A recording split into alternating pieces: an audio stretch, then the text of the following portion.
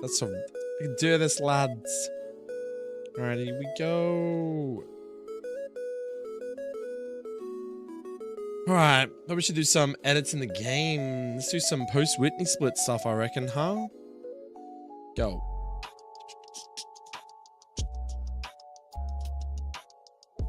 Right, so we've done this, or I've nearly done all this. Let's go to tweak this all now. We got the vibe energy working like it's meant to intended to be.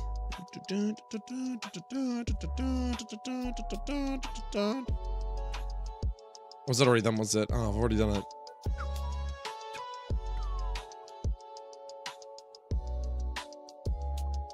I've already done it. Yep. That's what I'm saying, Brett. Is what I'm gonna do, man. Just fucking send it all around.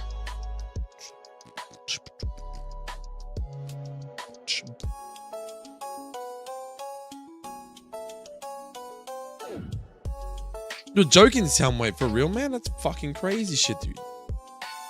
How did you find that out, bro? Let's get the command out of that. Let's get a mic at. Bop.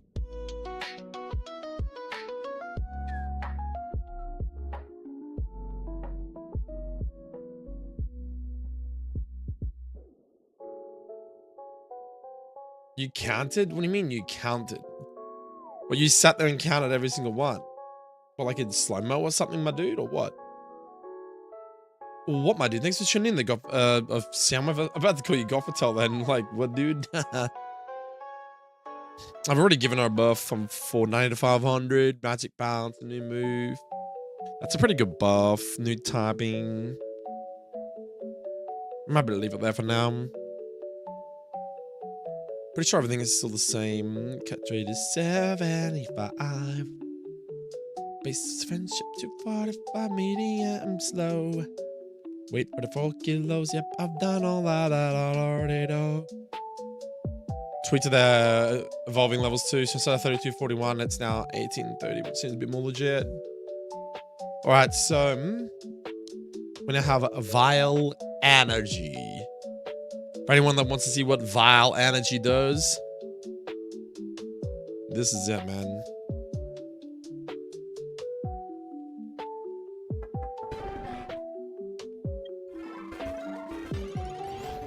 Actually, hold up a sec.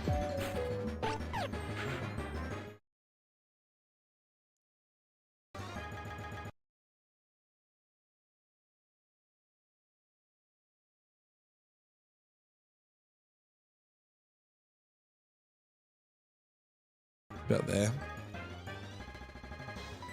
So Vile Energy does this, ready?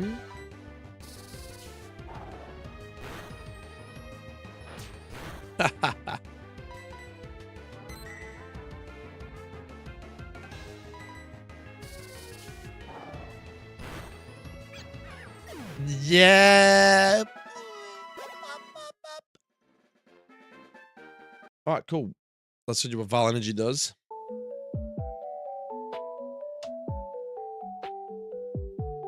I'm so essential for we start with the exception of the original American Agent and Agent Turbo. I got no idea who those are, man. I don't even remember the second Cars movie that well, man. I'll be honest with you, bro. So I'll take your word for it, my dude.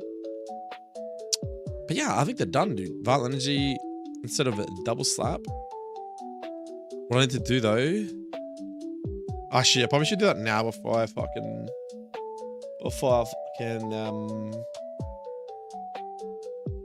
move them down, because that would indicate that they're finished. All right, let's do it. Let's go. I'm gonna go Vake out. Oops. To farm.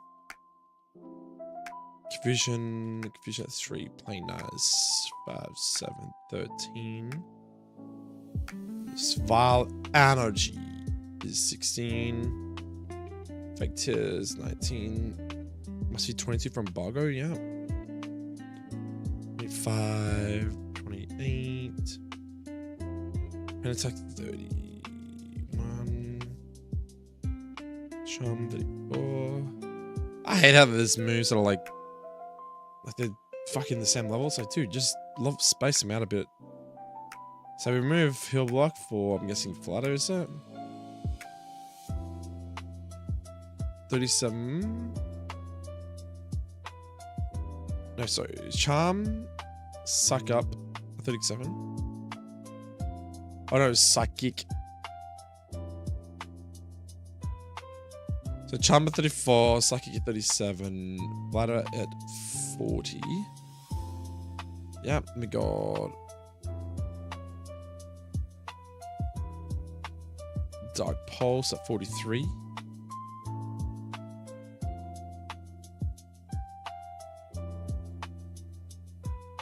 Suck Up 46.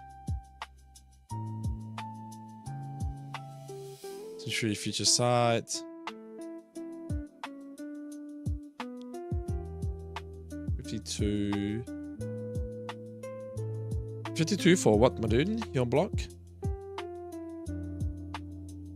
55. Magic Rim.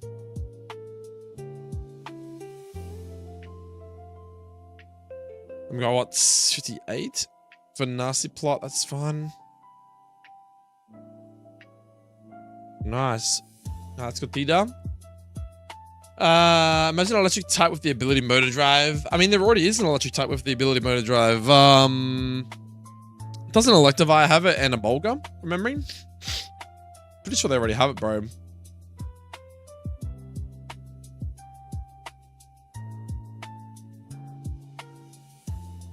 Right, so then we're going to adjust these from here. So we 21, 24 for embargo,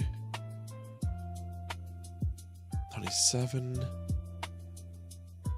30, 33, 36, 39 for Psychic missing, yeah. 42 for Flutter, 45 for Dark Pulse, so it's 48. Future Sight's 51, 54, 7, 60. It's a little bit later for like Gothitol to get Nasty Plot, but 62 is still okay. I don't think it's like super late, but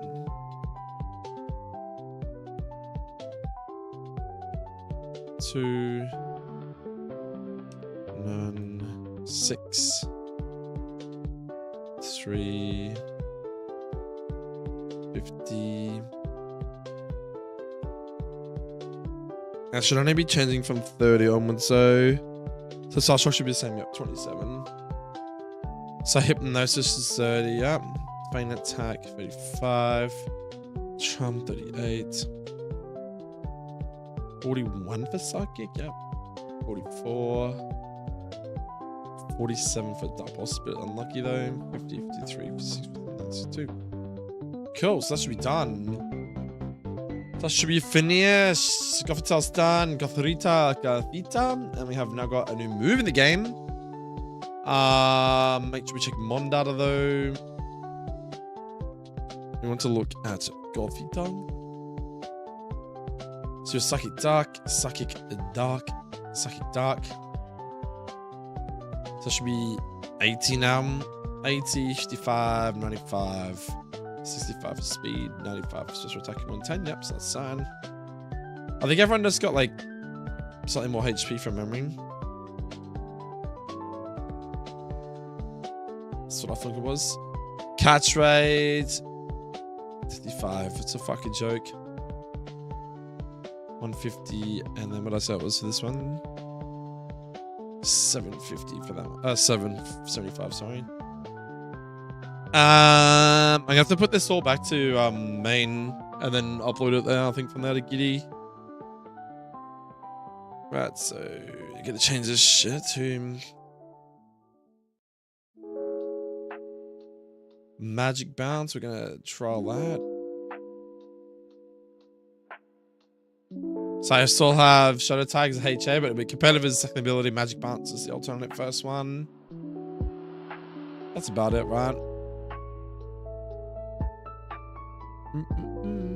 they have a person berry chance. I can do that. That's fine. We'll leave a person on him. Person berry. Okay. I think that's it, man. Let's get Donskis. Updated this, updated the Lovedana. Sweet.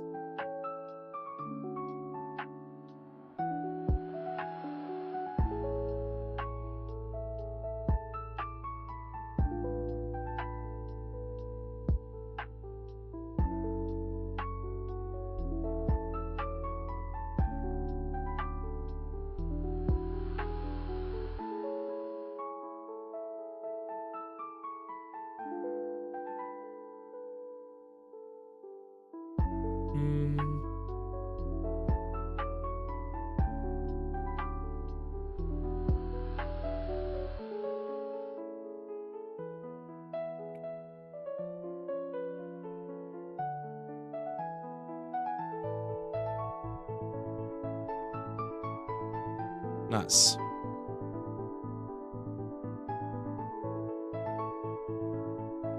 I know there's no pictures down, but that's clean, dude. It's fucking clean. 3, 4, 500. Dual tapping, new move, you know, magic bands. Definitely a lot more viable in the other game, especially if you get Goth Eater somewhere. Okay.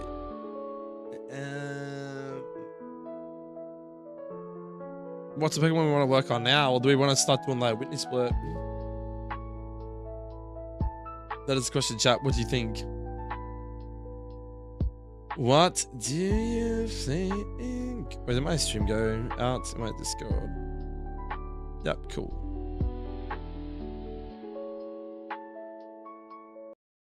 Need something more pumping up Pokemon music. Yeah, that's a bit better.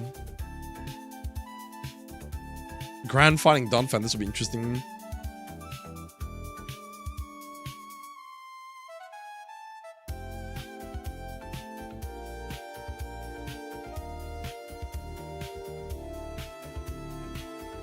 Technically, Victory Bell's got a higher base than Goth, so was this cracked?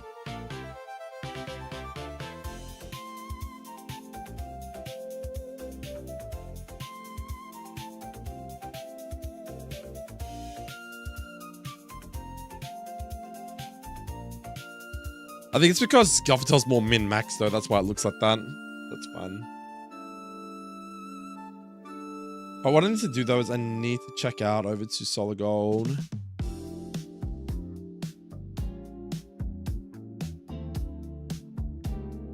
Yeah, we want to do that.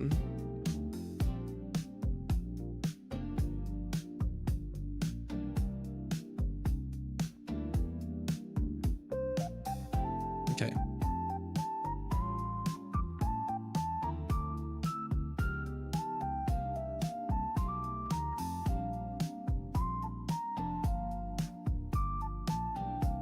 What I want to do is I want to check, make sure I'm in the right branch.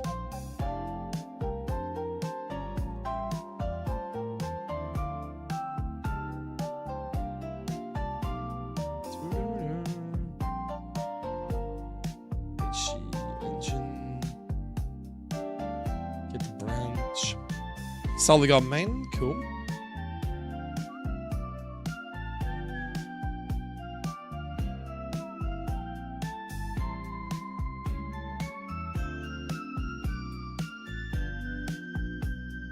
So we want to stage all of them, right?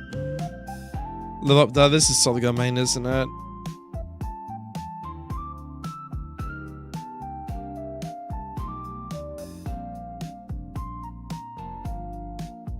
That's fun. 568.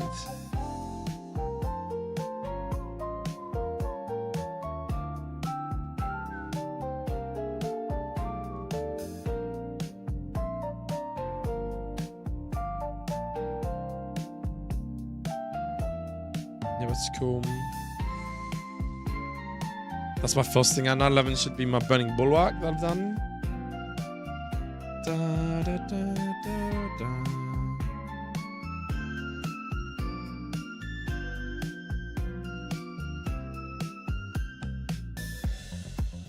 nice. It should all be done. And then 923 should be done too.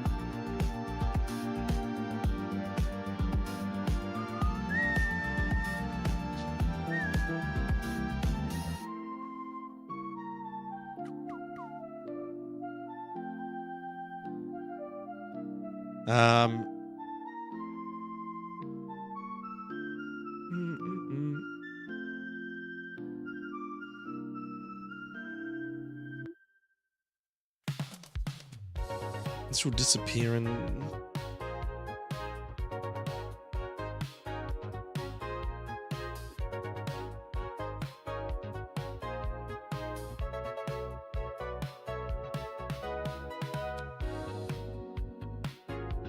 I can't remember which is which. I should probably write this down though, because I need to remember this shit. Fucking Blue Rosie, huh?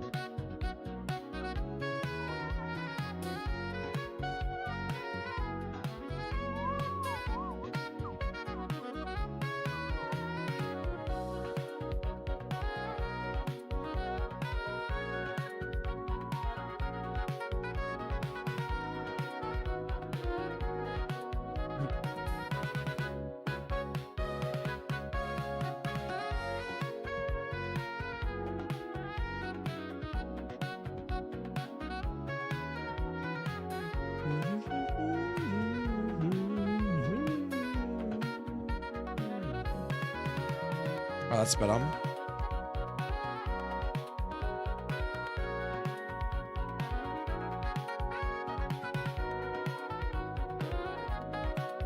Right, cool, that's done.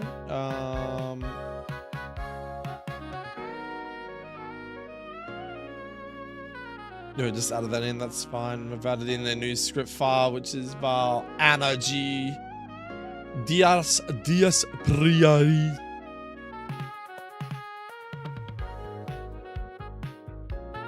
That's what I need to do here then. Let's go in here.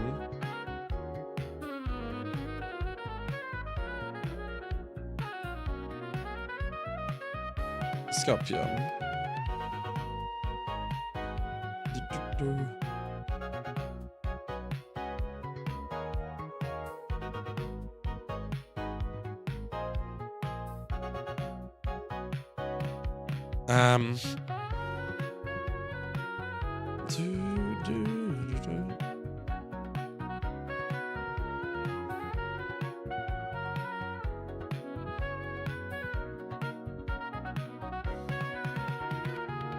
Begun.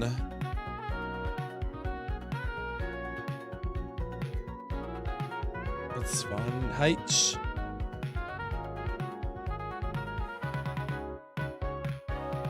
Yeah, that's fine. 541 spa.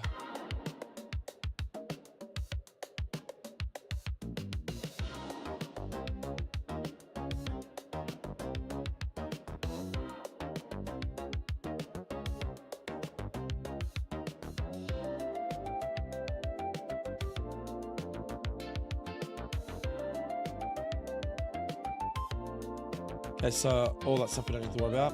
So that should be fine. Added move val energy. Also animations for Stingum and burning bulwark.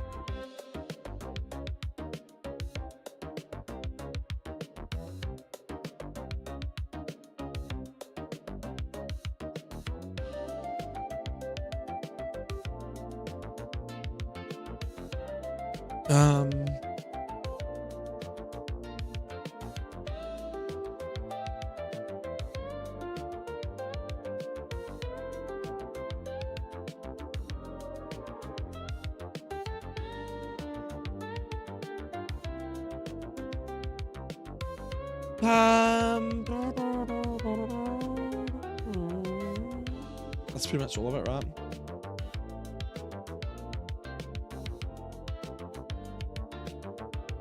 Yep, stage all of them.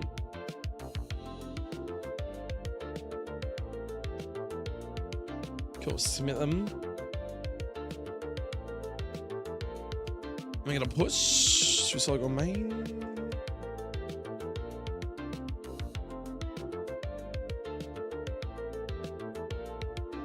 Right, cool. Dansies.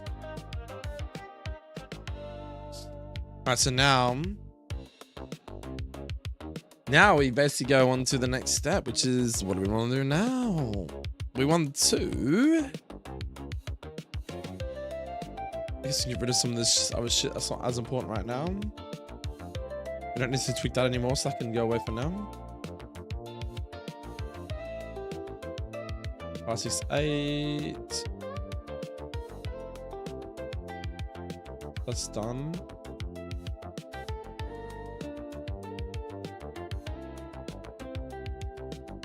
That should be fine.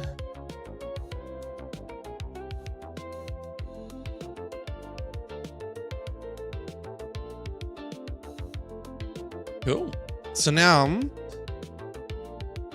have we got a test.nds in there? I don't think we do. That's fine. That's good. I haven't played around with my ROM for a little bit though, to be honest with you, man. So what do we want to do? We want to go ROM. I need to see what's next. I think it's the double trainer battle straight on the next route, 136. We can do encounters, to be honest, too. Maybe something can just do something nice and easy tonight. I'm pretty sure it's 136, right? So we've done everything else up to that point, I believe.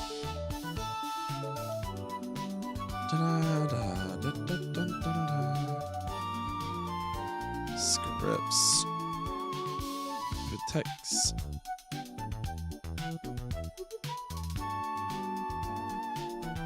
As we've done that, we've got the Trigger tile there, we've got this dude. Obviously, once a demo, if I want them to be able to get past the demo, I will just change that flag after you beat Whitney. That Trigger tile will disappear, then you can come up and do this as usual. Hyper Potion's pretty yikes.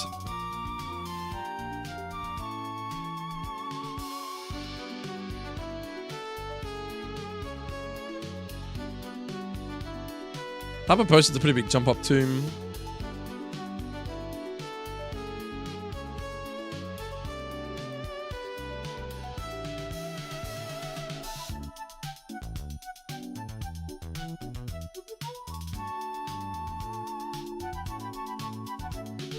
It's a good item to give them.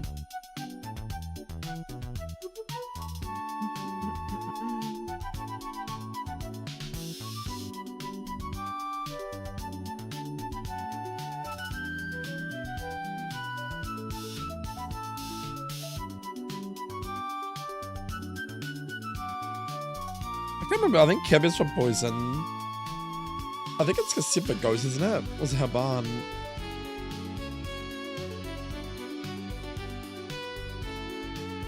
Also, something I haven't seen yet. What are you up to? Hey, man. What have you seen so far? Well, I successfully got my move working. Did I show you my new move that I created most? What can you mean, by the way, dude? I'm trying to remember which berry is the resist berry for ghosts. I think it's Kasib.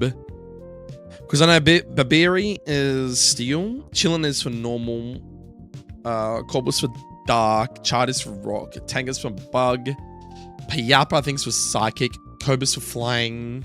Shuka is ground. Kebia is poison. Chopple is fighting. Yachi is ice. Rindo is grass. Wakan is electric. Paso is water. Oka is fire. I think Kasib is ghost.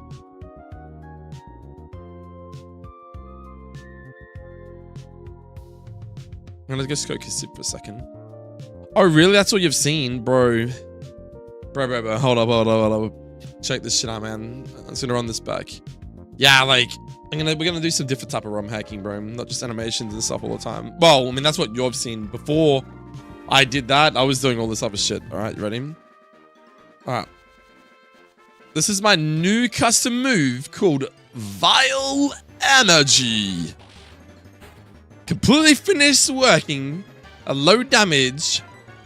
It's a low damage dark type move. Conjures a sinister energy. This may drop the foe's special defense. It has a 30% chance to lower the special defense of the opposition. Very similar to, obviously, Shadow Ball. Inspired by Shadow Ball, but with a Dark Pulse twist, as you'll see here.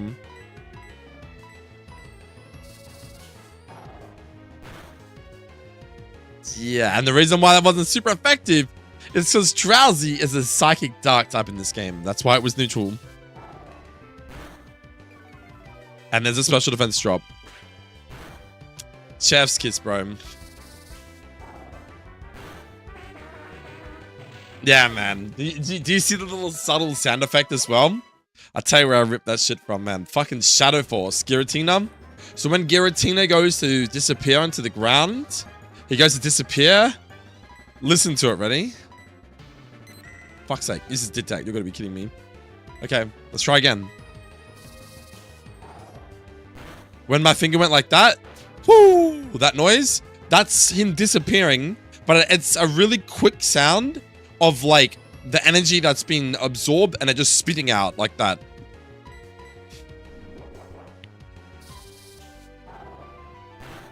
Obviously, I changed some colors. I added some like darker reds in them. There's also another thing that I liked from a completely different move. I don't even know what move it's from, but I'll show you when I get to it.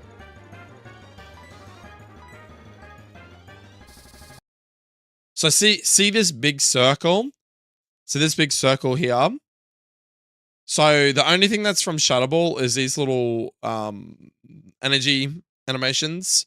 This circle animation, which kind of just spins around like this and loops. It starts small, it goes big, and then it goes small again. That's from a totally different move. I can't remember what move it was. But I think I've got the timing really nice.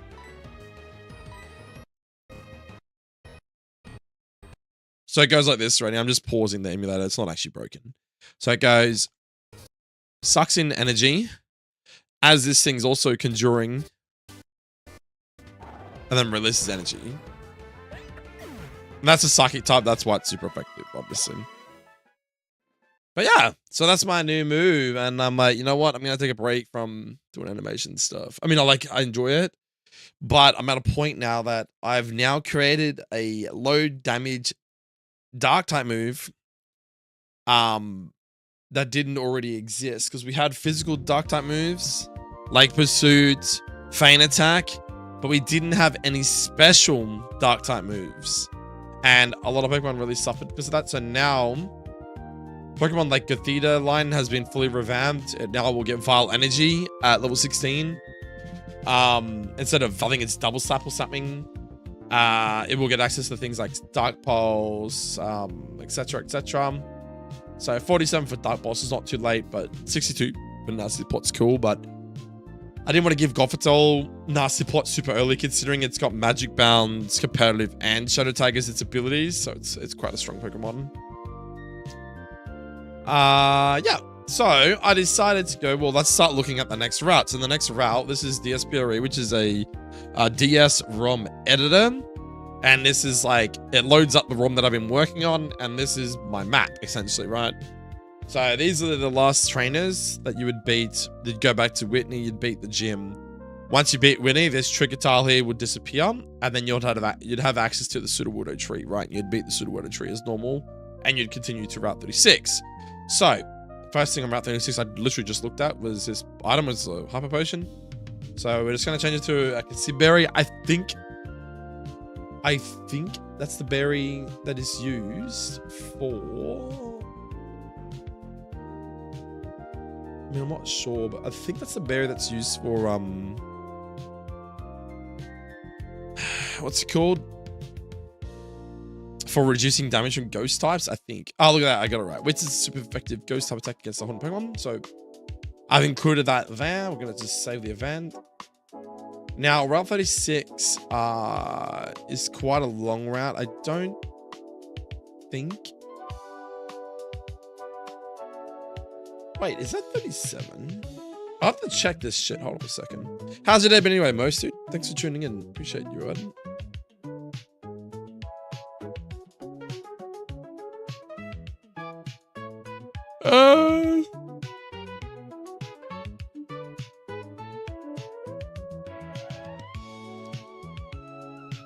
Hey, Zealand, the goat.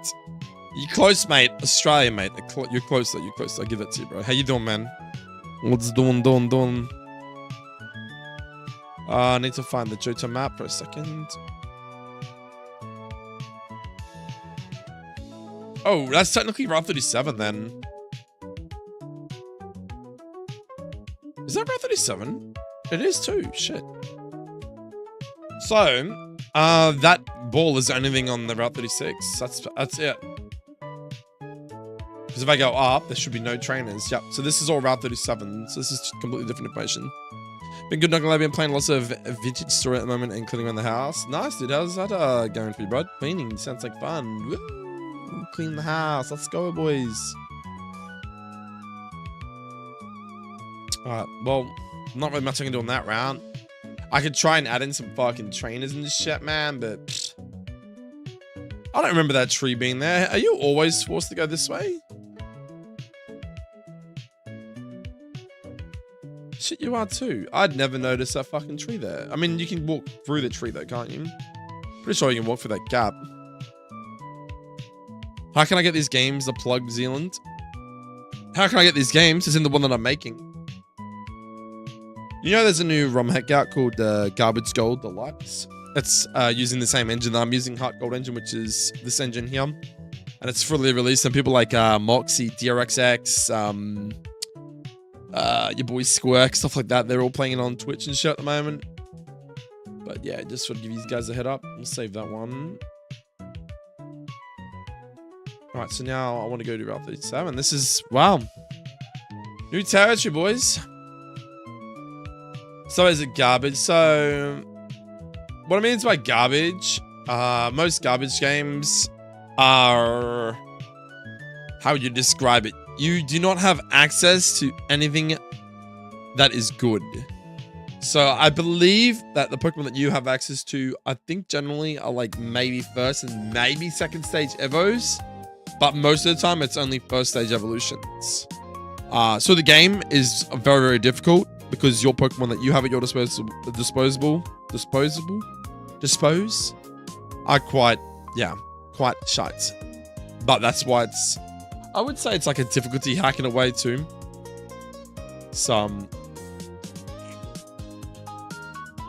You don't want that. You don't like having crappy Pokemon only.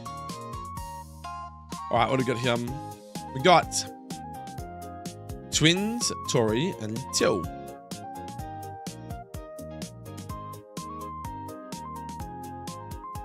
So my question now is,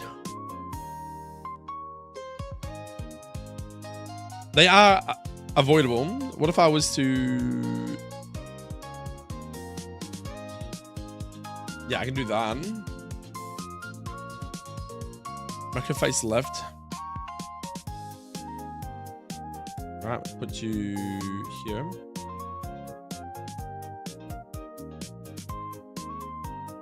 So they cannot be dodged. Right. Sight tiles. go. Oh wait, do you have side tasks too? Yeah, you do. Screen. Perfect.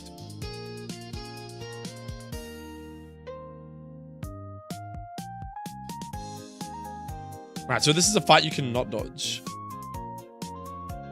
Perfect. That's what I want. So, what are you then? You're also a trainer, so what the fuck are you doing there, man? No attempt to just chuck you over here.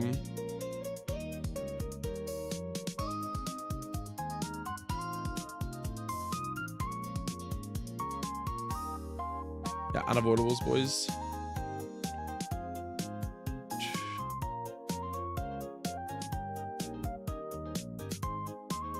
Okay, 4.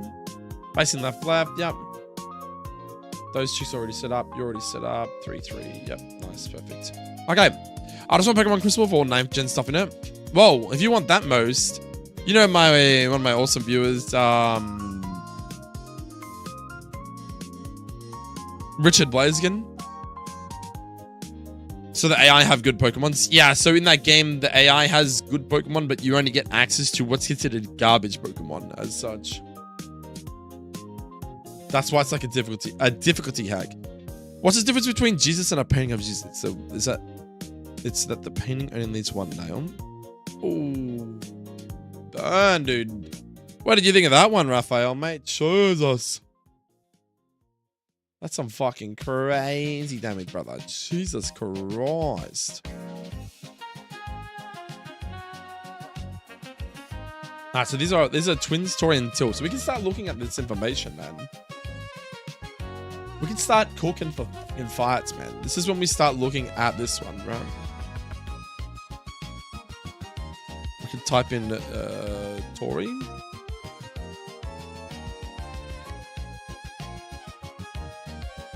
Right, here we go. Twins, Tori, and Till. They have a Maril and a Marip. So what we can do is we can cook, man. We can fucking cook. That's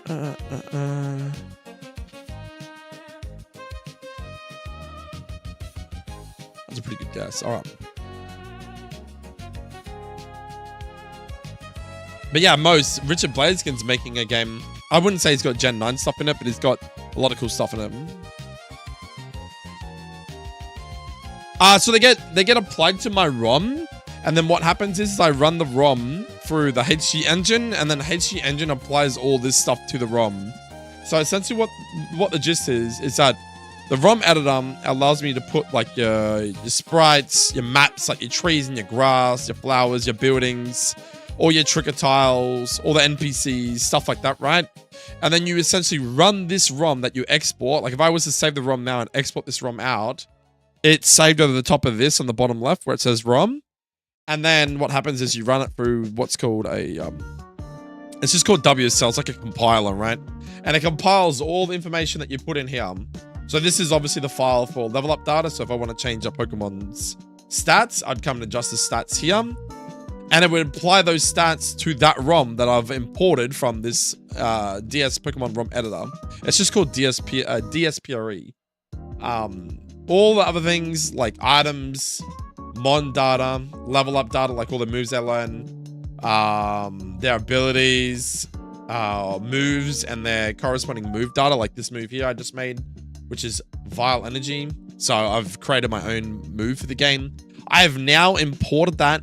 Or it's basically code injection. I've injected code into this pre-existing ROM. So now I can use a Pokemon which has, you know, the animation, the moves, all that sort of stuff. So you essentially use DSPRE and HG Engine in conjunction with each other. You can just use DSPRE, but the only problem with that is that you will not have the same accessibility as you will with the like HG Engine. HG Engine is a very, very, very, very advanced, good upgrade as such. And without this, everything just using DSPRE, I would have to like hex edit or binary. Like that shit's complicated, man. That's like not something that you learn in 5 minutes. It's very, very complicated for someone like me who's only been doing this for a few months. This HG engine is very, very beginner friendly. It's just a matter of typing in the corresponding information. You want to give him 70 base power, you change it to a 7, boom, 70 base power, and it would literally happen in game. It's fucking awesome, dude. It's really, really cool. So what I do right now is I'll go in, right, I've adjusted my NPC's positioning. So I want a force double into another force double into a singles with this guy. And then what I do now is I come into here and I go, right, what was their pre-existing team? So this file here is the exported data from the original HeartGold engine. Sorry, the HeartGold game, not the HeartGold engine, sorry. The HeartGold game. So the original HeartGold game on release from Game Freak would have these two Pokemon as Tori's and Till's Pokemon. So what I do now is essentially I'm doubling up. I'm doing double the work than what I should be doing. But I basically visualize the team here and then I type that information out into here so that it transcends into the engine. So what I'd want to do is I want to go to say, I need to open a file up. So I need to go into data, trainers.s.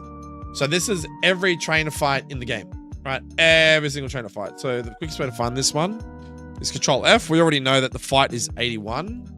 So if I just type in 81, there you go, right there. Tori and Till, Marill at level 16. Yep, correct. And Mareep at 16, correct. So what I can do now is I cook. This is what we call a cook. I get Pokemon Showdown over here. And I go, right, what's a team we can build? All I use from their original team is, if I think that at this point of the game, like say Ampharos is a fitting Pokemon to have at this point, I would go for it. If Azumarill is a fitting Pokemon, I would literally just put them into their second or third form, give them better movesets, nice abilities, tweak them up, and then I'd either add some more Pokemon that I think that would be fitting to Tori and Till as such. And then yeah, go from there. It's a bit like this bird keeper Toby. The dude has literal birds, they're duos, so I'd try and keep the same theme. But the themes aren't always going to align the way you want it, but I just try my best to, do it. So, like this guy here, Policeman Dirk. I've tried to introduce new Pokemon into the game. So, I've given him Whisperscott, Vigoroth, and Braixen. Braixen was just paying homage to his original Pokemon, which was Growlithe. Growlithe is obviously a police dog, or can be mostly used as a police dog in the Pokemon universe.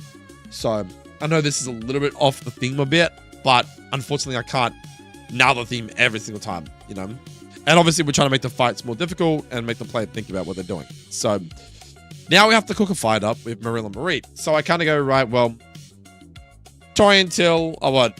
2 kids. It's like, there's not a whole lot to go off. Now, I got to think at this point in time, like the current level cap is Whitney, which is 30. So now you would have a level cap of, I probably should write this down somewhere. But either way, you have an Ampharos by level 30. So there's no reason why she can't have an Ampharos right now. So there's no reason for me to give her a Fluffy because that's giving her a weaker Pokemon than intended. So as an example, I can just go like this. Go Ampharos. It'll automatically update the sprite as well to an Ampharos, which is cool. I'll get rid of all this for a second, because this information is not important. I don't know what I want to do with Ampharos, though. So what I can do now is, like, do I have a lot of Ampharos spam throughout the game? So we got Ampharos, 59. That's pretty late in the game. 36 last Mickey. So that's kind of coming up soon, I guess.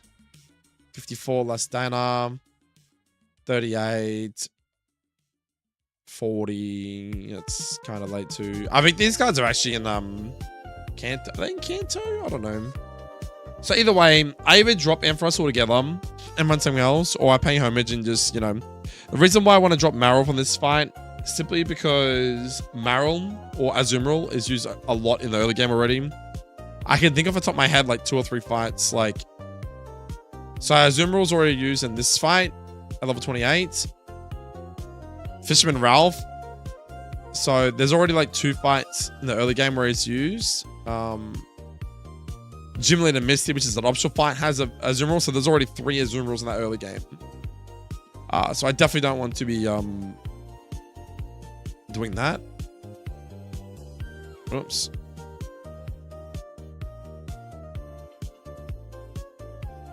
So what I'm going to do is I think we run with Ampharos, but I basically look at a lead. Because it's a double battle, I can probably just give him 4 Pokemon. 2 and 2 is probably heaps. So we look at something that would synergize well with, say, Ampharos. But I also have to look at, like, what the level cap's going to be. So currently, like I said, the level cap's going to be 30 for Whitney. Now, so was it 24 for Bugsy, 30 for Whitney. So it'll be 36 for...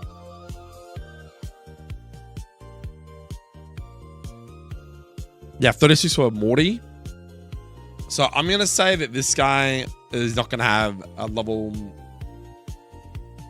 I'm going to say the cap's probably 33 at this point. I usually try to have a split cap. I'm not just going to go from 30 to 36. I'll try go 30 to 33. Something significant will happen. And then the new cap will be the gym leader cap, basically. So I think we'll make you 32.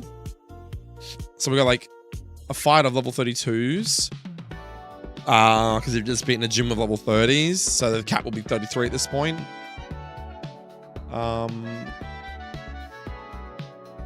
Just kind of have to work out.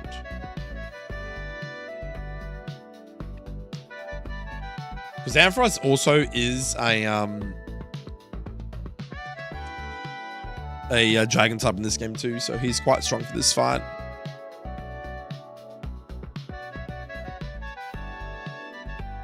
What are you, 32? So I could probably give you...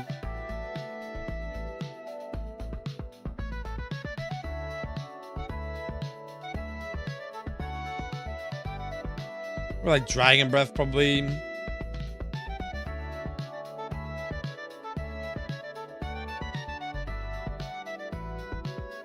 You're not going to have... Oh, you get Charge Beam at Thunderbolt 35.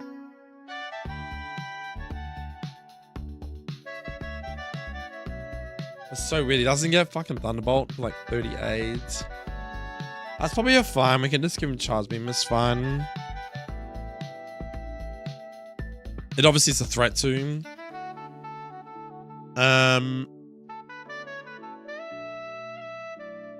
Bit of double battle. Cotton Spall's actually kind of nice too. Maybe like Thunder Wave or something. Unless you train. Unless you train's kind of whatever zone.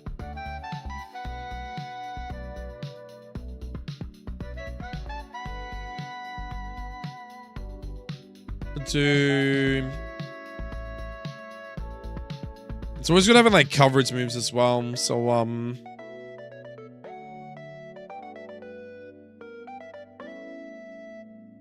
a ground time.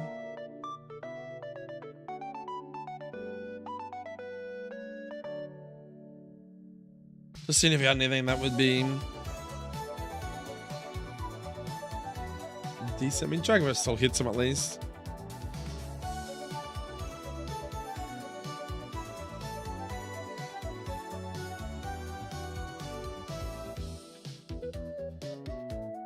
We can do Electro Whip actually. Electro Whip's kind of cool because it's egg move from Mareep, so that definitely works.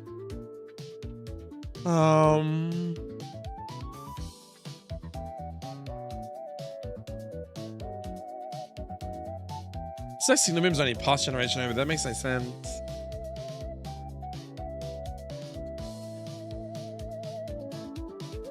What do you guys think in chat?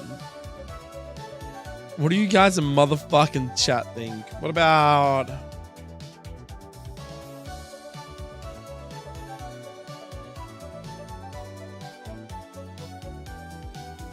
was about just giving a Thunder Wave, to be honest, but... You're gonna get speed control with Collector Web, and Cotton Spall's also a speed control thing as well. Don't need like 3 things for speed control, right?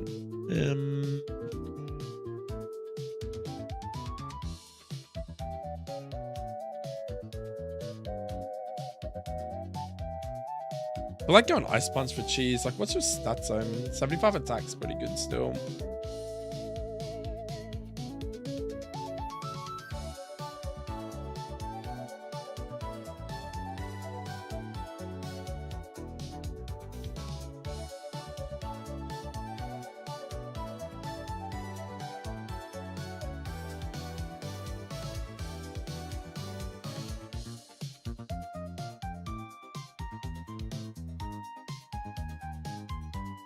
Do that. We could do like Ice Punch and go like a weird nature, like Yo, what's up, JDX man? How you doing, brother?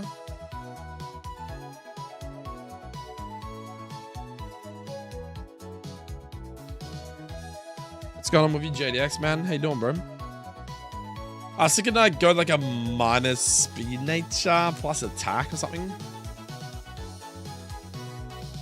Brave. I know it seems kind of weird, but at least this way it doesn't lower his special attack.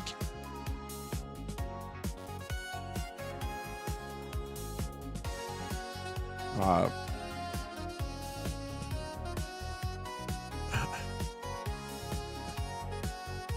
I don't think of a good partner for him. Who's someone that would synergize well with Ampharos? Something that threatens Ampharos, but something that also Ampharos kills.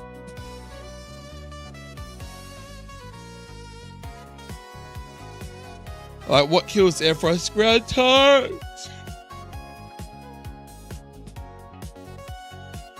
Around level 32 though.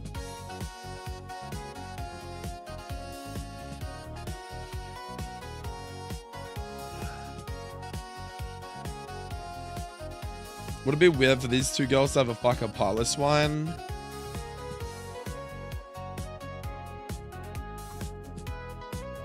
Wailord? Why Wailord?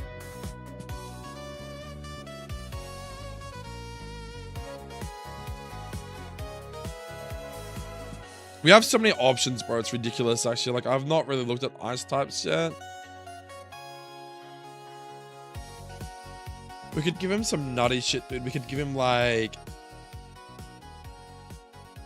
I don't know. We could give him a fucking... a Weavile. Promise that's probably a bit too early. We've already used Celio somewhere. Like, even Polish one's not a bad shout, actually. Like, Piloswine's kind of nice. Thick fat. It threatens, like, ground types with its ice type stab moves. Ice Shard priority. You can even run, like... fucking Wailord. Where did that come from? Okay, I'm gonna have to start... I need to get my cooks going. I'll show you some of my previous teams that I've cooked up. So, like, Picnica Kim has a Ninetales lead with Drought. Sunflora in my game is a grass fire type. Solrock obviously benefits from the sun with things like Morning Sun. Flame will be boosted, but it's not stab, but, you know. So just like little synergies like that. Same with this fight here. You've got like Raichu at Lola with Fake Out Volt Switch, Surf, Light Screen.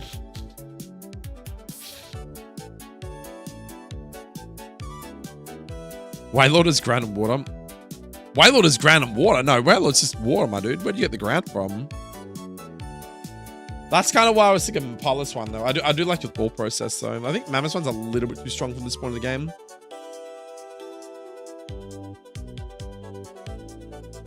But I think Pilo's okay.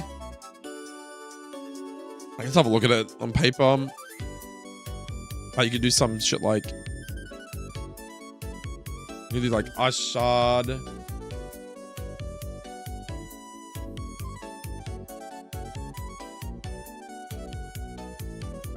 Yeah, I was gonna say, where did you get the ground from? The German names? Wait, are you German most? Are you fucking German, Ned?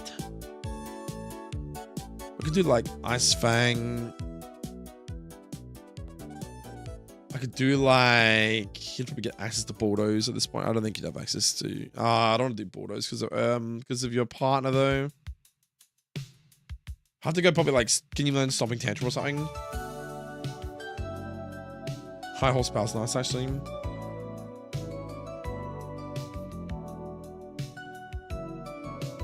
That's just Stomping Tantrum, actually.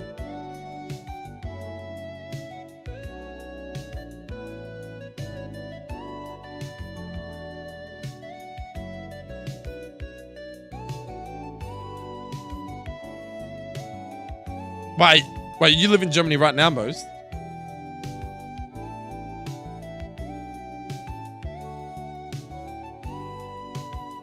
No, I could do born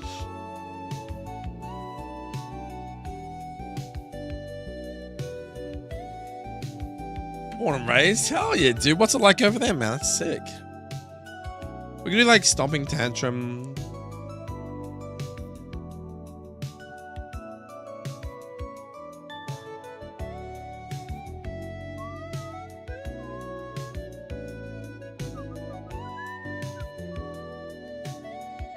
Wait, does high horsepower have an animation?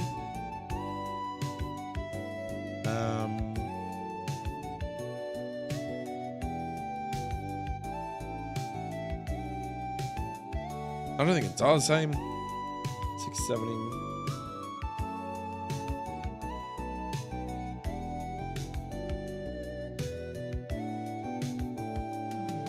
Oh, cool. It does have one. I don't think stopping tantrum has one. Alright, let's do that one then.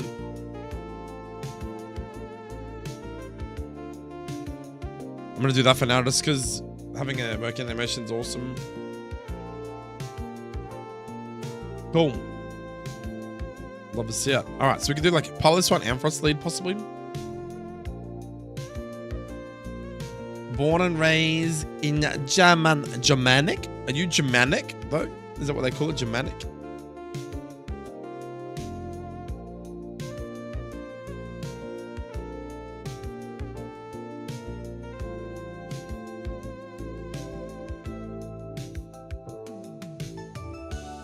The what? I said, are you Germanic?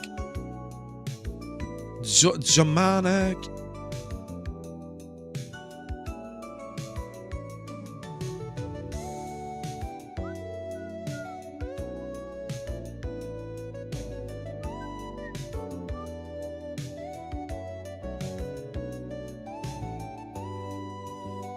I could even give him sound to Maxime.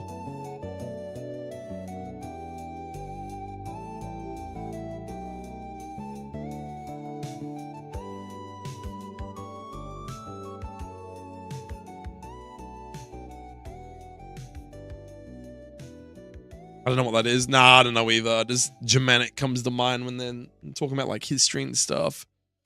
A Germanic. I might leave that. I was gonna like buff it, but 95 accuracy is already a buff. I think high horsepower is fine. The game's starting to get harder. Need to start upping the ante, boys. Make the shit harder for them. Remember like a coverage move like Rock Tomb.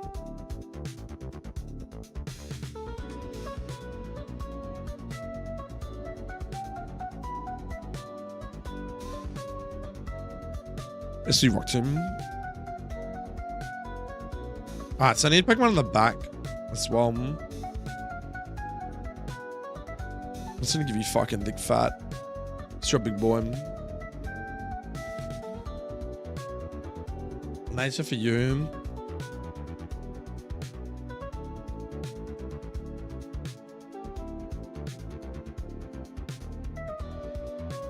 I'll just give you Paso Berry, I think.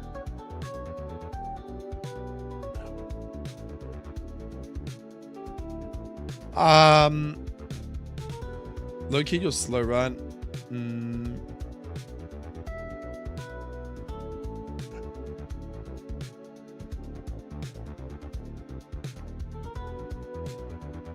Like careful, mate, chum. I think like careful for you is fun. Found it, Whiscash. Oh yes, Whiscash. That's a good shot, actually.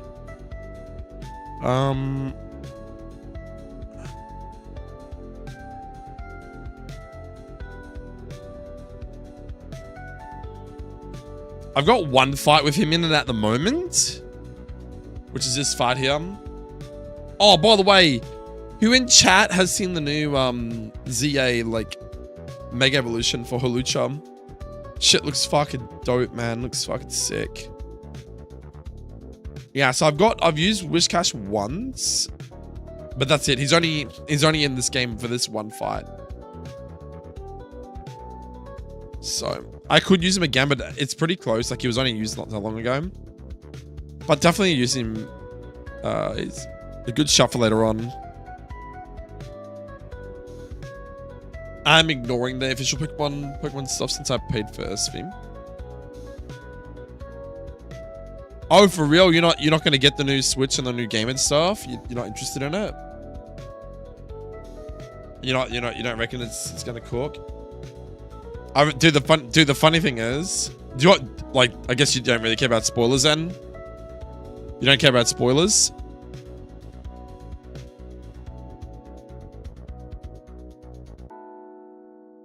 No word of a lie.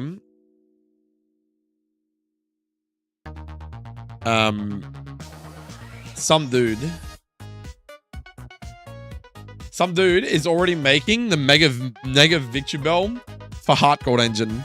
How crazy is that? Which means, technically, if he makes the sprites for this shit, I can actually put the new Pokemon into my game before they even release Pokemon ZA. Technically speaking. Not that I'd want to do that, but yeah, this is Mega Victory Bell. Looks a bit fucking goofy, doesn't it? That's normal Victory Bell, and that's their Mega they've just given him. That's not Hawlucha though. I know you want to see what Hawlucha looks like. Hawlucha actually looks good. Victory Bell and Dragonite, I think they're taking the piss a little bit for Megas. It's like, bro, this is like what everyone's been wanting for ages, and this is what you fucking give us. Like, bro, what?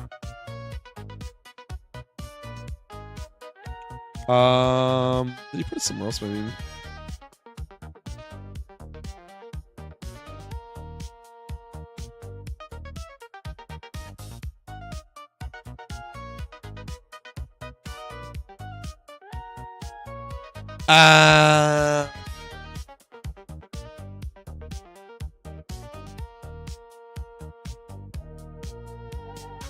Oh, yeah, I will play S2 stuff when the emu is done.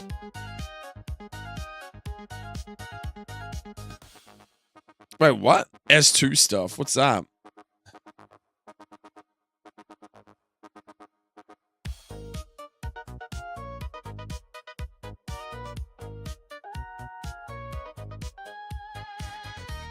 Alright, well, basically, for anyone that doesn't know, that is Hawlucha's Mega. So yeah, it's pretty dope.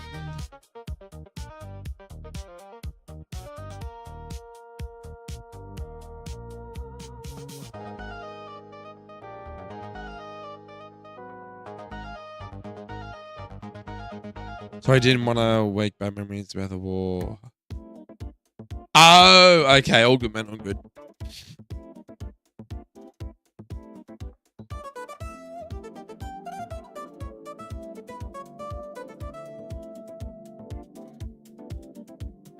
Oh, are you saying that someone's making an emulator for the Switch 2 already?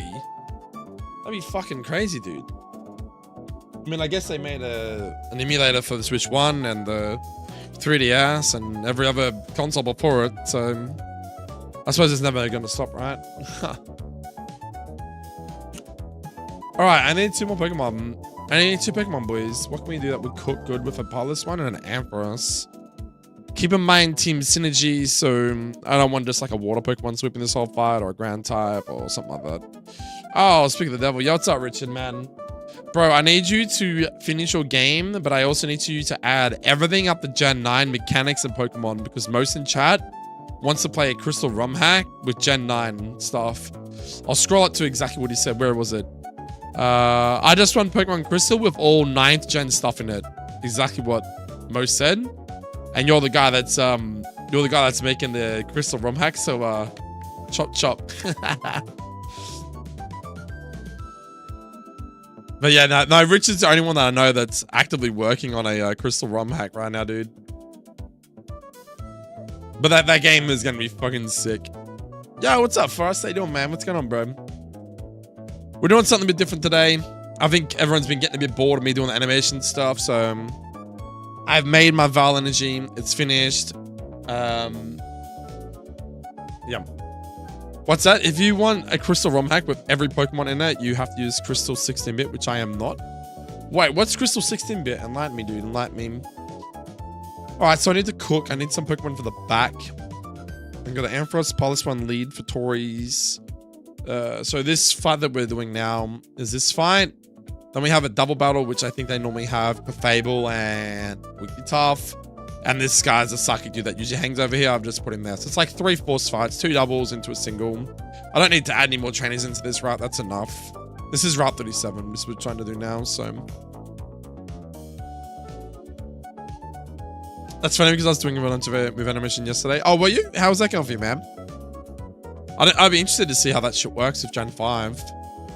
I mean, you guys see my final... You see my final, what do you call it, right?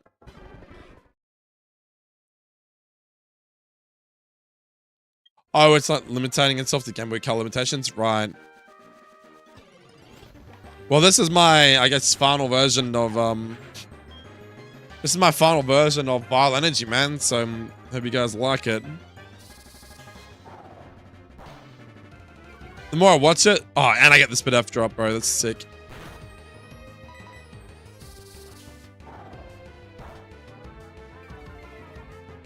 I'm pretty happy with it, man.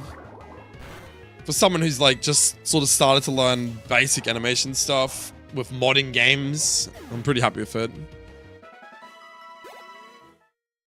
I think it's very quick, nimble, to the point, low damage move, boom, done. It's not like some crazy ass like fucking, you know what I mean? It's just, yeah, it's crazy, man. All right. We're gonna get him on getting Minio fully working in Gen 5, and I made a move that changes type based on the color. Made a move that changes type based on the color.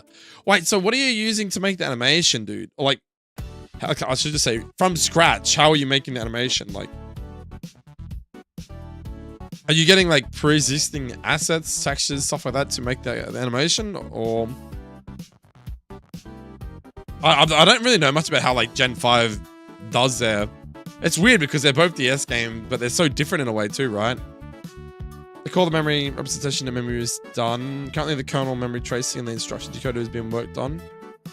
For the Switch 2 already, most. That's crazy. So I'm sticking to 8-bit crystal, which can be played on a 2-bit emulator. Yeah, so you'll be able to play Richard's game mod on an emulator, yeah.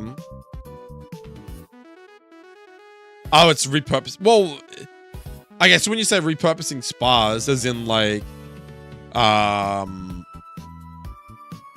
know what you mean. You're talking about like, where's my files gone? So yours is kind of like this. Move animations work the same between Gens 4 and 5. Yeah, so like you gotta, well, sorry, repurposing the spa. So like you have the particles and stuff within a spa file, and then you would call upon them, like adding a particle in, and you'd have wait times in between particles, or you'd, I'm guessing you'd probably have call functions as well, where you call upon like a function which can like make the background go black for a duration of time, and then it would come back to normal after that time's been finished, and blah, blah, blah. This is high horsepower, and all they've done is they've used a takedown animation and they've used it in this script. But then they've obviously tweaked it and probably added into some other textures and stuff. But the basic core underlining of high horsepower animation in Gen 4 is literally a takedown animation. So they haven't essentially recreated this spa file from scratch. They've used a pre-existing move and just altered it, which is essentially how I did Bellstinger and stuff as well. Like, I think it was 7-11. No, that's not it. Oh, what was that? Was it 9-11? What's that?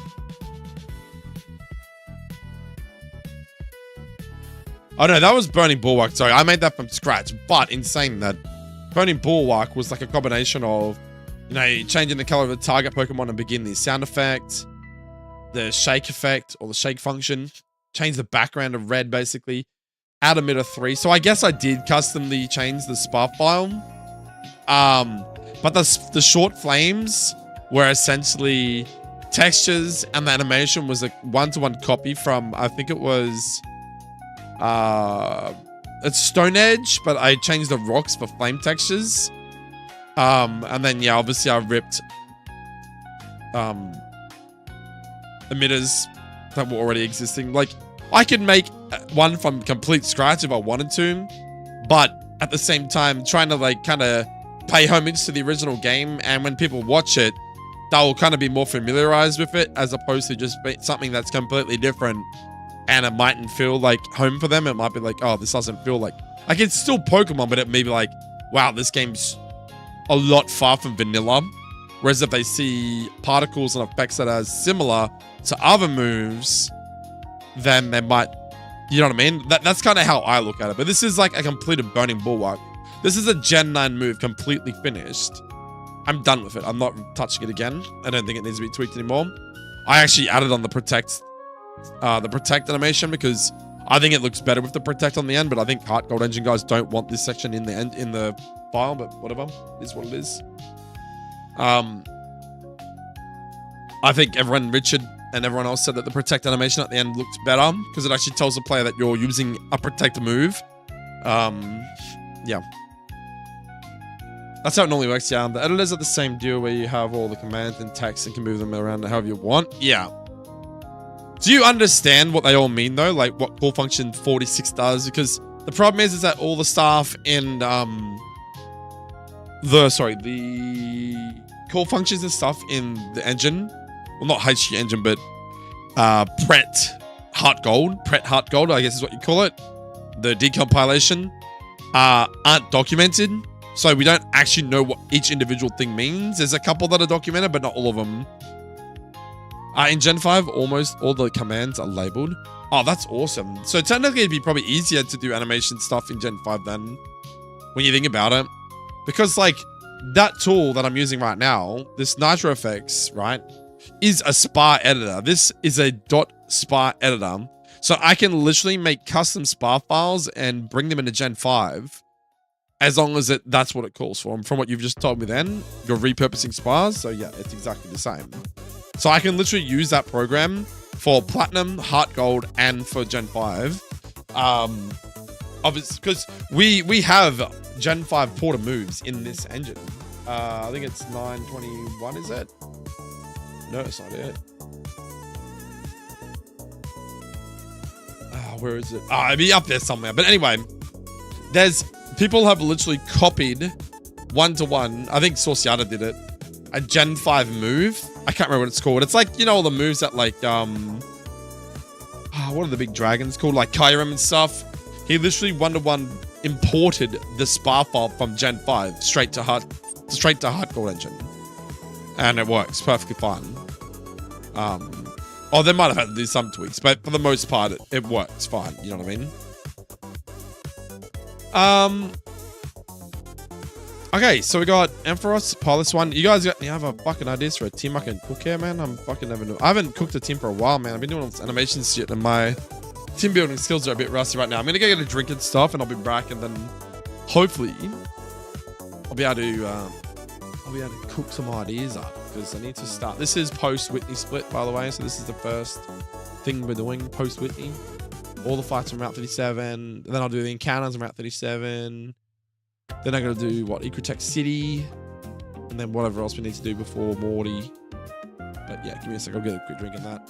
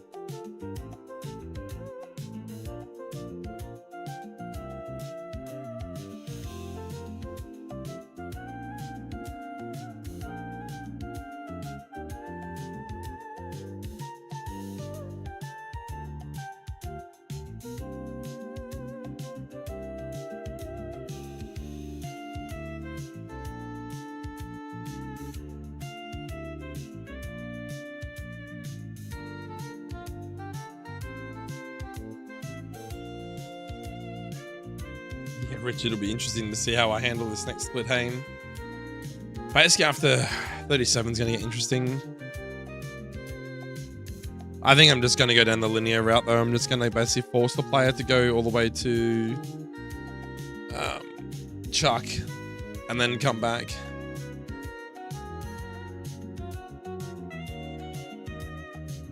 Actually, the most complicated part of getting Minior to work was that I needed to have 14 forms. I know which two to switch between with the ability. Oh, an assembly, bro. Fuck. Dude, what? I thought assembly was a dying language, bro. I thought it was capiche. I mean, it's a lot of what Pokemon's written in, though, isn't it? Assembly and, well, all the C code injections, new stuff, but Game Freak, it was all C and assembly, wasn't it?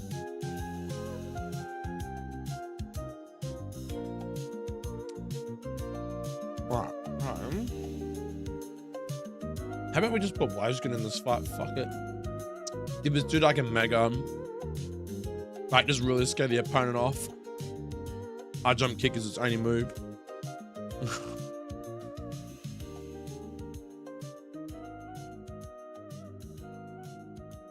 What's a Pokemon we haven't really used yet in the other game?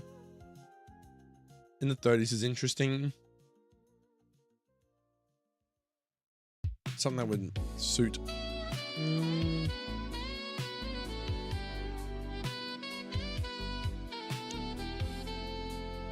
So I'm revamping Route 37. Tori and Till are usually facing down. They're now a force double. As well as these two, they're already a force double anyway. And I've moved this Psychic Greg over here. So this is the start of my Route 37. So I've got Poliwhirl and Ampharos. These two normally have a Marill and a Mareep. So I stayed homage to the Mareep line. I ditched Marill because I've already got Azumarill 3 times in the early game. Misty, a random trainer, Fisher fight on route, whatever that route's called, the one near Union Cave, and one just before Goldenrod City. So Azumarill is getting spammed a lot, and I've got a lot of Pokemon to use, so I need to change things up. So I thought Poliwhirl kind of was a good counter to Ampharos's weaknesses, like ground types into Ampharos. Ice Shard, Ice Fang, etc. Dragon, so it's weak to ice as well. I guess technically, actually no, you're neutral to ice. Sorry. There's not a lot of ice types in the early game, so I'm not as scared about that. But yeah, generally things like your ground type's gonna be more common killer for Ampharos at the moment.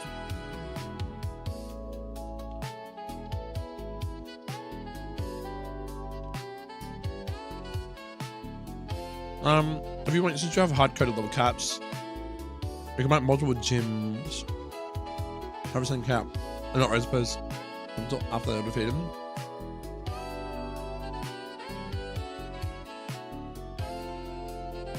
Okay, so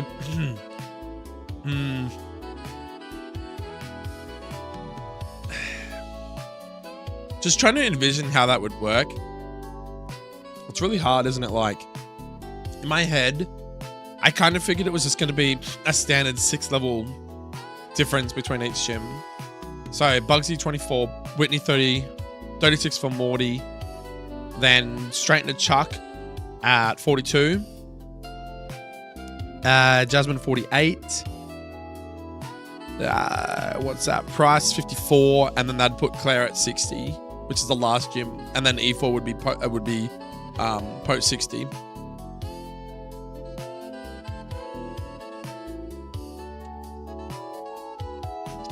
Right, the way that Frost just said, or the way I said it, Richard? I can set it up so that, like, it's just weird though, because like if you had the same level cap for say Chuck and then for Jasmine,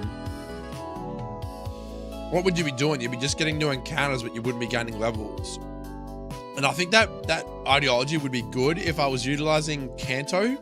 But at this point in time, I don't know if I'm going to be doing Kanto. It might just be a Johto hack, which means if I can finish my game at E4 around 65 to 70, it means I've got 30 levels to play with if I was to ever introduce Kanto as a as like a, not a DLC, but like a second part to the game. Like I could release the Johto hack to the community and then it's done. And then be like, you know what, I'm going to actually finish Kanto off and I'll release it in like 6 months time or something. You know, I don't know what my idea is yet, but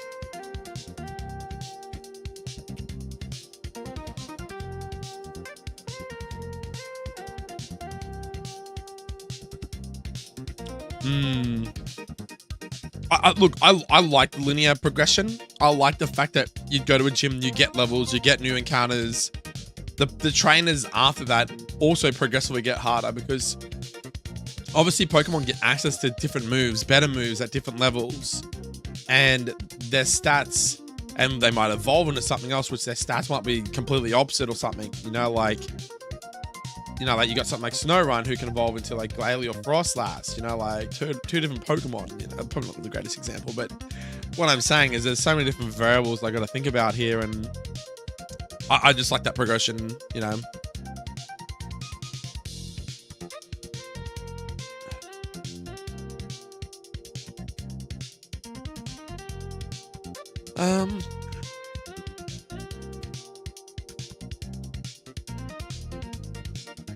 What is this? Fuck, this is lemon mango. This is actually quite nasty. Holy shit. Check this shit out. Solo Energy lemon mango. Try it, guys.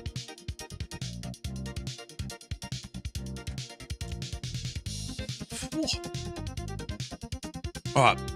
No, I think I get where Frost is coming from the more I look into it. So you can essentially run, a badge check. And if such and such's badge check has been met, then you can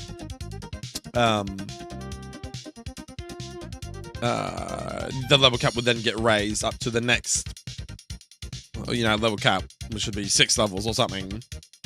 And then the same thing would apply to each gym after that.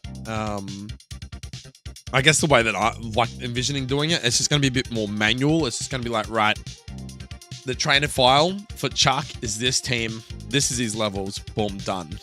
Then it's going to be the same for such and such, and then the same for for Price or Jasmine, and then Price. The only alternative, which is like your method, was make them versable in any order. So in other words, you could verse Price at a lower level and come back and do, say, Chuck last, and he can confirm that you've like, you've got 2 badges. Well, now your level cap's going to be 12 levels for his team that he has, which it's definitely doable. I've actually kind of forced that anyway in my, which file is that in? Fuck, I gotta find that file. I have a file here. It's called, I think I've shown you before. It's just my config. Is it my config file? No, it's enemy party. .c. It should be this one.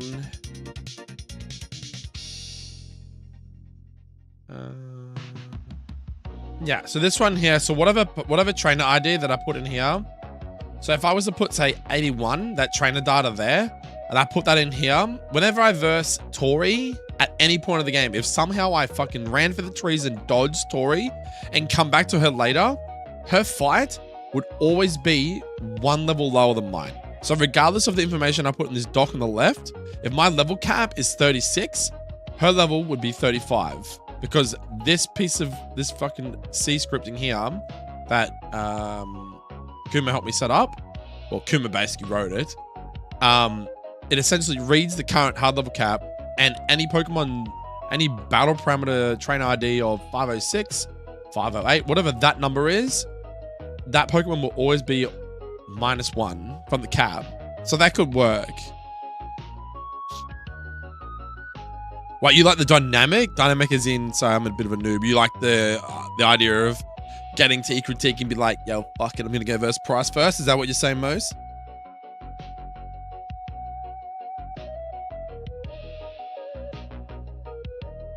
Because the other thing too, though, is like, you got to think about like when they get access to stuff. By making mine linear as well, I can force a player to not get encounters from, say, Price's gym wall, that part of the game, because they might be stronger against something like Chuck.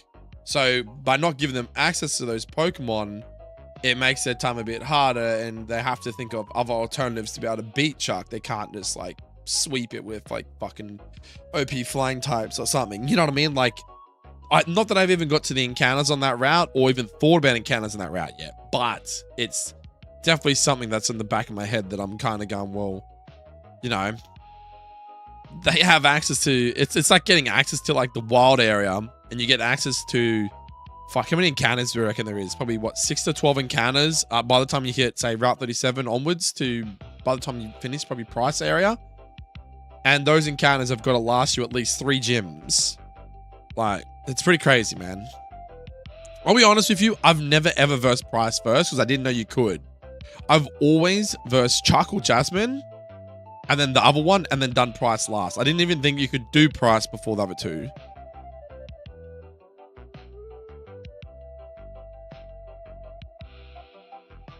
Yeah, ideally, it forces you to go do the... What does it force you to do? You do the Ampharos thing on the light tower, right? But you're forced to go to where Chuck's gym is to get the secret antidote, right? For the Ampharos. So the thing is the game already pushes you towards Chuck. It pushes you to go over there. Essentially, you know, it's already saying, hey, this is the next gym.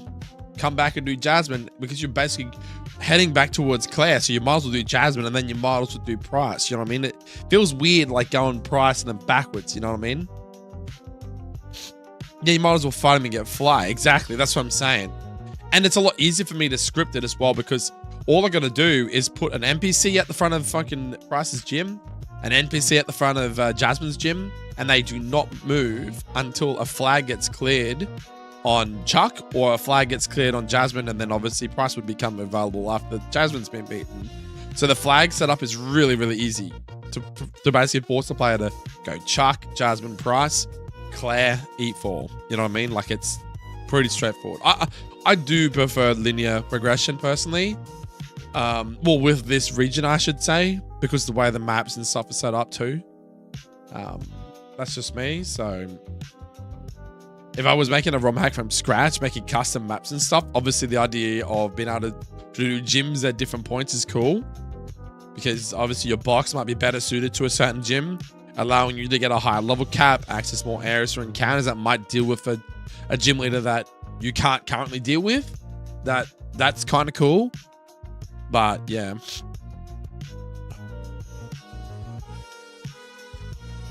Crystal clear where there's no roadblocks anyway. Yeah, true. That is true, my dude.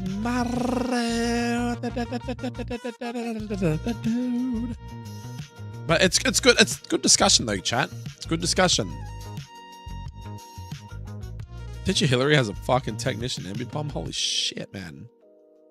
Wait, are they the same people? It's a re-battle team. Dude, that's so funny. Look at this. Sunflora. This is base game HeartGold. Sunflora has Flamethrower at 43. Sunny Day. Fire Blast. Sunny Day. Flamethrower. Fire Blast. Sunny Day. Like, what? That's crazy.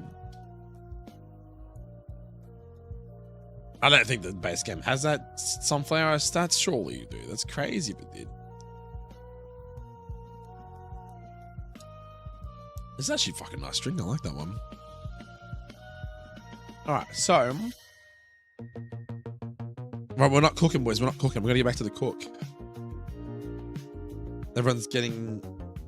tingly. Who would... I feel like a Mon that could come in and fake out's nice. There's Perugly. I don't think we use Perugly at all, have we? Is Perugly a Mon that we want to use, though? Actually, no, we've used it once, sorry. Level 28, so it's probably a bit soon we're using Perugly again. How about we go...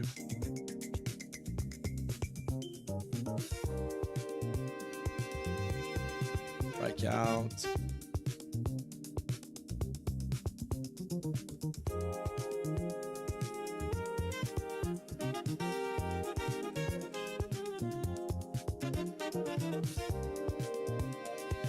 Oh, shit. Dude, I'm so sorry. Fuck's sake. All was on the wrong scene. Thank you, Richard. Fuck's sake, dude. That's so... Sorry, man. My bad. Oh, shit. I did that a lot, man. Yeah, sorry, guys. If you see me on the screen and there's no game playing, fucking shout out at me, because that was my bad. I forgot to change the scene back. Alright, my bad. This could be a good opportunity to bring Gotharita in. Was that a bit low? Show off my new Gothitelle, 500 BST. I mean, it's fine. Ampharos is technically around that point. And my new evolution for Gothitelle as well is 30, so that's definitely usable. Gothitelle level 30 with like Hypnosis, Vile Energy. That'd be kind of cool, actually. Shadow Tag? Nah, that'd be capping, surely. Imagine bringing in a fucking Gothitelle. Freaking... Nah, surely not, right? Surely not. Fake out? Nah, this be cracked. Vile Energy, bro. Vile Energy. What else could you do, though? We could do this, man. Like Hypnosis into like Fake Tears or some shit. Nah, Fake Tears is probably too much. We like... It doesn't get Saki to 41. Could do like Psyshock. I don't know if Gothitelle really fits the bill of Torian Till, but it's a fake out one. Could do Minchow. Toxicroak. They all seem a little bit like Ampharos. I feel, well, it originally had a Mareep anyway. I wanted like something a bit softer. Soft on the eyes. I'm running use Hariyama recently. Could go Ambipom, Ambipom. Ambipom gets used a lot, doesn't it? Alright, so it's only on this one fight. Which I don't know where the fuck that fight is. I could use... I want to use Gothitelle, but at the same time I feel like I should just use... Ambipom or something. It's like not as strong. It's like some technician shenanigans. I want to show off the Gothitelle though. I think that shit's sick.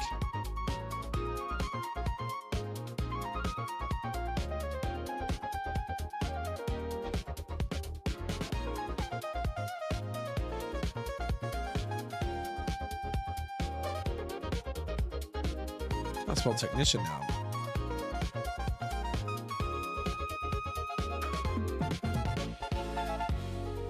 Sorry, everyone's probably fucked off because they're like, dude, this guy's just sitting on a red screen with no gameplay. How boring.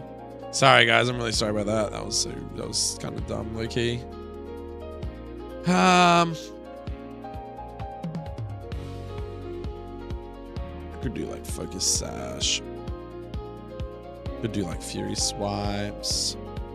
That's really strong Fury Swipes. Fucking technician. Jesus.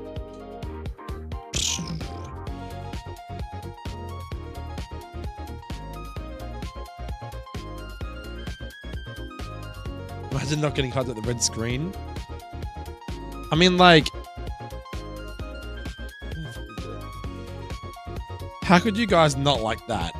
Me just talking to you guys and nothing on the screen.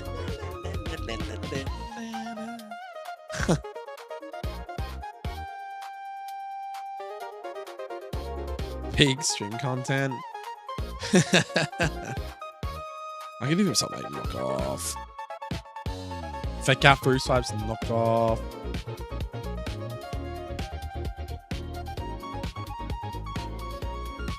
Could be super annoying, even U-turn as well. Dude, that's fucked.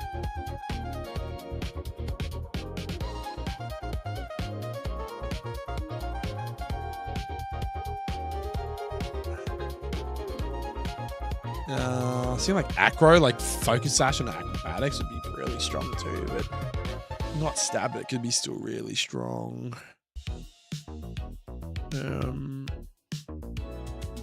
Maybe do like some U-turn cheese as well. That's kind of cool. Who's something that would complement Ambipom though, but the other two?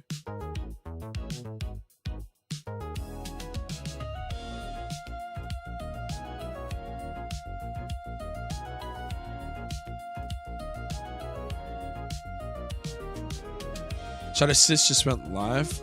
You should totally go past him or something. Shadow Stitch. Wait, is that the guy that was making a Gen 5 hack in the Kingdom of DS hacking?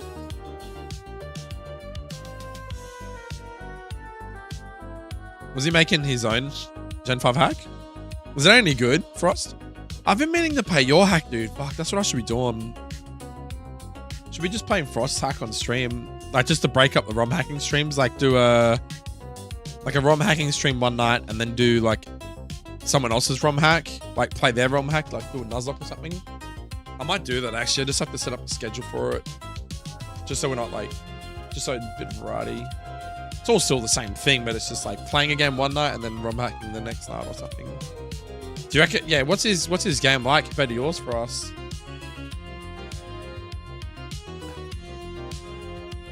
I don't really play other hacks, but his looks good. What's the differences though, like compared to say yours? Excuse me. Oof.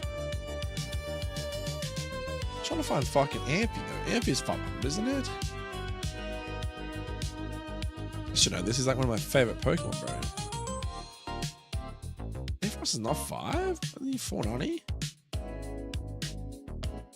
Can't be. 480?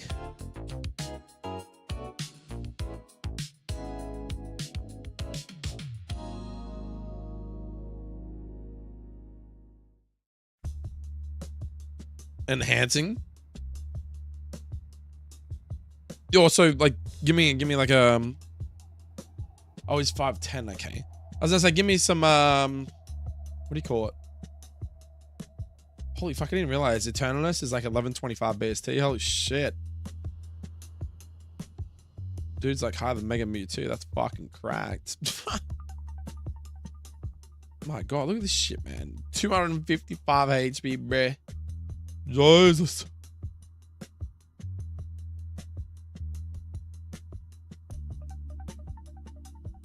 His base form 690.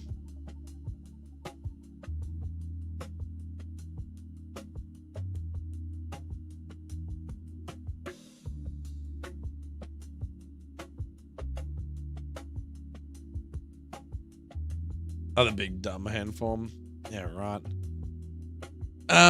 Yeah, what's the quality of life stuff you got going on for it? All right, so we're looking around 510. I don't want like all of the Pokemon being super OP for the fight.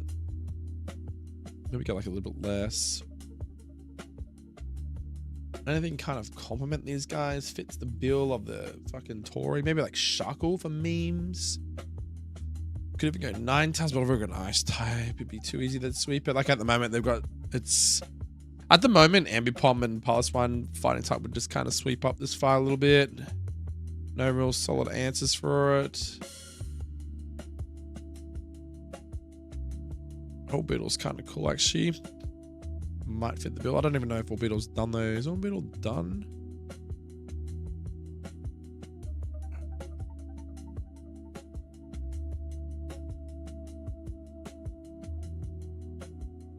He added evolutions and alt forms for Gen 5. Like, oh, so he's got like a lot of like fake mons and stuff, yeah.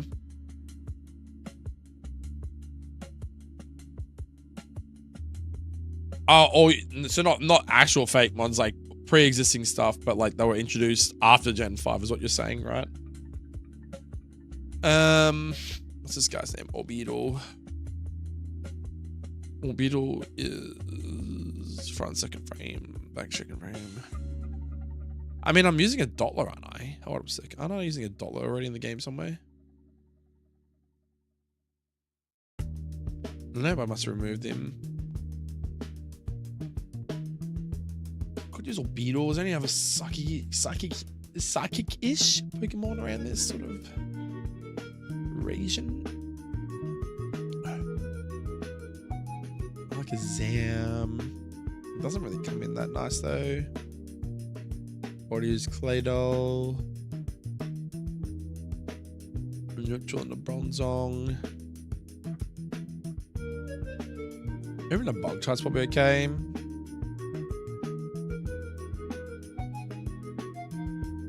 Maybe even like Cypher. Actually, you know what? Cypher's actually not a bad bet.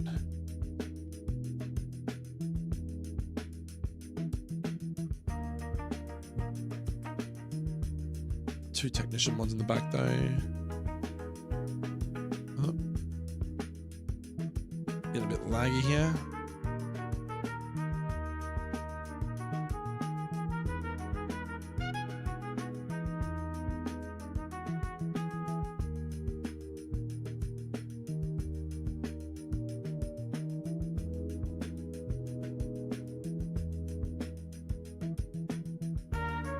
I should give you a light instead of passive berry. Give you something else.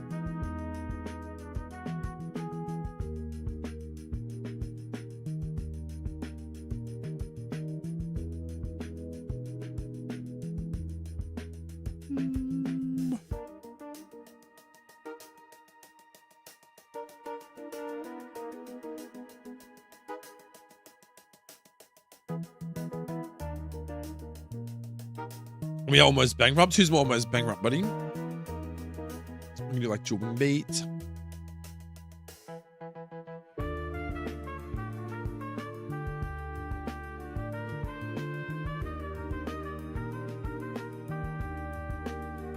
Actually, that's what I've got to do. I've got to do my Maryland thing, bro. That's why I'm not cooking properly.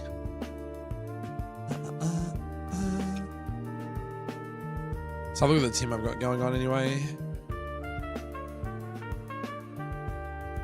See what it thinks of it so far. There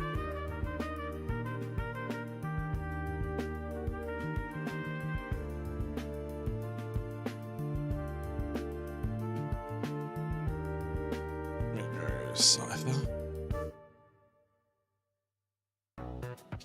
Yeah, so we're gonna resist one now.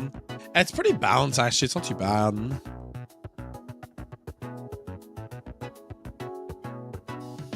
Not as bad as I thought actually.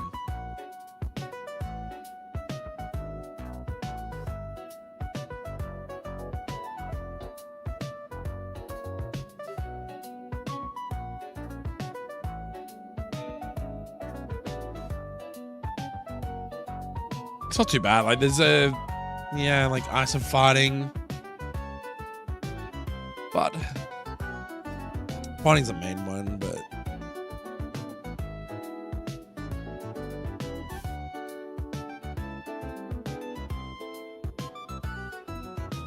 you'll just come in early, I think. A lot of times I forget Scummy is actually a Gen 2 when they're not Gen 3. How did you figure that out, dude? How did you figure that out, dude?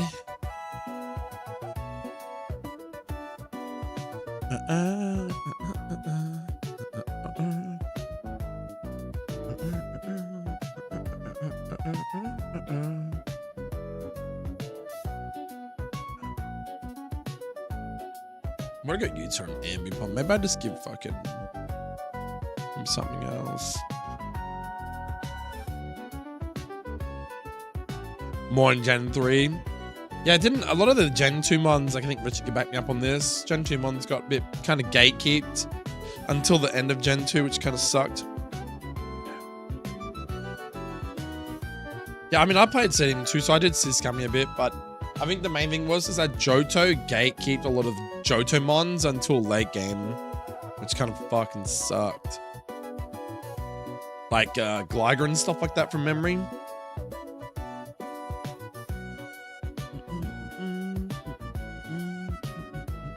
Oh, was that lunge 60? It's 80. Is Pounce something better than?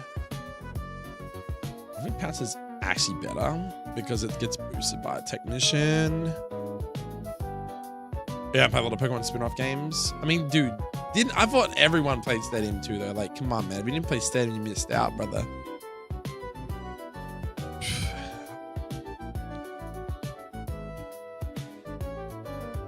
Any other weaknesses that you could deal with?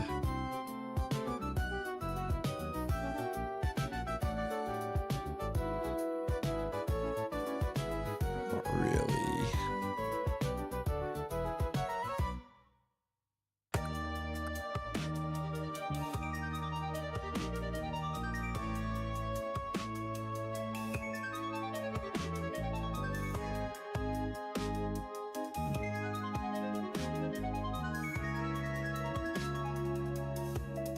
There's not really moves I could give you, is there? Like Night Slash, yes.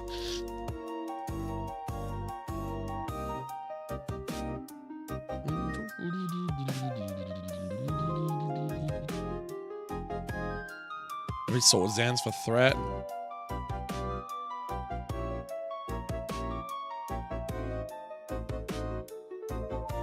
Lugia is still love, but it's not a water type. Yeah, I grabbed Silver as a kid personally. Did you really? Are you a Silver person, Richard? A lot of my ran Scum even versions of the Silver and GSC launch. I said GSC. GS. There's actually a thing I write here. Let me look. This map here tells you what was. I look at Vulpix and Ladybar, the Silver. Growlithe and Spinarak were gold, so I never ever got to see fucking Vulpix in that when I played gold originally.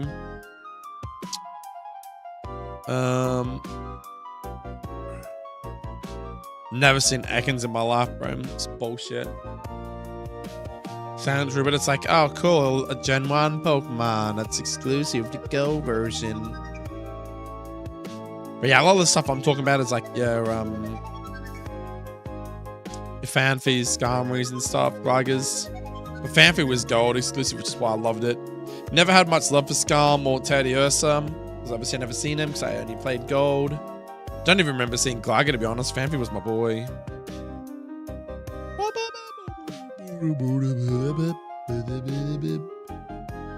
Delibird, I guess never seen him either.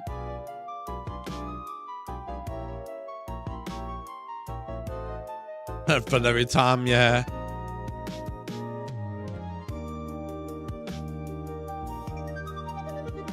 I mean, I did like the concept of having exclusives because then it got people to trade and stuff. I actually didn't mind that aspect of like the old Pokemon games. I thought it was kind of cool. Oh, look, Meowth apparently in Rattata. Gold exclusives is crazy, dude. And then we get a fucking Caterpie and a Metapod. Like, ooh, I would have took Kakuna any day of the week, bro. Like, who the fuck would take a Butterfree over a Beedrill, man? Come on.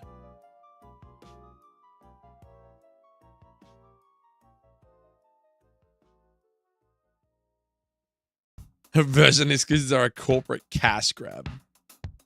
Yeah, I see your perspective.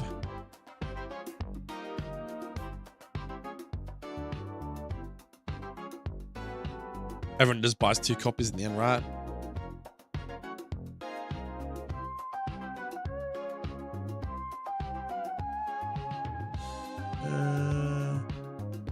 And Growlithe being exclusive to gold.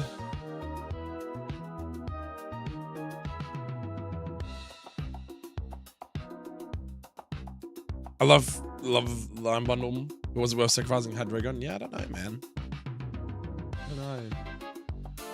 I don't know, brother.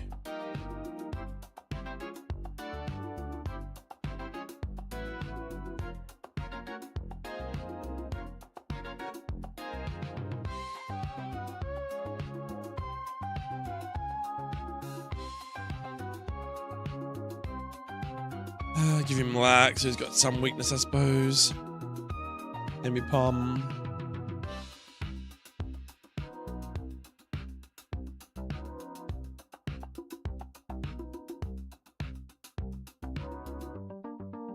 I reckon you're a bit lonely yet, yeah. Oops. Held item for Ampharos.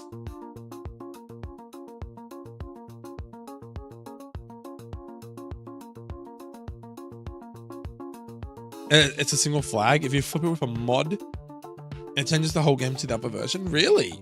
That's interesting for us. Yeah, that's what I was getting at, Richard.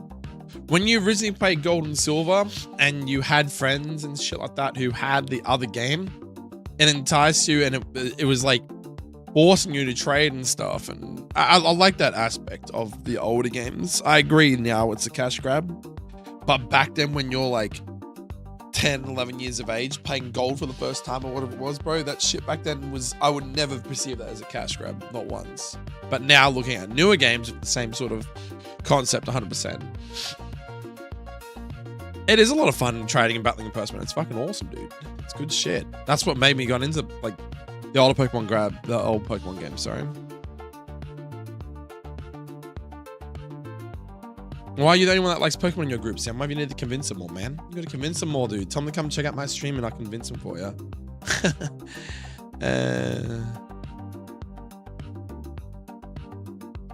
Held items for Ampharos and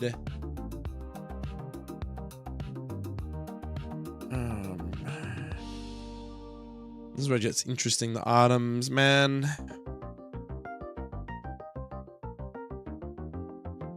Maybe I think, what could I give them? Maybe that past one's pretty standard. Sash and Ambit Palm.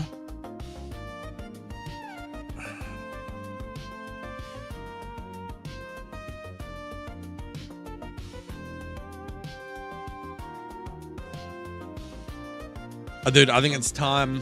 I think it's time, guys, to introduce the bright powder strats. Dun, dun, dun, dun, dun, dun, dun, dun, dun. Dun, dun, dun, dun, dun, dun. You're a nerd for Pokemon Gemstones, boy? Hell yeah, dude, that's sick.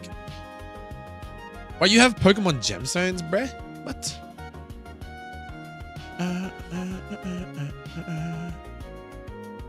Could run a Shulker on Ampharos if I really wanted to, but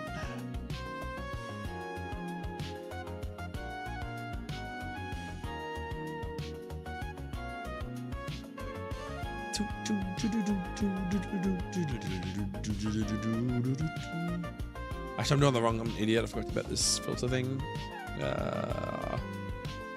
Held items, so I don't have to scroll for everything.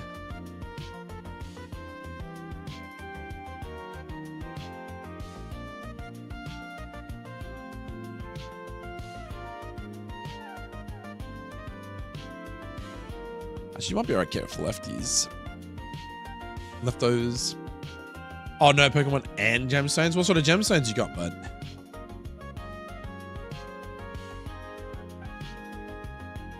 And is Life Orb too early at this point of the game? Probably not, right?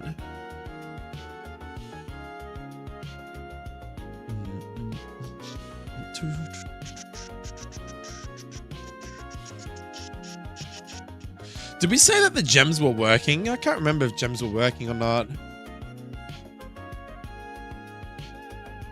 Because gems are fucking crazy good, man.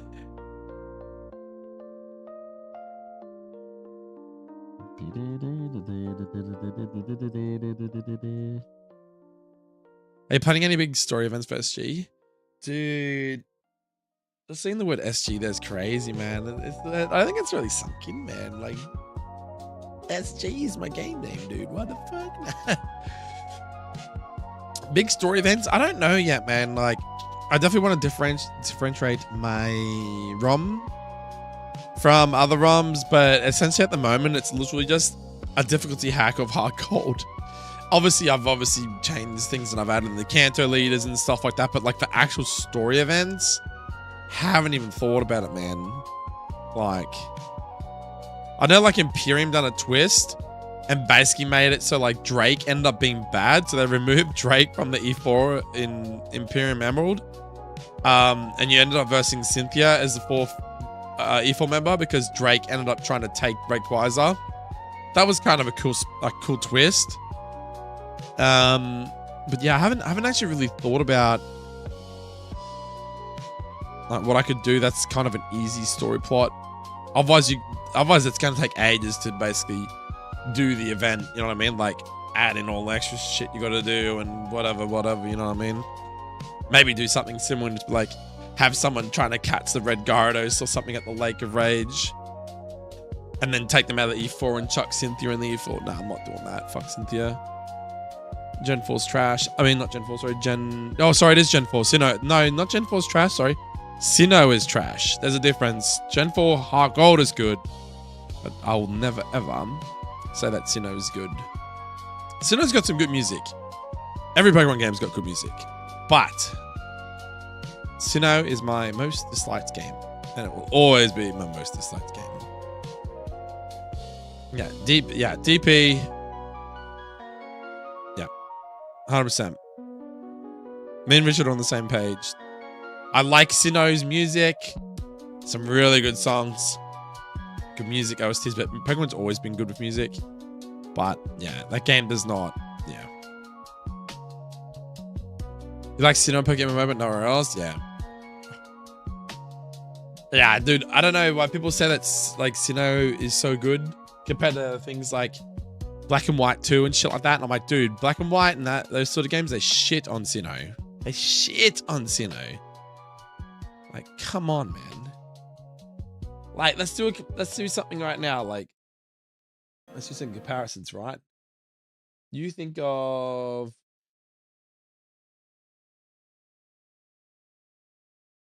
okay, now music's not a good example because I do actually like music from from Sinnoh, but you like Platinum and Legends Arceus? Legends Arceus is different, it's a spin-off. But yeah, something with Sinnoh's a bit weird. I don't know what to put my finger on it. I don't know if it's Pokemon designs.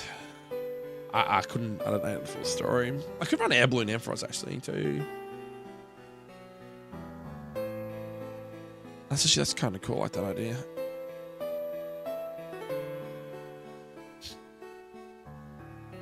Could run. Maybe like Scyther and just run. Leftover's Pyro. He's not really that tanky though. He's probably better for Passive Berry still. Could do that actually. That might be good enough. Otherwise, I'll be stuck in this fight all night. Fuck that. That's good enough for now. Get some placeholder fights going. Like I can always tweak fights later.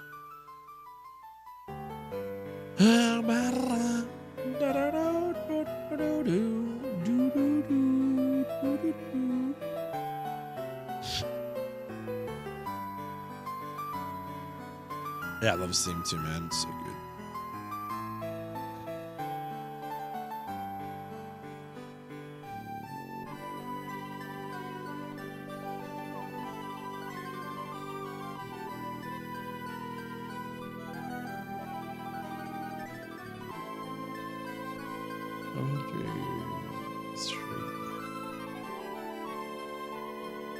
Besides, I gave 2 of my favorite Pokemon good score and I like the vibe. There is some good stuff about the Sinnoh region. I'm not going to say all the Sinnoh region is bad. That's definitely not what I was trying to say, my guy. But like, if someone come up to you and they said to you, okay, mate, you've got to pick one game that you could never play ever again, and you consider it the worst game ever released from Game Freak, what were you picking? I think to this date, it's hard, like, because Scarlet and Violet was such a shit game to play. But like, if you had to pick a Pokemon game from Gen 1 to Gen 9, what's the only game, chat, that you would never play ever again? What is it? What is it?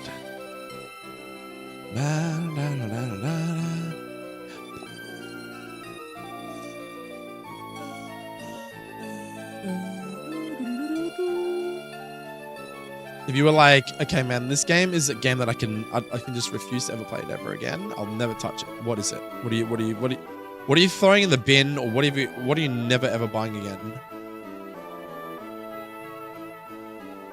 I think it's a Passo Berry. I think that's how you spell it.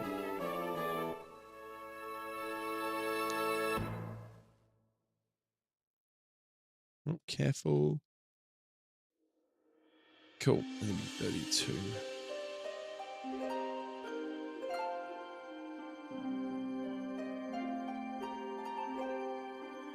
Sorry, chat. I'll read chat in a minute.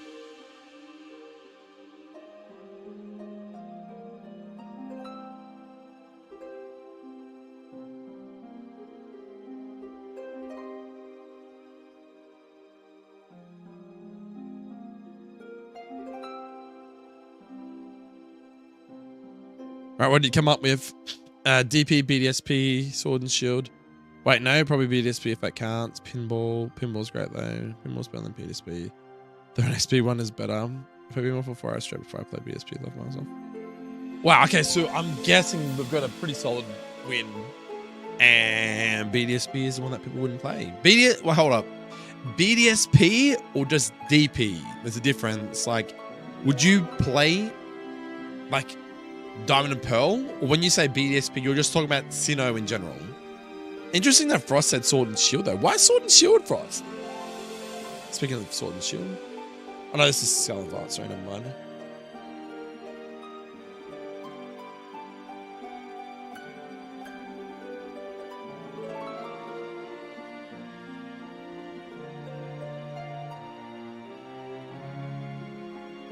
I thought this is the song I want you guys to listen to. This song. Oh. I really would love to do a Gen 6 hack, dude. I don't think there's that many Gen 6 hacks out there, is there? Da, da, da. Da, da, da. Maybe I need to fucking hurry the hell up and finish this shit off. And then we can go, like, get into another hack, you know what I mean? Ability Zedakae. That's my motivation, is just pump this shit out, man. Pump it out.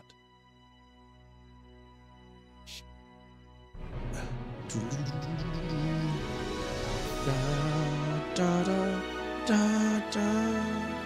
Oh, shit. Da, da, da, da, da, da, da, da, da, da.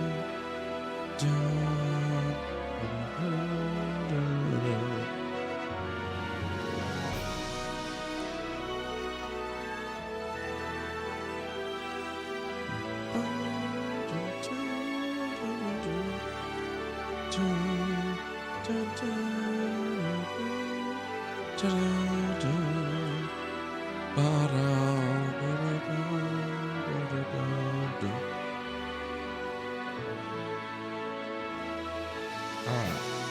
3, 2, 1, 0. Da, da, da. Bow, bow, bow. If this song is not in the ZA, bro, I'll be so disappointed. Or even like a remake of this song, this OST. This dude deserves his justice with his eternal throw it. Alright, technician. I got 2 technician mods. I don't think that's the end of the world. Alright, what did you guys come back with? Sword was miserable. Did you still rather play DP over Sword and Shield? But why did you say Sword and Shield was miserable? Did you not like any aspect of Sword and Shield? Oh, fuck it. Let's just start this whole playlist. This is a pretty good playlist. This is like 3-hour Pokemon with the most beautiful songs. Yeah, pretty good start. Especially City. That's a good one. All right. I like Pokemon Shield. So what the heck with the tree? I like the Pokemon in the world.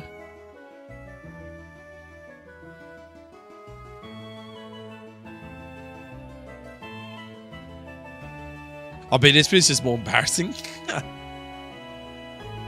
Look, well, that's my thing with every game though. Music kind of wins me over, but I don't know. There's something about Sword and Shield that I liked about it. I'm just trying to put my finger on it though. Over, because this is it. Pokemon demising Y and the Eternal X.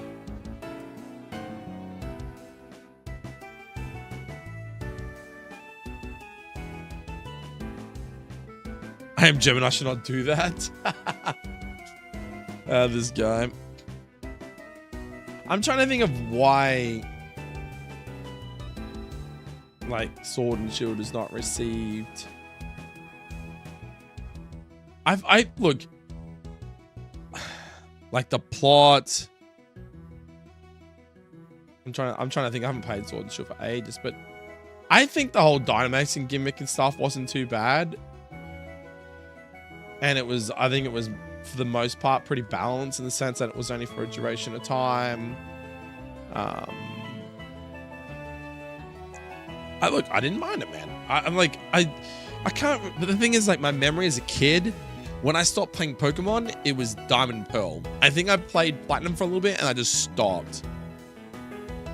I stopped at Diamond and Pearl or Platinum. And I just said, you know what? There's going to be a reason why I stopped playing Pokemon. I guess that was it. You know what I mean?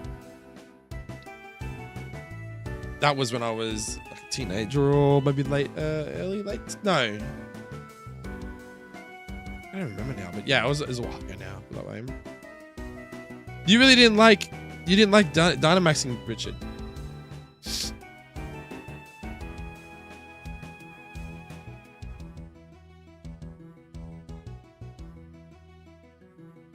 I mean, like, I'm not saying it's the best mechanic out there, but I mean, I'm not saying it's I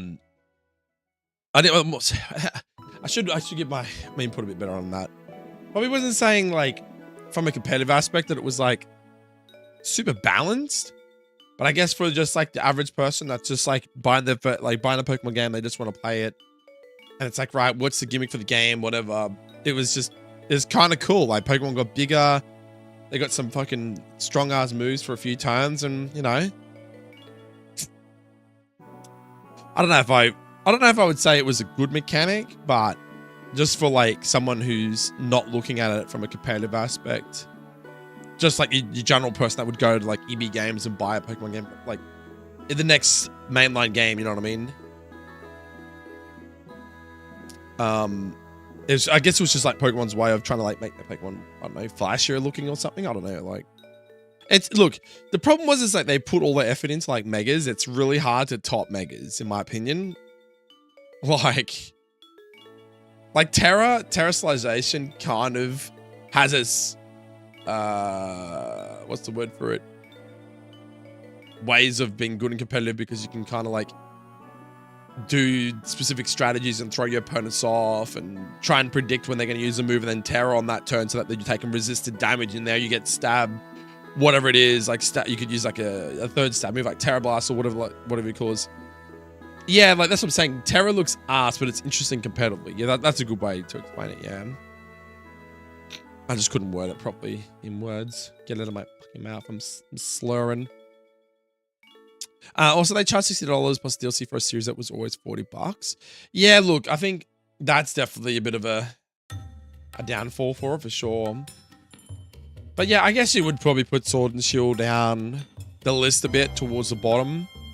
But I guess the thing for me, for Sword and Shield, if I was to have a look at, like right now, at like Gen 8, if I was to look at Pokemon designs and shit, I think they were a little bit lazy with the stuff like Arctovision, Arctosol, right?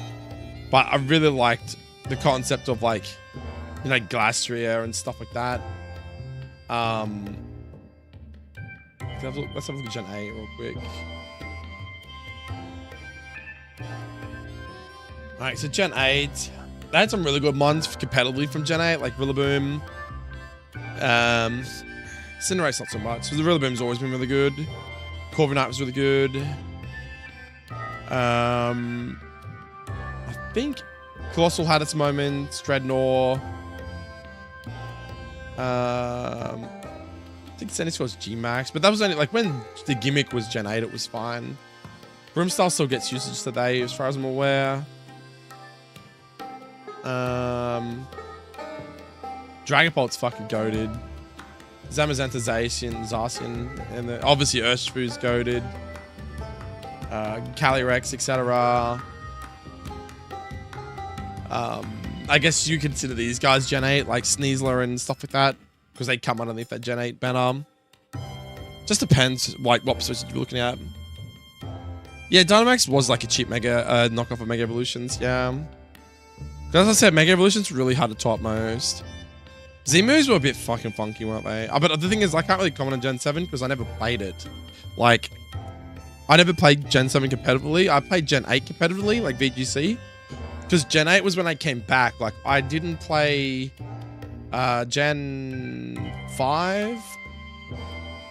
I didn't even play HeartGold, dude. I'll be honest. Oh, did I play HeartGold? I think I did, but I put the game down around Gen 4, so I didn't even really play HeartGold because I'd already beat and like played Gold originally. So I basically missed Gen 5. Like, this is on cartridge I'm talking about, not on PC, just on cartridge. Gen 6 and Gen 7, and then I came back when I was older, when Gen 8 dropped. So then I got back into playing Pokemon in Generation 8, which is probably why I'm not as against Gen 8 as compared to you guys, because like, for me, Gen 8's what got me back into Pokemon when I had a big, you know, And I come into Gen 8 going, wow, all these new Pokemon. I haven't played Pokemon in so long. And I was seeing like Gen 7 Pokemon thinking they were brand new Pokemon, but because I hadn't played Gen 7, I didn't realize that they were old Pokemon. So I'm seeing these Gen 7 Pokemon out in like the wild and I'm like, fuck, this is sick. You know what I mean?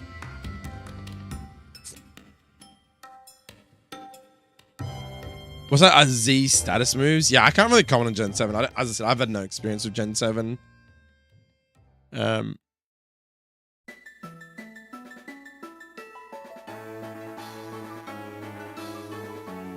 Yeah, it'd be interesting to see. It'd be interesting to see what they do for Gen 10. Because let's be honest, Pokemon's never going to stop. They're not just going to be like, fuck it, we're going to stop making Pokemon games. Pokemon's going to happen forever, mate. Probably till the day I die. Like, that shit's... They're never ever going to stop making Pokemon games. Like, they'll probably, like, change the way that the games are playing. That's what they reckon ZA is showcasing, the new style of battling, and it's going to get away from that turn-based combat, and it'll be just like, you'll still have your standard 4 moves or whatever, but it'll be all like, you get to kind of, you know, what's the word for it? Try and aim your shot or aim your attack, and then the other Pokemon will have the ability to actually dodge the move. Instead of having the move having an accuracy of like 90%, the player will have the control over whether or not they can dodge it or whatnot. You know what I'm saying? Yeah, the problem is the effort isn't being applied as such because they have the monopoly. They know that what they have is that everyone will still buy it. And it's true. Everyone will still... Sorry, I shouldn't say everyone. The majority of people will still buy Pokemon cards. They'll still buy Pokemon games. They will still buy Pokemon apparel. As long as the brand name exists, this shit will sell. It doesn't matter. That's why they can get away with making things like Mega Dragonite and the Victory Bell and stuff. People will still buy it because it's got the tag Pokemon on it. You know what I'm saying? I won't buy any more Pokemon content until I hear if it's any good. Yeah, the thing is, to me, look, I completely get your perspective on that, Frost. I guess for me, the reason why I do it is simply for content farming, right? Like, I would have had a Switch 2 already, but I don't have a Switch 2 because I barely touched my Switch 1. I got a limited edition fucking Scarlet and Violet Switch. I literally bought it just because it was a limited edition, you know, the one where you got the game with the console and the controller, the Joy-Cons and stuff. But like, I don't have intentions to go buy Switch 2 anytime soon. I'm going to basically either A, wait for ZA to drop and get feedback from people that have already got it, or I'm just going to do the content farming thing for my channel and just buy it and just play it, and then I'll be the goat for you. I'll be the guinea pig for you guys. I'll play it and I'll give you minus spin. You guys can watch me play it, and if it looks like shit, then at least you guys can save your money. You know what I'm saying? We'll treat it like that. How about that? That sounds like a pretty fair way to go about it. Let me just double check all this real quick. 32, Poliswine. Yep, Passoberry. What's my Ice Fang? Pop 2, yep. Bad, yep. 31, careful, cool. But you get what I'm saying? I haven't bought a Pokemon game since I've signed up with Soppy. So sure I could have done without that. Also, you didn't get Scarlet and Violet, Richard. It's amazing though how many Pokemon people in the community that make ROM hacks and all this other stuff. And they'll literally put stuff from newer games, but they've never actually played the newer games. It's fucking hilarious. It's like, dudes haven't even played Scarlet and Violet, but they'll try and introduce Scarlet and Violet mechanics or Pokemon into their old like Gen IV freaking ROM hack or something. You know what I'm saying? Oh, okay, copy, Richard. I think Mega Hawlucha is the best Mega that they've released so far, Soundwave. What do you think about Hawlucha, Soundwave? Anyone else in chat who's seen Hawlucha, the Mega Evolution version of it? I think Gebloom works. And you Brave, gonna do some weird shenanigans here. That's why I've got Ice Punch there. Dragon Punch, Ice Punch, Electric Web, Cotton Spore. It's just the count of these ground type weaknesses, static. We'll see how that goes. Ambi, yep, spelled correctly. Technician, yep, focus sessions. And if we go return, first stripes left over, 41, yep.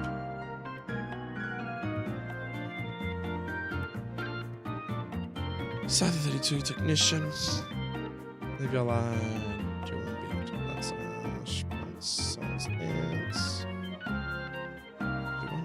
that should have done. Alright, who's the next trainer? I've done like one trainer tonight.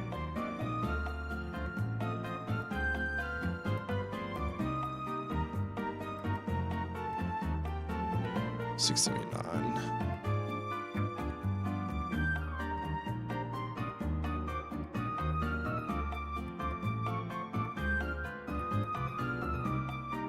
Alright, this is Beauty Kelly and Beauty...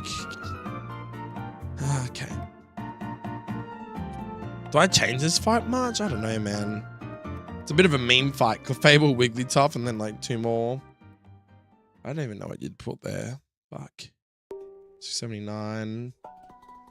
It's a force double, so you can't not do doubles against these guys. I just don't know what to do from. I guess you could just go 2.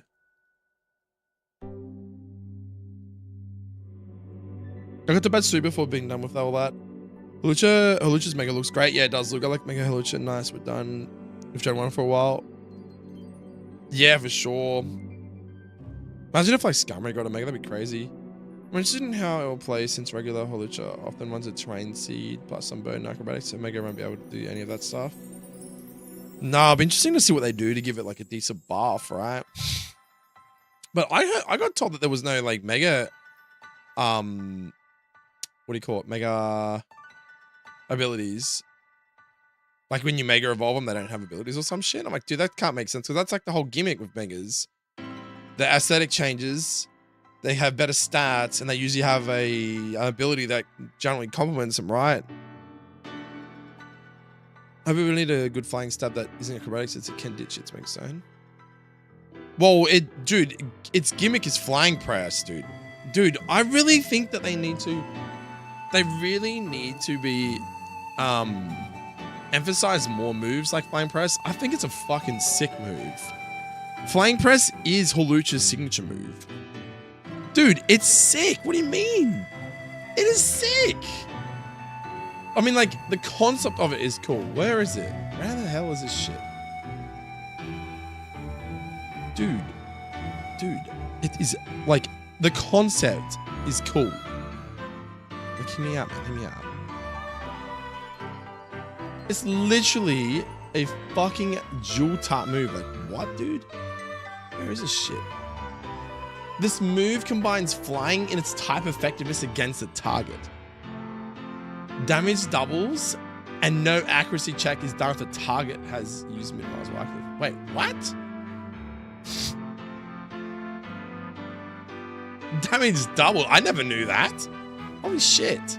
Dude, the thing is, I'm telling you now, its signature move is flying press, and in the clip where it's versing Machamp, it literally does it right at the end. Mark my words, I swear they need to do something with that move to make Hawlucha's Mega viable, right? It's literally a 50-50 fucking move, though. Flying into its effectiveness is sick, dude. So you can literally use flying press into a fighting type and shit's super effective, man. Shit is super effective. When you say it's garbage, though, what don't you like about it, Richard? Like, give me honest feedback on it. I think the concept is cool. It just needs to be executed a little bit better. I don't know how they would make it better, but I think the concept is cool. Having dual type moves is fucking mint. Mint. So cool, dude. So fucking cool.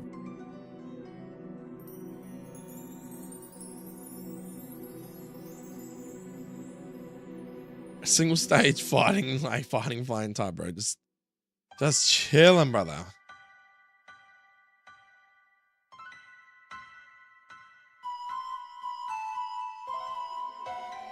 It's really cool.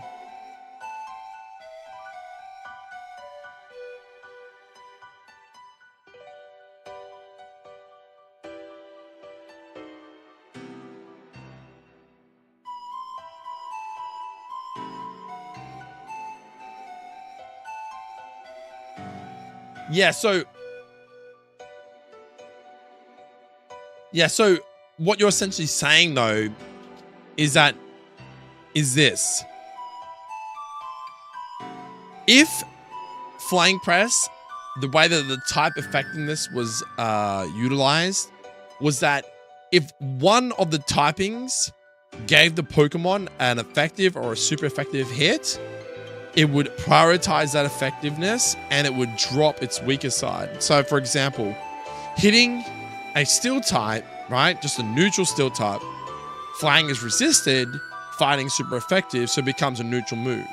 If the move worked in a way where the fighting type effectiveness would still be super effective and it would ignore the flying type effectiveness against steel types, like if it picked its most effective typing out of the two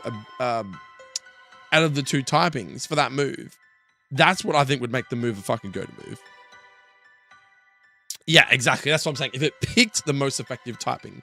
So you'd have to find a way where it calculated. So you'd have flying press that sets into a bug type, for example. Fighting's resisted into bug and flying is super effective. So it'd pick the most effective type against that typing and go, right, well, boom. You know what I'm saying? That would make flying press amazing. And then other moves could follow the same suit. You'd have signature moves for certain Pokemon, and it would also be like a kind of cool gimmick in a way too, because you'd have two ways to cover, you know.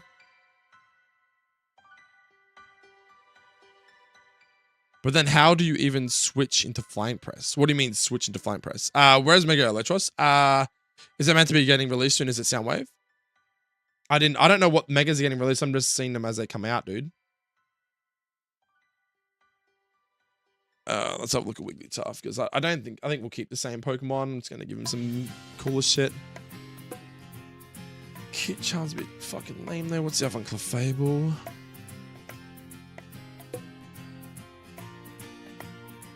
What's Magikarp, dude?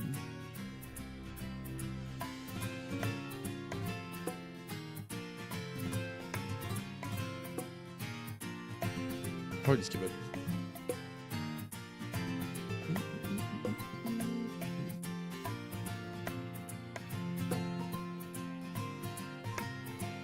I think Magikarp's probably not too bad on you, actually.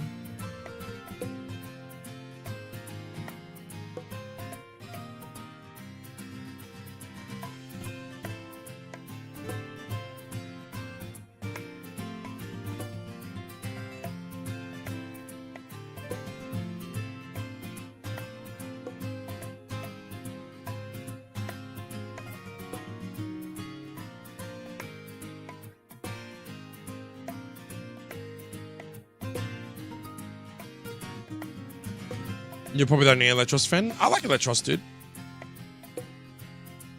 Fuck is he gone?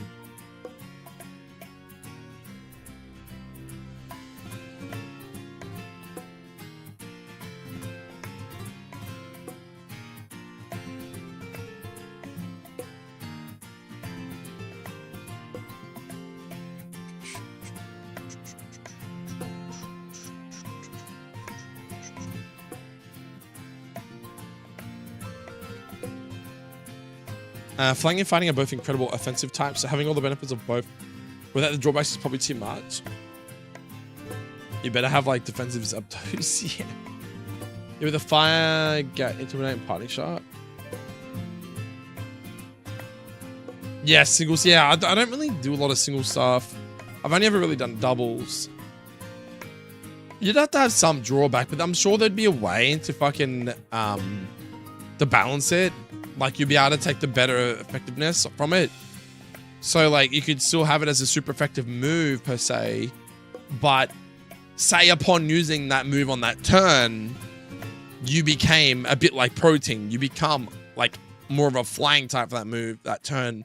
So you would lose your fighting type stab for that turn, and you would also gain, like, let's just say you picked up some resistances by having a fighting flying type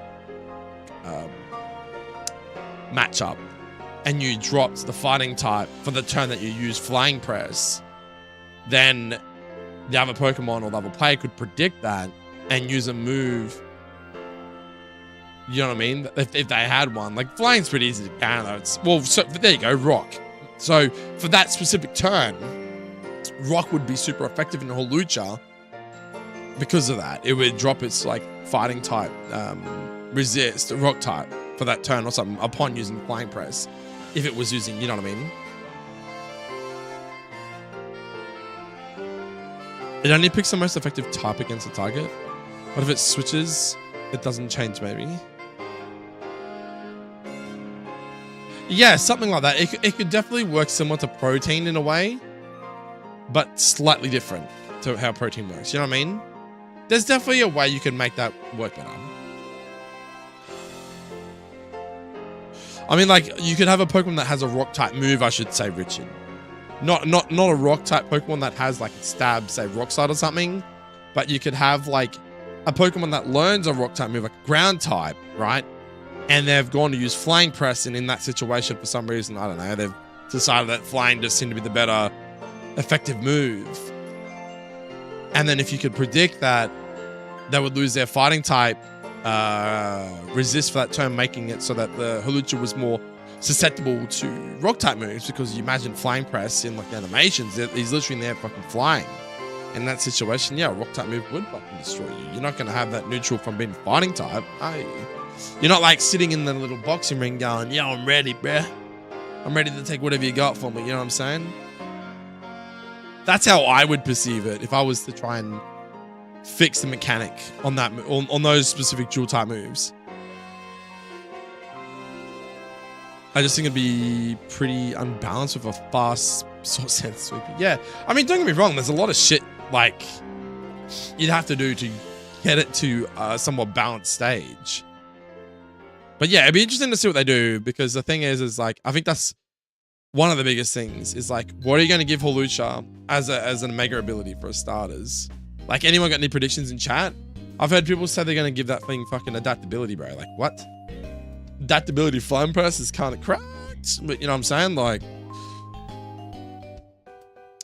what do I want to do here? I just want to get these two fixed up real quick.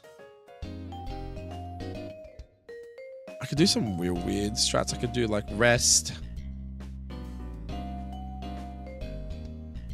could do like sleep talk type shenanigans.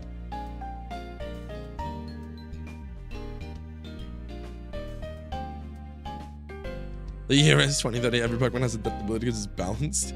Look, I'm guilty. I gave my Typhlosion adaptability. This is called lazy game design, chat. You can now proceed to flame streamer if you need to.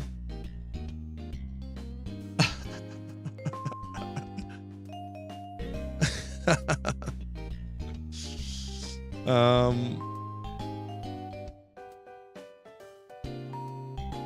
yeah, you're 100% on-call guy. Yeah, you guys can like proceed to flame me if need be. I don't know if I'd ever see healing moves. I don't think healing is really a thing that works here, is it? That is pretty accurate, you reckon?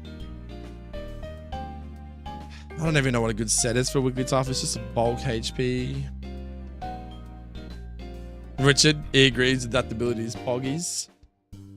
Everyone loves adaptability, right? What the fuck are you, dude? You're like literally normal fairy type. I don't even know what I can do with you. You're kind of ass, right?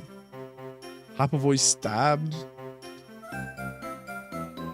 I don't even know how to use you, man.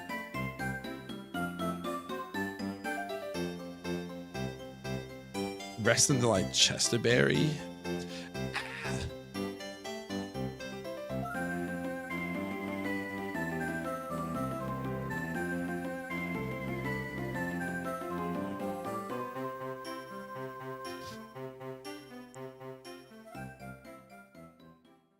They're pretty on point with what's been given to. Who even has adaptability anyway in the base game for games, that is.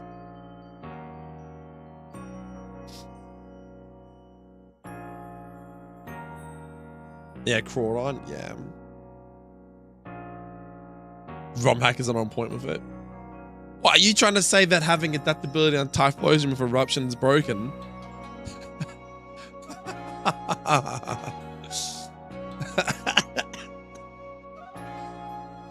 You guys are gonna hate my game. Look. To be fair, I think the only reason why I gave the dude adaptability, right? Because I wanted him to have two normal abilities, which was Flash Fire and Blaze. Because I gave, who did I give? So Meganium got Triage as its third ability, so HA. Keep in mind, adaptability is its HA. It's a 1 in 128 chance to even get the ability. Pretty low odds you're going to get it, right? Triage for Meganium. Intimidate. Fuck, was it? Hold up, shit. Was it Intimidate for Crocline? Where is it?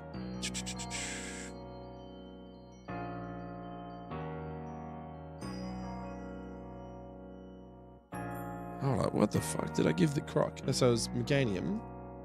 So yeah, Meganium got Triage. Cynical Line got Adaptability. Oh, sorry. The Feraligatr got Sheer Force. It's actually my least favorite ability. Look, I'm not against it, but I can see that it's strong. I can see both sides. Yeah, you can just reset the game until you get Adaptability, Cynical, and Despair. But you're not going to get Typhlosion and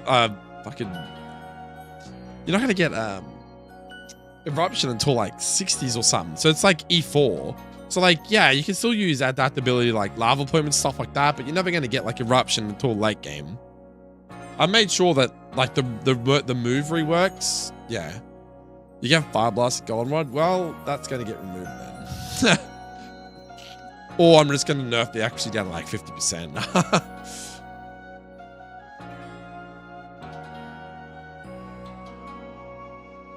Stat does more damage even on resist the hit. True.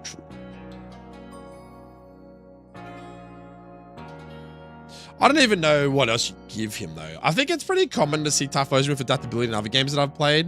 And that's kind of where the inspiration came from. It was kind of a bit of a lazy thing for me. Same with Triage. But Triage and Meganium is good. Meganium definitely needs it. Being a fairy grass type now. And Triage helps it with things like draining kits, which is like 50 BP. Priority like healings really nice. But like I said, 1 in 128 chance to get that shit. 1 in 128. Sheer Force ain't even that crazy good, but it's Feraligatr's signature thing. It's Intim instead of like Flash Fire on Typhlosion and Meganium gets. I think it gets fucking grassy terrain. I think it's something ridiculous actually, not gonna lie. Oh, well then you guys are fucking. You guys questioning my game design choices? Now I'm gonna have to go back to the drawing board. Where the hell's the ability list? Fuck it, let's just give him Marvel Scale, bro. Nah. I don't even know what else I'd give him though. Like that's the thing. Like, what would suit a Typhlosion? And no, I'm not making Flash Fire HA. That's just boring. That is boring. Then you're just rolling Blaze all the time. How shit is that? Look, Feebas, adaptability, bro. Feebas gets it. Look, Crawlon gets it. If I knew how to make new abilities, I would just make a new ability, to be honest with you, but I don't think I'm at that stage of ROM hacking skill yet.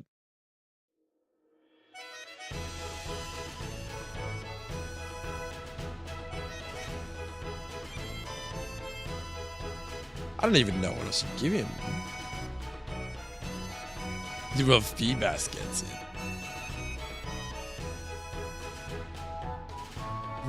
I don't even know. Like, honestly, I can't even think off the top of my head something that would suit him, because you got to think, like, what is Typhlosion?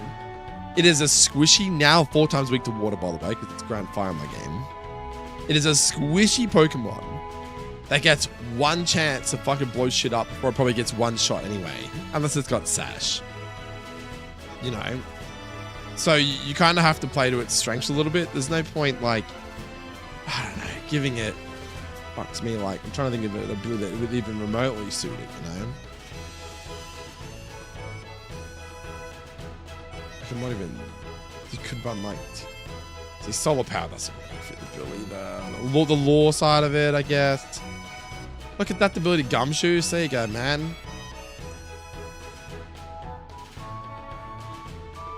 Adaptability. It just means they adapt to their environment, man. Fucking Libero's fucking Wait, Libero? Can you imagine a Libero Typhlosion? Shush. Be kind of cool, actually.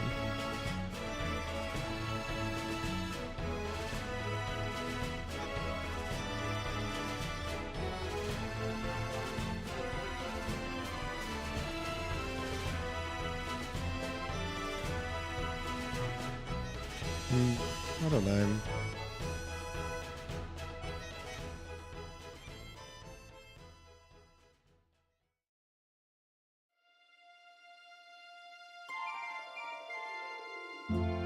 Oh, these are all like megas and shit.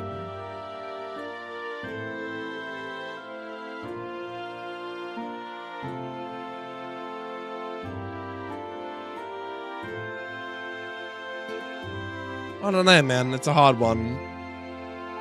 What does your Typhlosion have in your game, Richard? Probably just Blazing and Flash Fire, I'm guessing.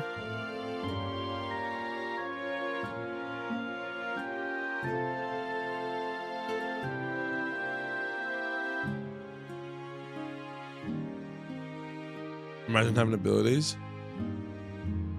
Oh, wait, Gen 2 doesn't have... Oh, wait, what?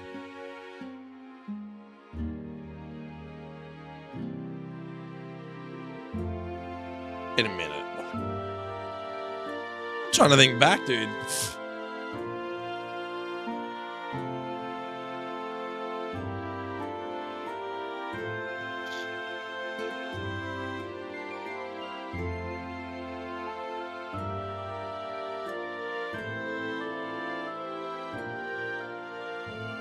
Oh, so what are your... Oh, yeah, okay, that makes sense. Yeah, battle advantage is right. Got you. So hold up.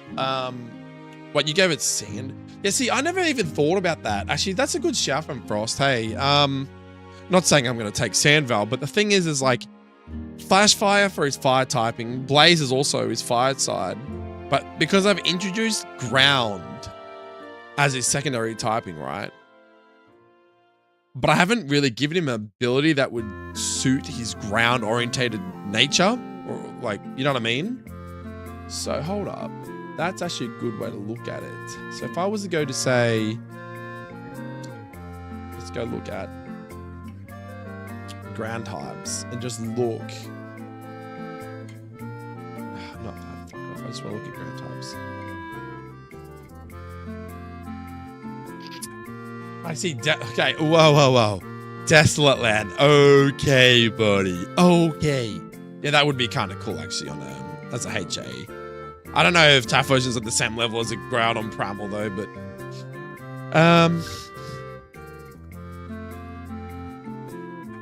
Sandforce could be okay for HA, I guess.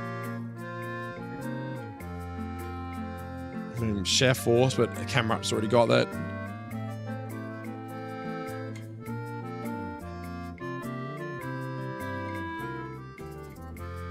Yeah, that's true. I see what you mean. For equilibration. Sandspit. That's fucking sick.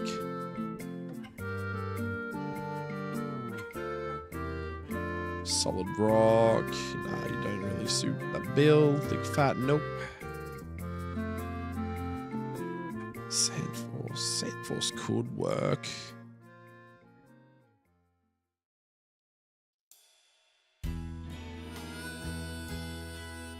I think both its abilities only work on weather. Yeah, that's true. Yeah.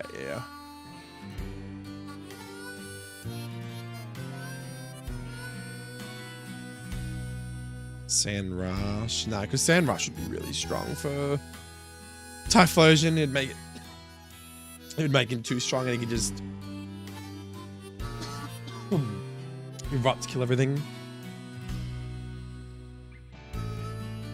Against Regenerator and Magic Bounce. Nice. Yeah, Sandval's would probably be a good shout. I'm just trying to think of like other ground-orientated abilities, but there's not a whole lot of them, is there?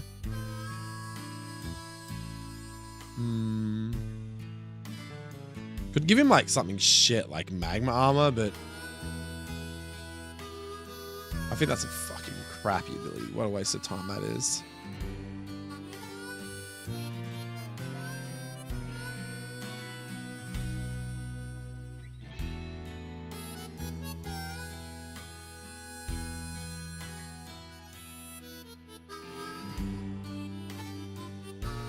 Honestly, don't know. The grand type abilities are fucking weird, man.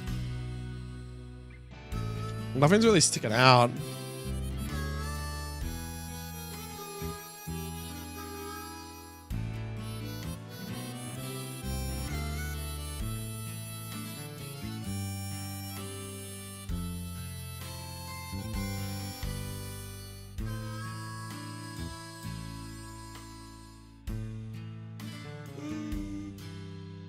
Yeah, nothing's really sticking out at me, hey. Anyway, we'll come back to it another time. Probably get released with adaptability because I'll just forget about it. Sturdy, you reckon? I don't know if I could give a fucking Typhlosion sturdy, my guy.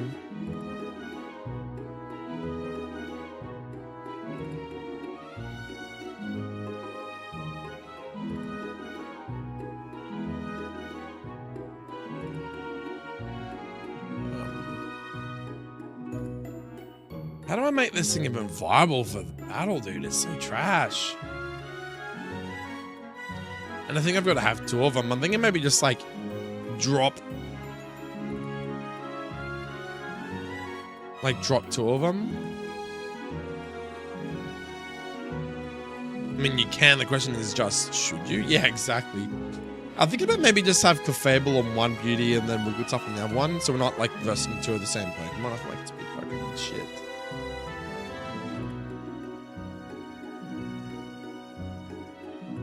I think that's a strat. Pay homage to the original.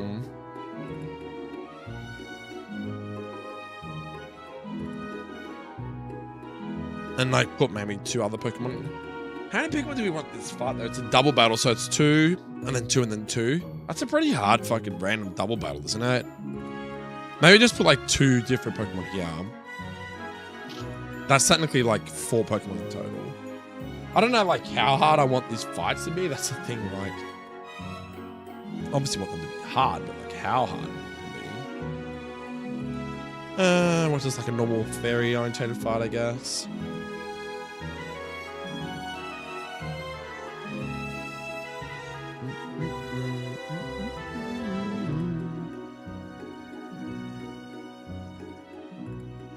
I remember Tissay and then Slurpuff, lol. I just realized Gen 6 really fucking cranked up the fairy types, didn't they?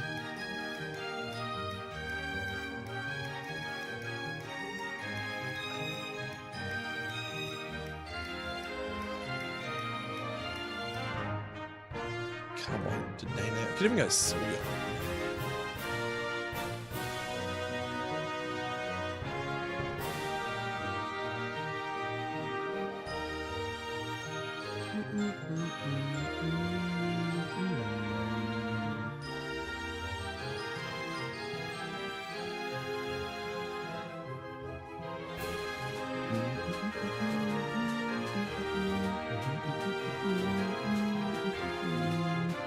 That's actually kind of cool. Hold on.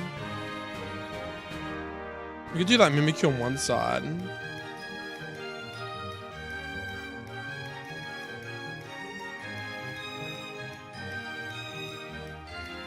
I just realized that Kremling's like 495 BST. That's crazy.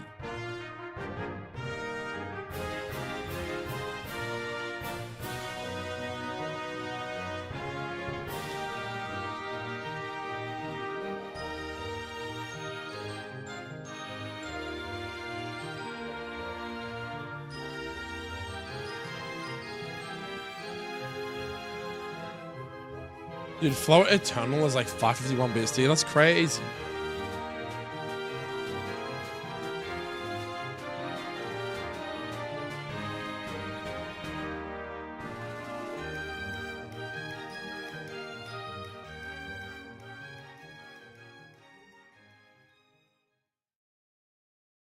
Okay. Forges is 552. I think that's a little bit too high for this fight.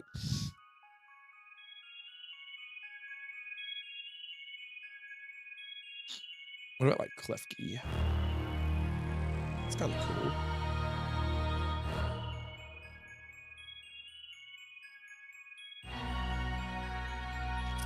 Could do Klefki or something.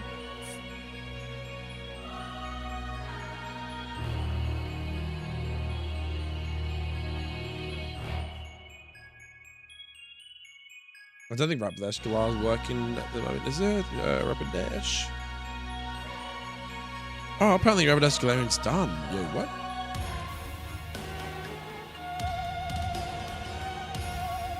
Okay, fucking, let's do it. Let's do it! Let's go, Rapidash G.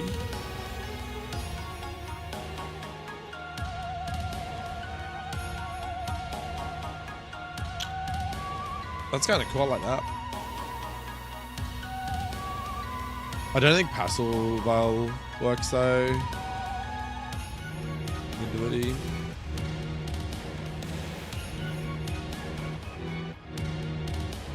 Anticipation's such a shit ability too.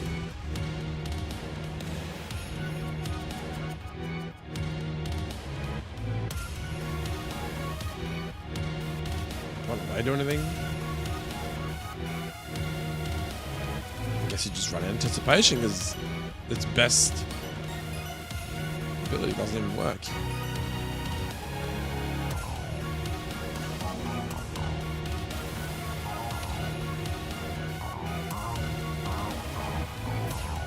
It's interesting because it's like a physical psychic fairy type, which is cool. Anyway.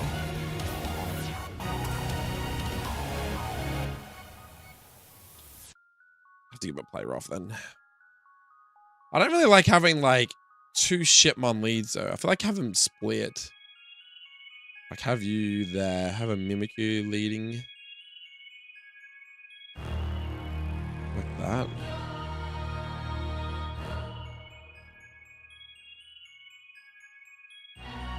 That looks a bit better.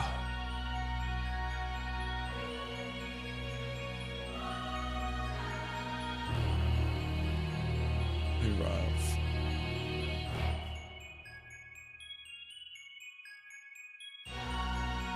You're mystical fire. You're not special though. You're physical, right? Your 100 attack to special. Yeah, your 100 to 80. Definitely more physical than special, right?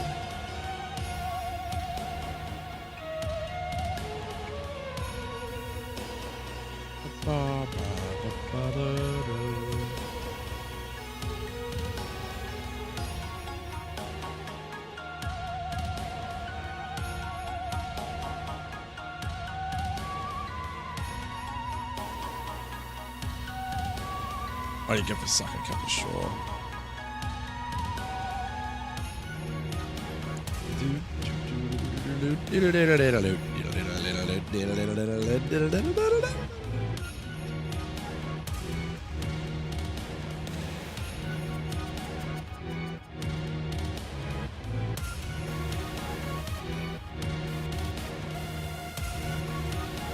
I want to give you hypnosis because then you'll use it and it'll be a waste of time.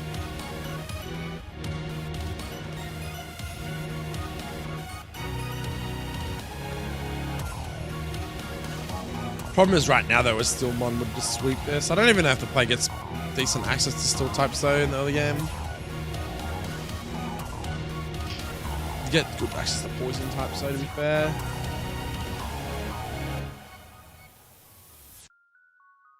Well, Rapidash kind of counters, that's okay, I suppose.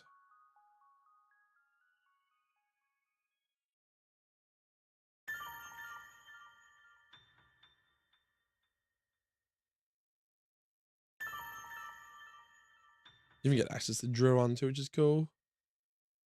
A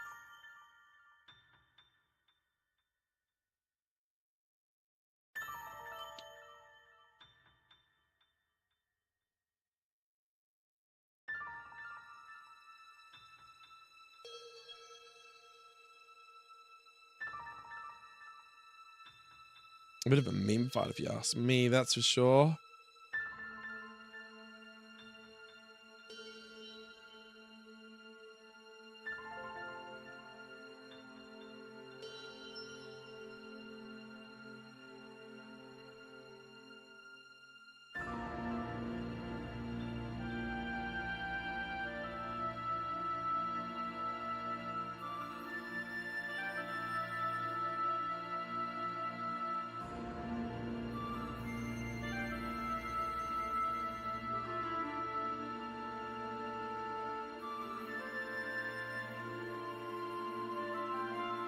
Leftovers and Wigglytuff's probably better, actually.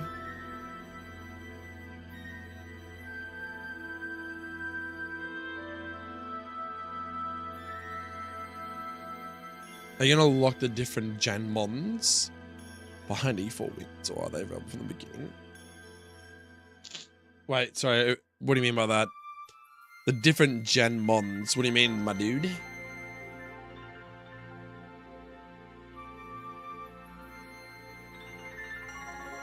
Are you saying like mons that were introduced from Gen 5 to 9 that I'm introducing into this game?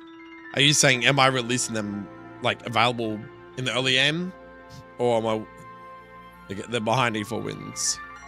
Is that what you're saying?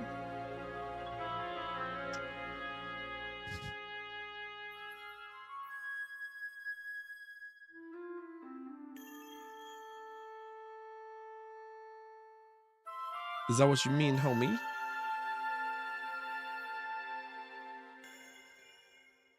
Yeah, helping hand, maybe.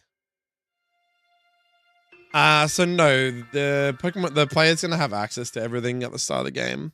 Well, when I say that, as in like, Pokemon will get better as the game progresses. So it's like any Pokemon game, you're not gonna get, you're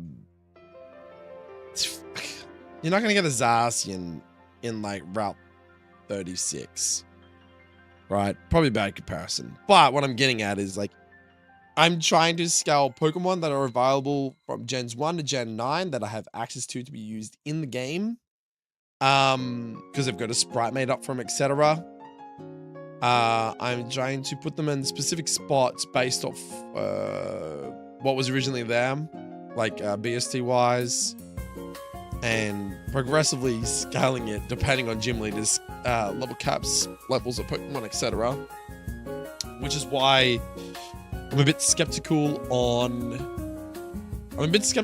like this whole Arcanine thing, because you can technically get an Arcanine at this point by oh, excuse me, Whitney, because by the time you get to Whitney's gym, I think you have access to Firestones at Goldenrod City. So that's something I'm gonna have to change, because I technically don't want the player to have access to Arcanine until post Whitney, because pre-Whitney is way too strong. Like Arcanine is fucking bastard as shit. Especially his Hisuian Arcanine is cracked, dude. It's like, why? You know what I'm saying? No worries, Richard, man. You have a good day, dude.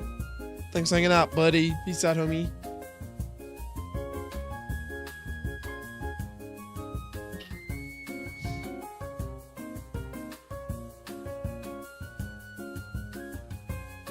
Well, that's good enough for you. Let's go to Mickey then.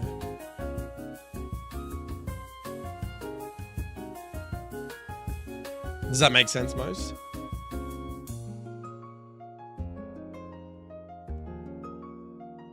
I only got Shadowclaw to 42. Time to play rough 54. That's fucking late as.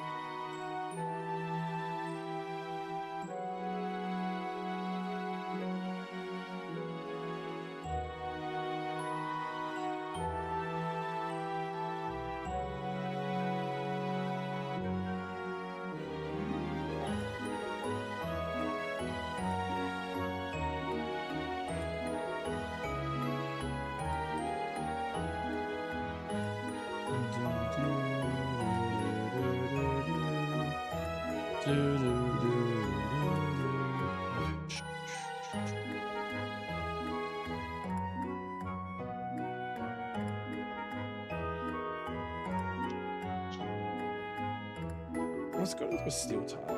Fire.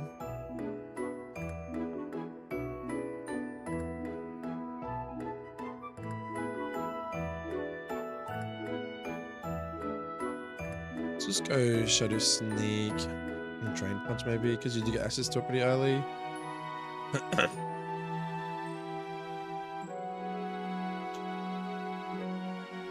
What is fucking Clefable them? Clefable, what have you done? We could go Lefty sounds pretty good to me.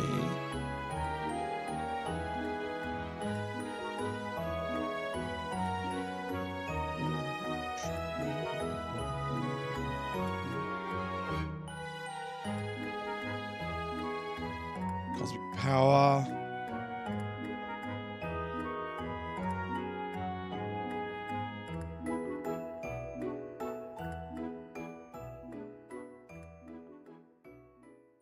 I think the stored power is kind of funny. It's a bit of a meme.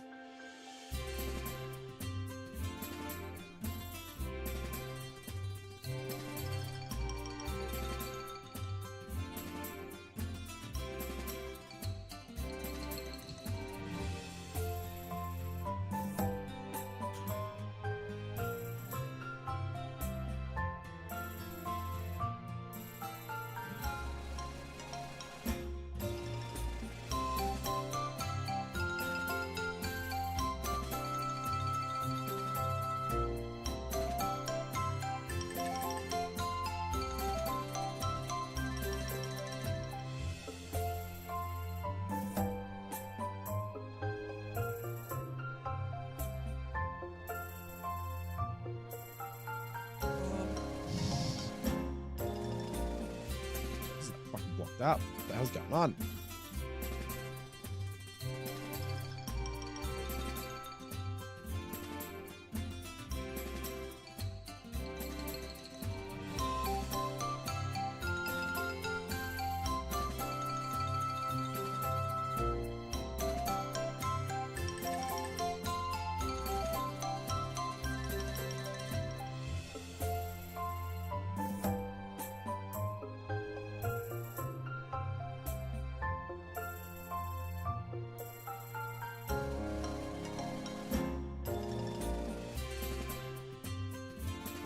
It's got a collection.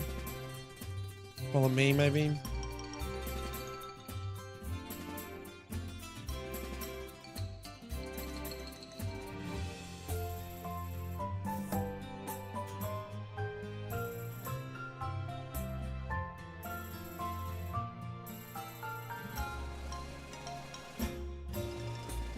I'd say you're pretty naughty.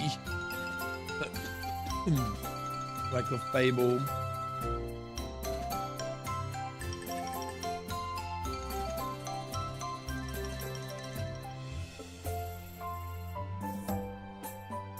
I'd say you're gentle. Would be tough.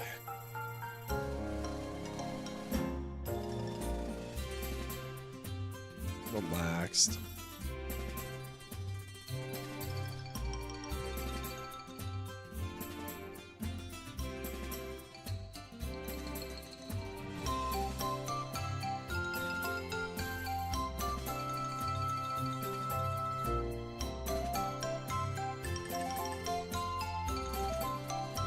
What items give these guys though? Items wise,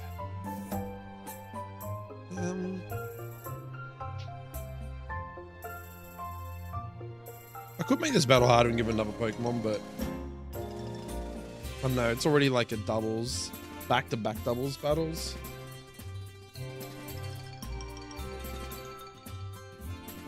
Tori and what do you call it? I had 4 in total between the two of them. These two will have 4 between them. I'll leave it the way it is.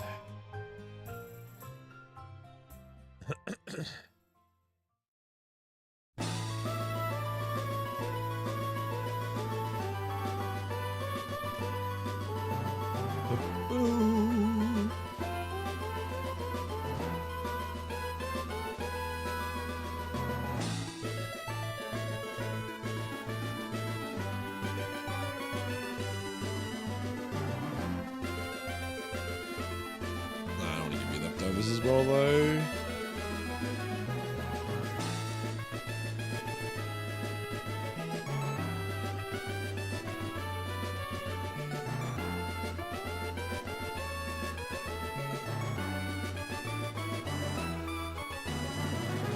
Gotta find some appropriate items.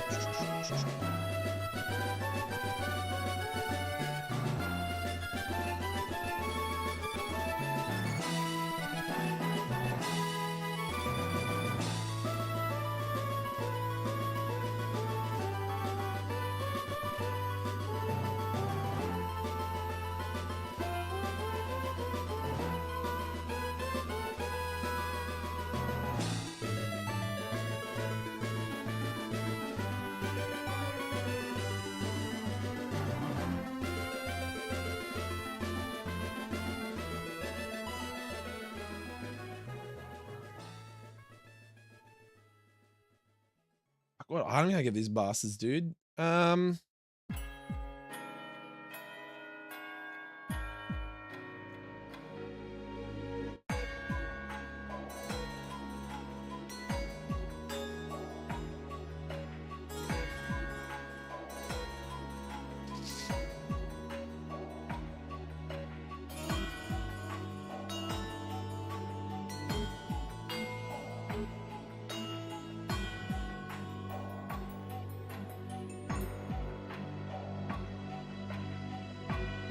Just bury a new sounds alright. You then.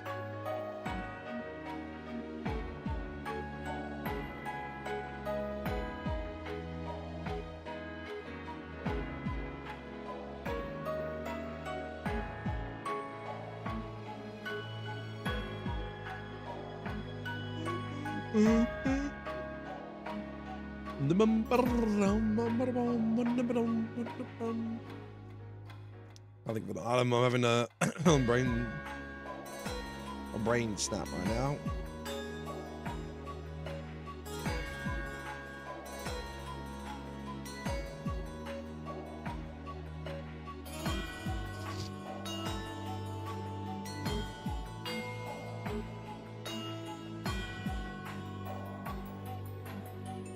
Can Rabbit actually get one shot? Maybe, right?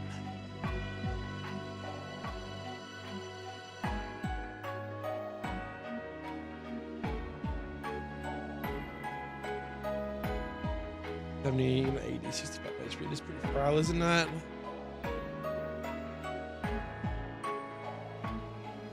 Let me just run Sash on it for now. Like a Fable could have.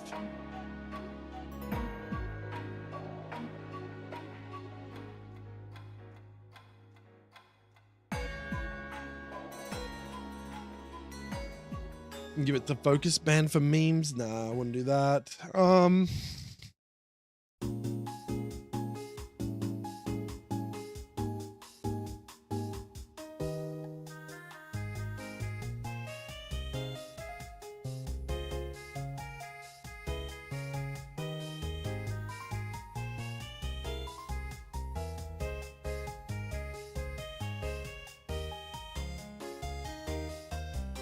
Nothing's standing out at the moment. What the fuck's going on?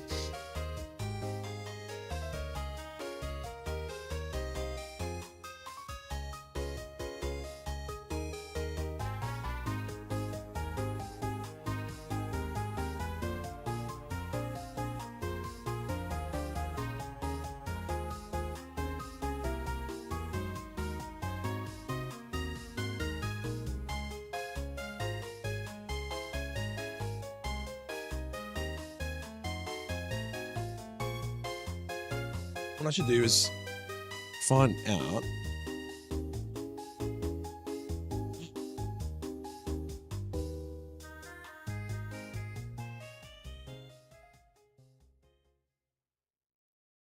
what if I look up gems working.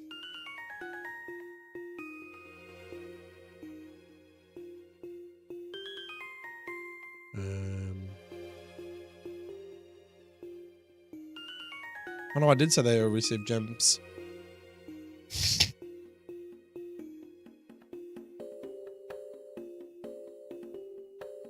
Gems are on a main on the 4th of the 8th, 2025. So technically I could do that actually.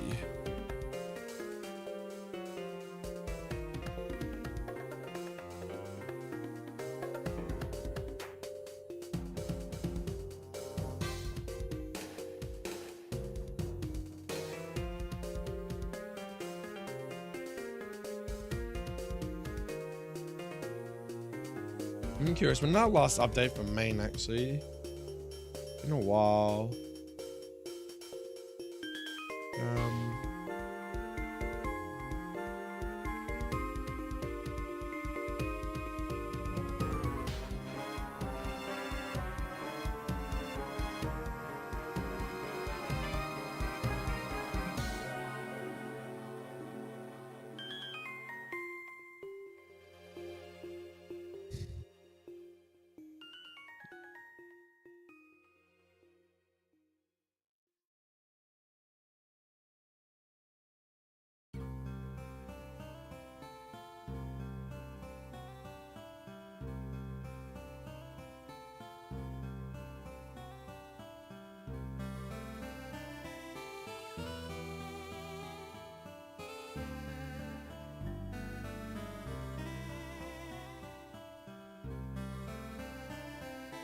Oh look, he might have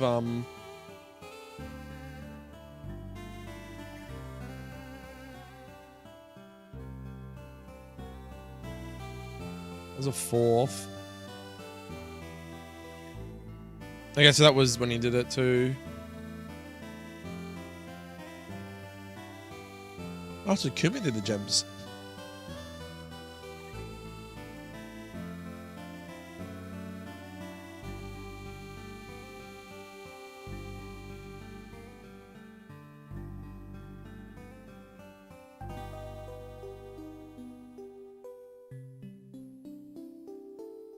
Okay.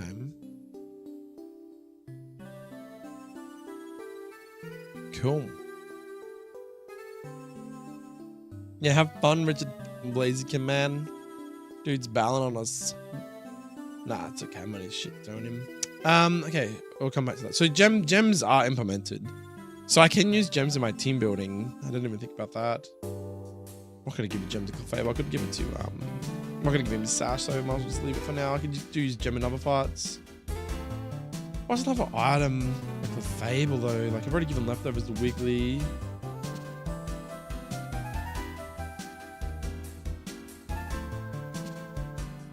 Could be just lazy and give it citrus and give him a cue something else.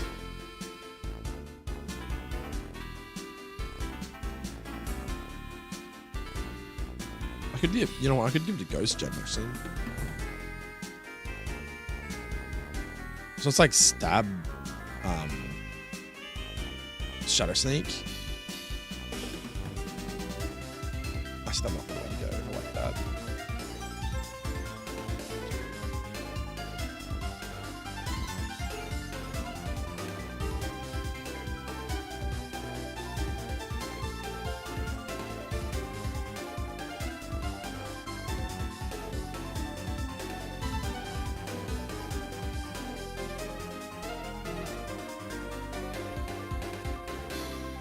This is 679.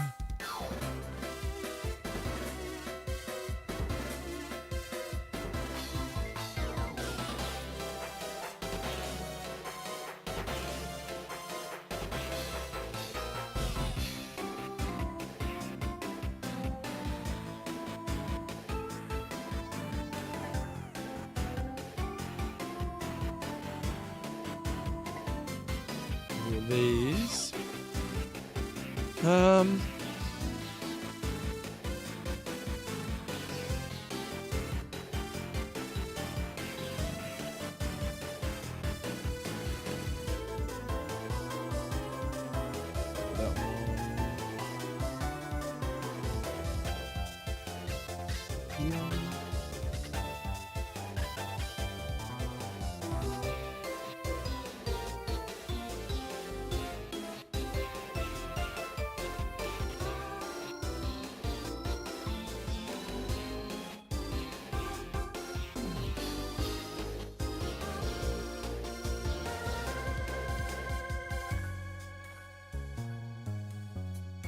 Alright, so we got Fable, Mimi.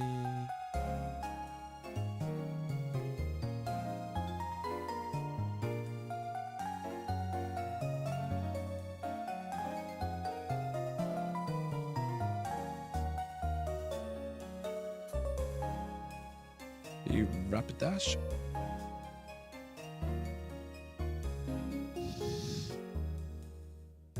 Be modern form. On form species Rapidash 1 because 0 would be Kanto, so 1 would be the Galarian one. And I want to be going Wigglytuff.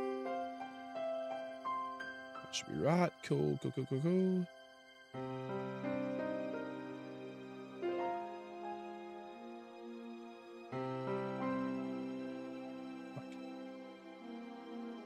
Alright, cool.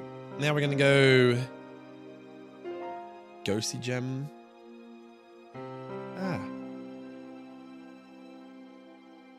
Play rough. Shadow Sneak.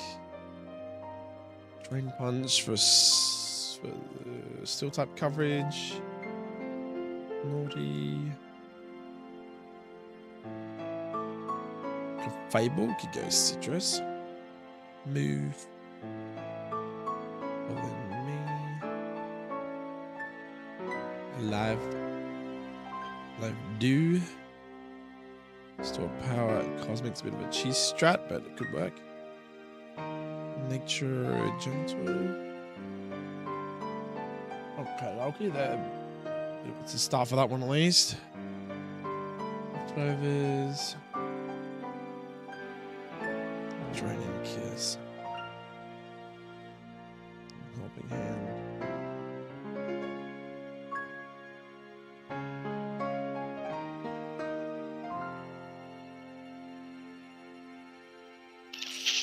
I don't know how that's going to work out, but anyway, we'll see what goes on there. Play rough. Okay, cut and then agility.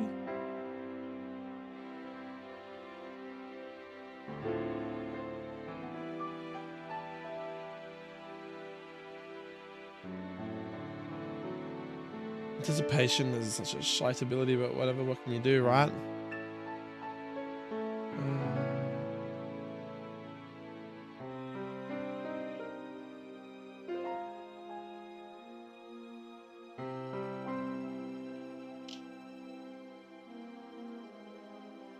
And they're alright for paper for now, I think. Let's have a look at I'm over here. Reg. What do you normally have, fella? Wow, dude, just as a drowsy, that's fucked. Love the progression in this game. Not.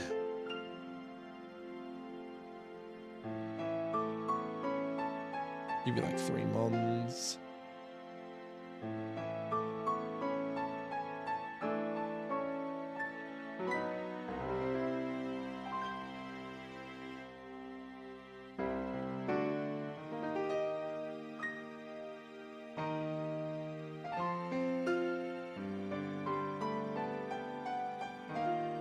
So how can you not like this music? Frost loves this sort of music, man. He loves Sword and Shield, you know what I'm saying?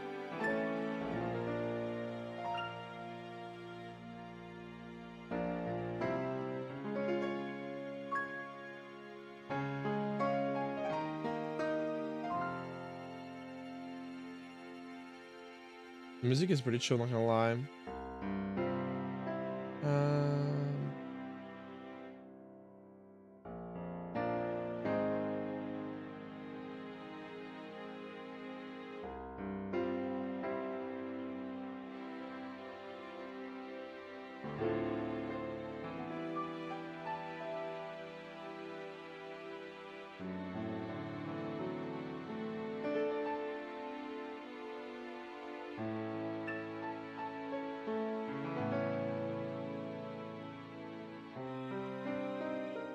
Go Hypno lead them.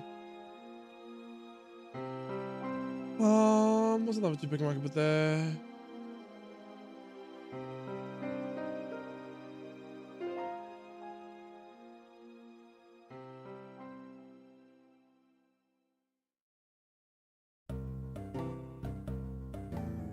That's a good bug type. He's a sucky.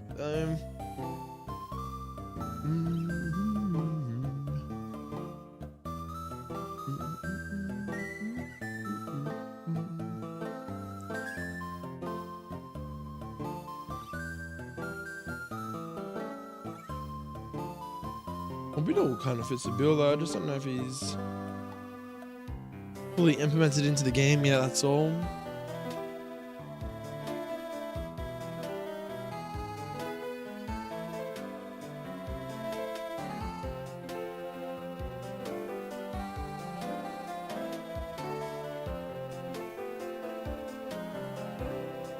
$395 is pretty woeful, not gonna lie.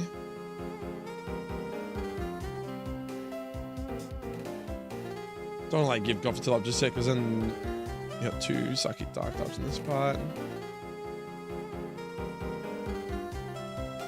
Although, yeah, hello there, you're a bit sleepy. Yeah, it's like nearly 2 AM, dude. I'm probably gonna finish soon. I'm just trying to, I stream basically while chat's pumping. And then when everyone bells, I just leave myself. No point talking to myself, you know what I'm saying? Just trying to be better with my time on stream. Oh, it's 2 AM. It must be like, what, 11 PM your time? Is that right, Zezzy boy? Zezzy boy.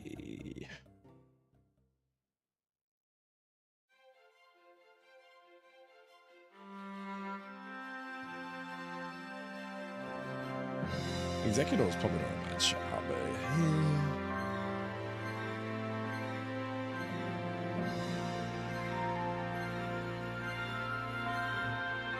You're 9 minutes off? I know I'm 9 minutes off because the current time is 1:51 AM for me. It's not 2 AM yet. I know you're basically 3 hours behind me. That's why I said 11.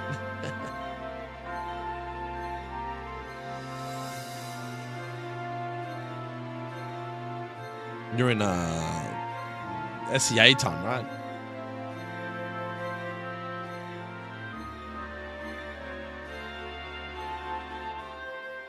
Bravely Hisuian is done. We could put Bravely Hisuian there. That's kind of fucking cold, I'm not gonna lie.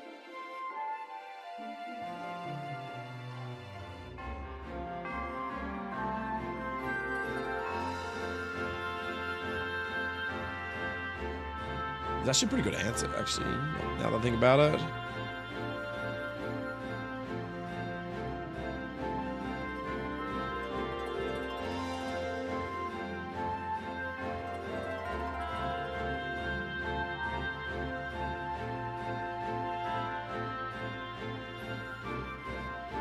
It's actually a really good answer to, you know, bug types that are going to be heavily used for, say, Hypno per se.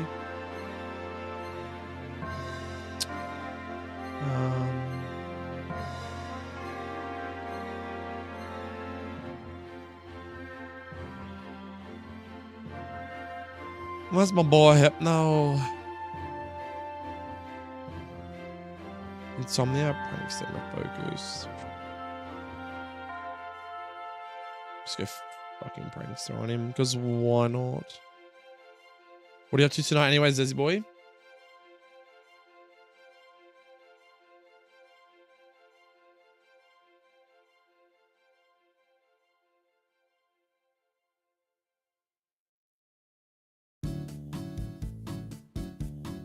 Do do do do do do.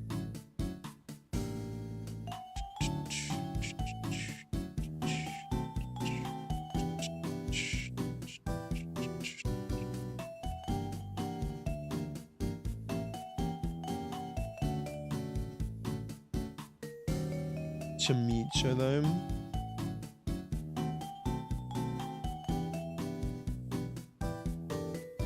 I'm just like creating some teams right now, Zez. I'm cooking fights up. What are you doing, man?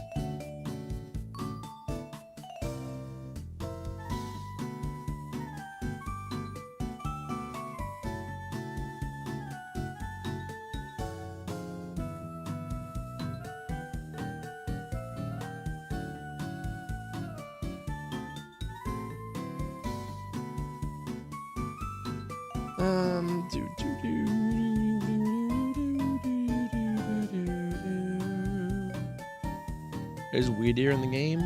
Weirdeer. He is in the game. Holy shit. Have I used Weirdeer in other fights already though? I have not.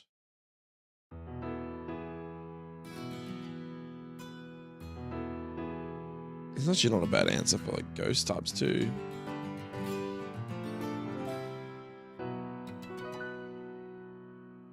What the fuck are you green for though?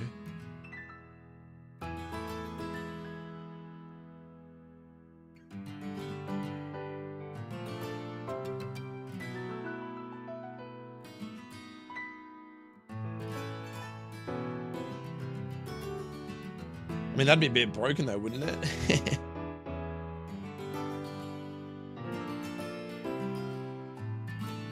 Would it not be broken, my dude?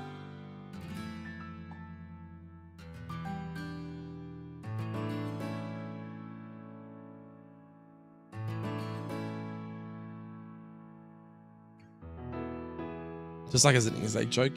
Yeah, just like run into a forced fight and then like fucking got a full team of legendaries. Would you say it'd have to be forced or like optional, you reckon?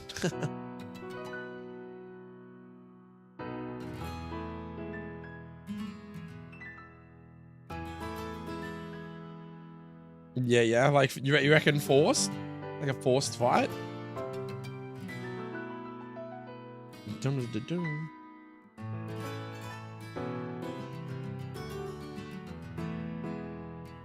Say stomp or stab.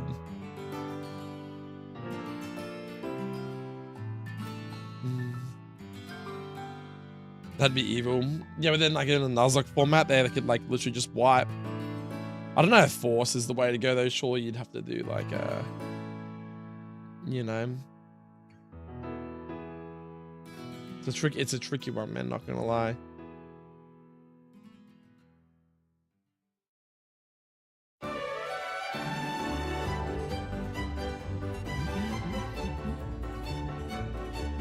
That is a very, very tricky one.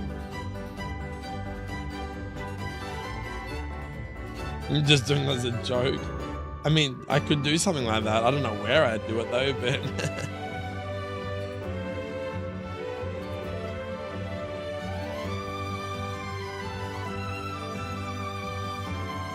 gets a bite, that's interesting.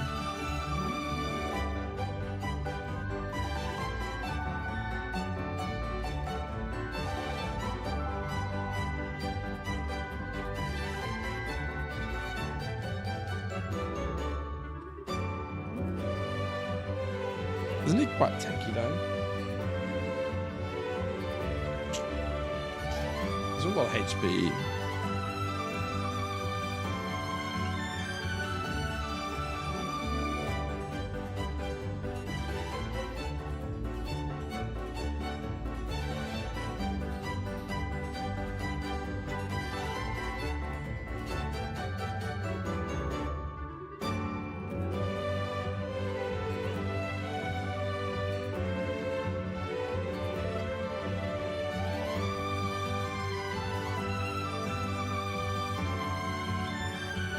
Lunge is pretty common for him too. I don't know what the moves even though.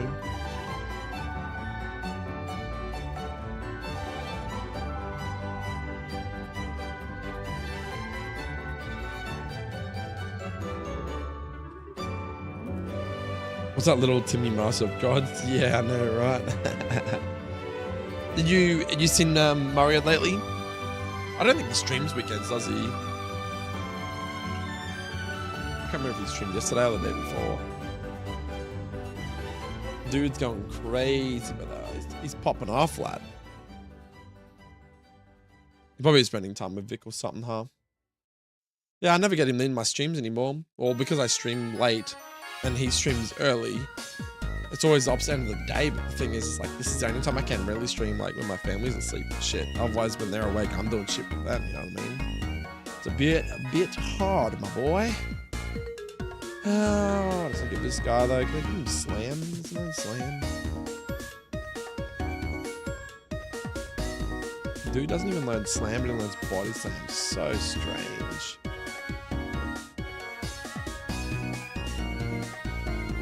This game always learn fuck it all, dude.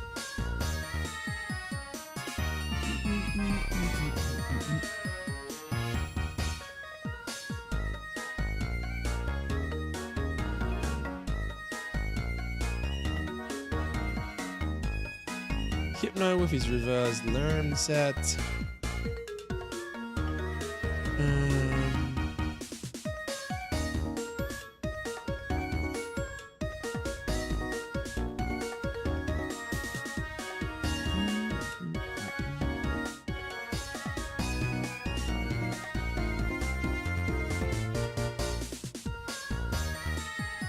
subbing, doesn't get that? Yeah, 720.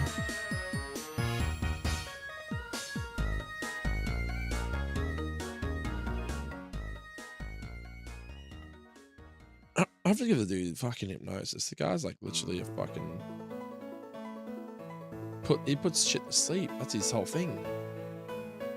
Frank's hypnosis is kind of cracked. Actually, not gonna lie.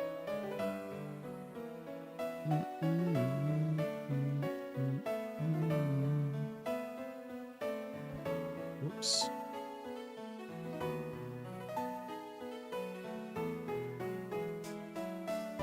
Yeah, he'll only be online at night if he's like editing and stuff. I say editing, but I really meant talking for hours and hours. Yeah, like he gets in his Discord and just chats to you guys, doesn't he? But then he streams in like the middle of the day for him. Because when he's streaming, when I pop into his streams, it's like anywhere between 11 AM and 2 PM kind of start time for him. Like Australian Eastern Standard Time. So he streams like middle of the day sort of thing. I think it's because Vic's at work. That's why I think he does it like that.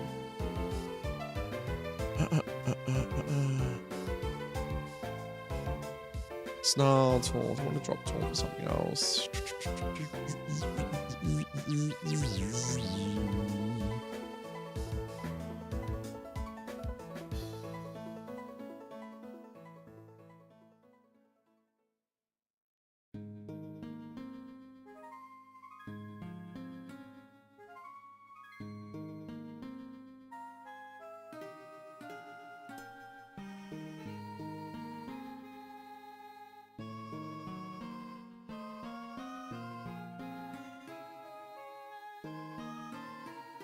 Does he necessarily reflect though? He does. Could do some screen shenanigans. That's kind of cool, actually.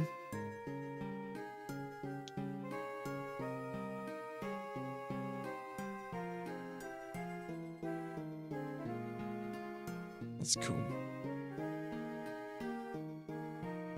Esper Wing.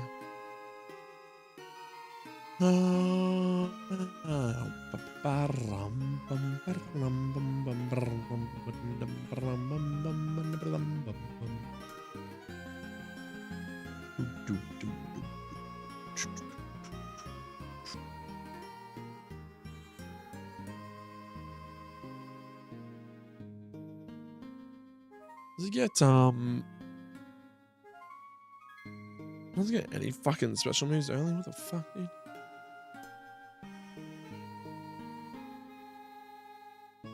The sun and moon, I guess. Yeah. How many is of past that Pikachu hasn't moved a bit? The one up here. Yeah, that dude's just chilling, bro. He is just chilling, brother.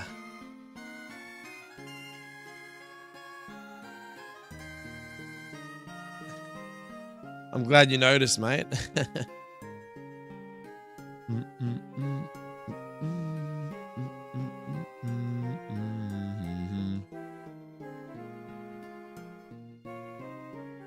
You ain't opening cards anymore. I haven't opened up cards for ages, dude. I've got like, I don't know what you can see. Hold on, what can you see? I've got these are all like what do you call them? I got so many cards, dude. Like left over from all the shit that I was opening before. Like just filler cards and stuff, bro. Like, pfft. Look at all this shit, man. Slugma, like most of these cards are like bowed, or like bowed as in like they're still fine. It's just like those top cards are a little bit bowed because they've been like, you know, not sleeved and shit. Most of these other ones are fine, and they're all in good nick. Like they don't get touched. You know what I mean? They're all pretty good nick. Oh my god, look at that freaking hollow Drampa, boys. I need to put all these cards into a fuck, what am I recording for? I need to put all these cards into a this app on my phone.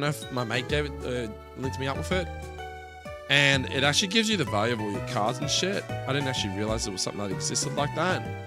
I can get like a proper evaluation on what all my shit's worth, which I thought was kind of cool.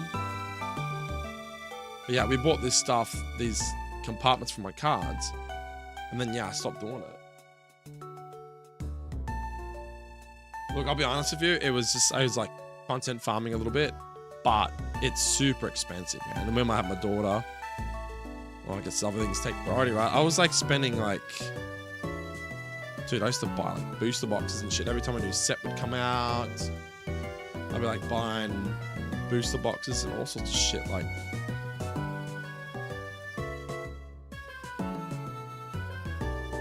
I could play like, I got so many cards, bro. Like, I got so many fucking cards, dude. It's crazy.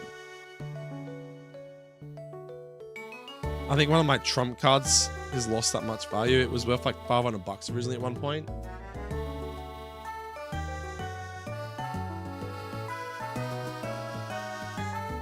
I wouldn't even know what it's worth now. Probably a couple hundred now.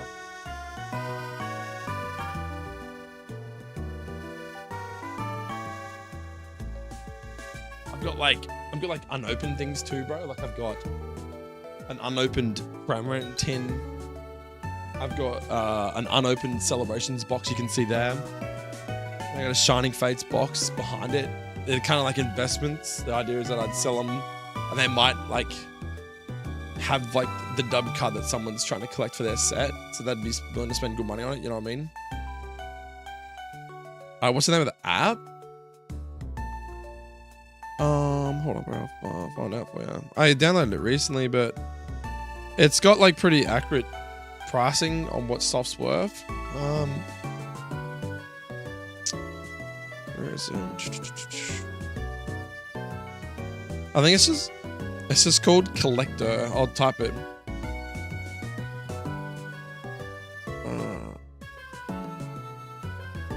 Yeah, so I got like a Celebrations ETB, and I've got a Shining Fate. So it's like guaranteed shiny cards, you know, ETB.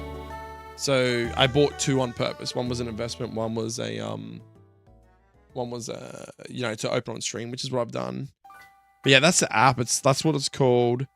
And it has like a marketplace tab. You can go onto it and type in like a card that you've got, and you can find the Pokemon card from whatever set you're in, and it'll give you like a current value and stuff like that. It's pretty ridiculous, man. The way that I'm contemplating getting back into it, but yeah, it's a lot of money, man. Like, I'm gonna type in Charizard.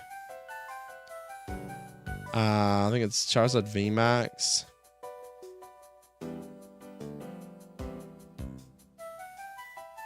I think it's Shiny Charizard VMAX or something.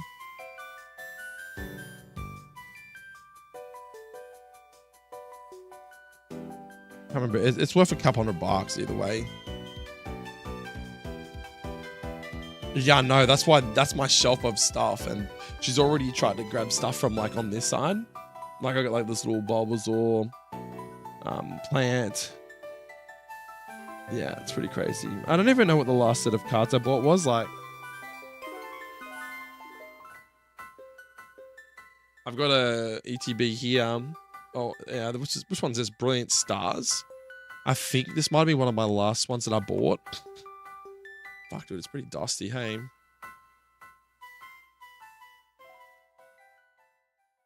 Like, Jesus Christ. Like, I think this is just all the filler cards, but like, dude, there's so many. Like, I didn't realize how many cards I've got, but like, I got so many. Like, these are like, even though they're just filler cards, they're still in good nick. Like, they've just been sitting there, like no one's touched them or anything like that. Might have to start doing like giveaways or something. Technically, I owe some people cards as giveaways, and I never end up doing it because I just forgot to do it. And it was just, dude, like postage on this shit's crazy, bro. It's like not cheap, eh? That's Brilliant Stars. I don't even remember. I'll have to see like if that was my my latest set of cards. But yeah, it would have been towards the end of and then I just went cold turkey on it. I have contemplated a few times, but I'm so far behind in sets. They've released that many sets since I last bought any.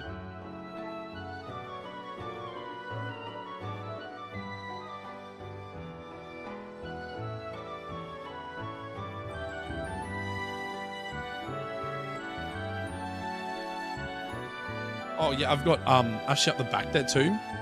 I've got a V-Star unopened Deoxys box, and I've got a fuck, what's that one? I think it's like an Evolutions one, I think.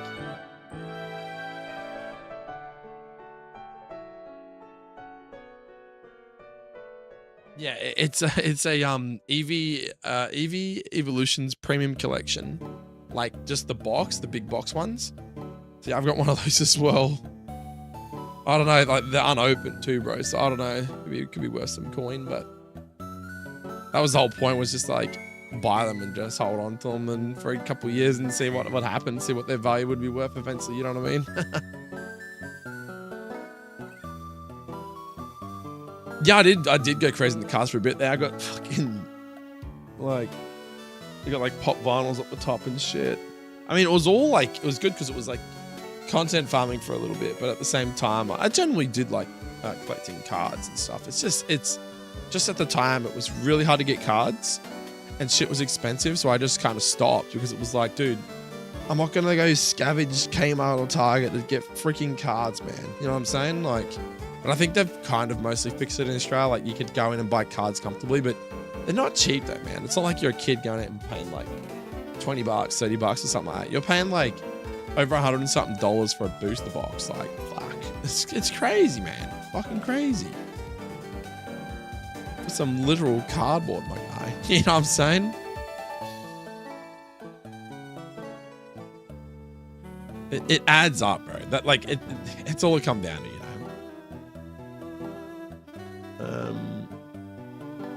What have you bought any Pokemon cards yourself, dude, or?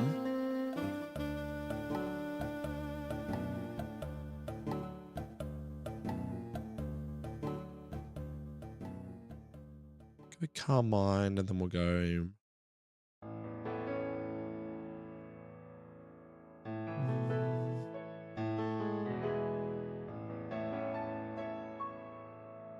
It's kind of cool, actually.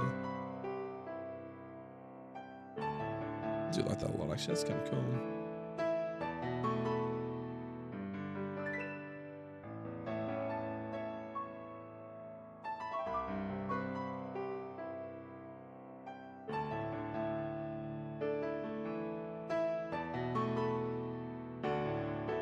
You mean searching cards for ages, but they're all sold out? Wait, are you looking for specific cards? Are you, or?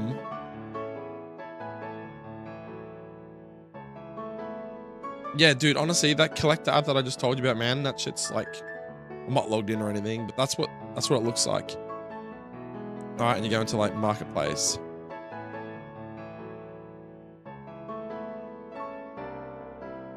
You know what I mean? Nah, just regular packs. Oh wait, so you just want to buy regular packs to open? Like, the app's good too, Bam, because it has like eBay listings and stuff too.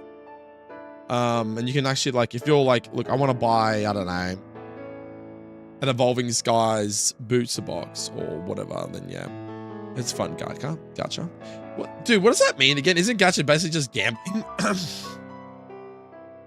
You're basically just gambling to pull something good. I mean, that's what I was doing. It essentially was like spending money to hopefully pull something that was worth it to justify buying stuff, and then you'd sell the card that was worth good money, and you would just sell it, and it would pay for everything else. But the problem is I held on to my shiny fucking Charizard VMAX for too long. When it was worth $500, I should have just sold it straight away instead of holding on to it thinking it would gain value. It lost value. It's still like a couple $100, but it's like I lost out on the value that I could have got for it.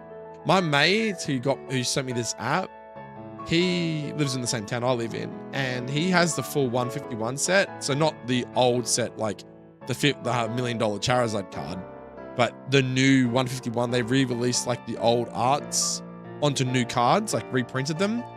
So he's already got a 151 set, and he reckons he's got a Charmander that was like a dupe card he had, and it's gained value since he bought it. And he's like, what the fuck? Like, that's what this app does, dude. It's crazy. I'm gonna have to literally sit here and just maybe on stream one night and just be like, pull my cards out, show people my cards, and just like add them into the app, because you can add them into the app. So you like, you go until say, I don't know, where is it? You go portfolio, and you can add product, and you'd click. It's not just Pokemon. Like this app has got like, have a look. Magic the Gathering, Yu-Gi-Oh, Pokemon trading card game, One Piece, Dragon Ball Z, Digimon. So it's got all these different cards. You just click on the one you want, and then it'll go right. You search for a product. You could type in like Evolving Skies or something, for example. I can't type though. It's like the set that it is. Holy shit. Bro, if I have that card, that's a lot of money. $1,300, dude, for Umbreon VMAX. Holy fuck.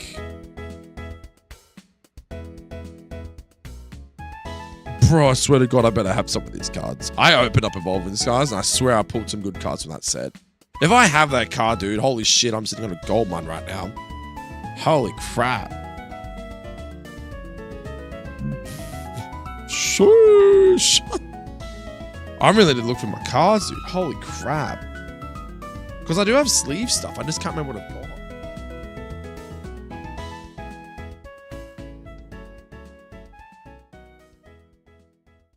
I've even got like, I got a Battle Styles thing that's unopened, dude. Look at this.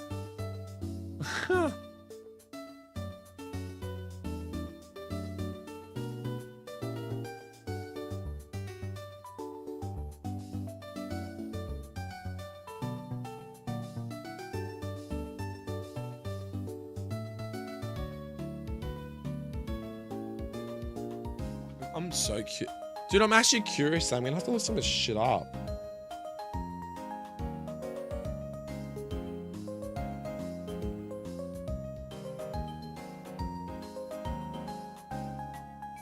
Problem is like these cards are sleeved, but they're like...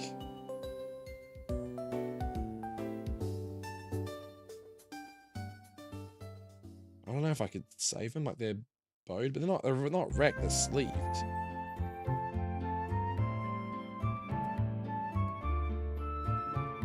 Gold Cresselia, there's my shiny Charizard VMAX. That's just a normal Charizard VMAX, so I think, Caitlin.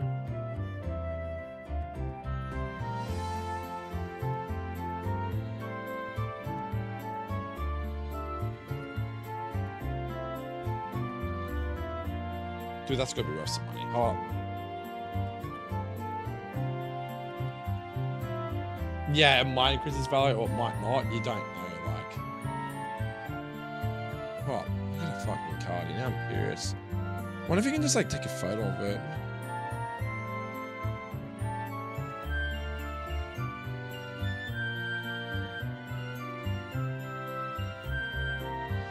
If I type in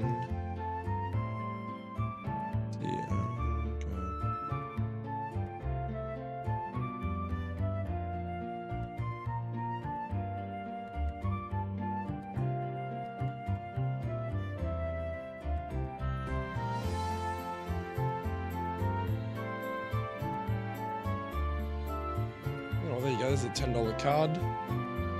This one there. Origin Form Dialga V-Star Secret 210.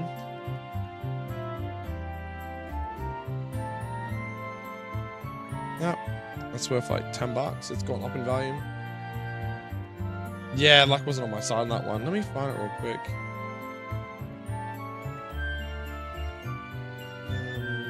I just had it like 2 seconds ago. I think the cards, even though they're sleeved, I don't think they're wrecked. I think like they're bowed a little bit because it's just like the weather, like it's humid. But I think it's like, see how the cards like that, but they're sleeved. I think you just, because they're like this all the time, I think you just have to have them the other way up, and I think they'll just bend straight over a period of time. Like the cards aren't damaged. I don't think bowing is a bad thing, as long as they're sleeved. When you like, I sleeved them as soon as I got them. When I pulled them out of the pack. So I've got Charizard. I definitely know that I have a shiny one too. Charizard VMAX.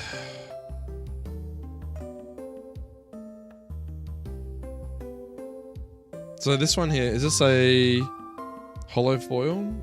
Yeah, so this is 020189. That's $35.28. That one. I think my shiny Charizard VMAX is fucking... I got ripped.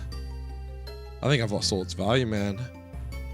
The one I'm finding here is only $100.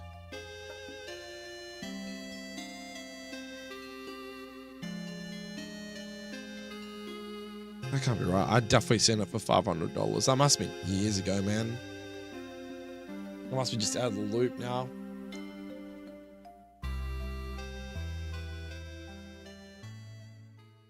Right, Rayquaza VMAX. Should I try and find the really, really good ones and see what they're worth? Malamar VMAX, that's a good one. Radiant Heatran. It's an alt art Starmie V, that's kind of cool. Radiant Hawlucha. Radiant Greninja. Alt art Frostmoth.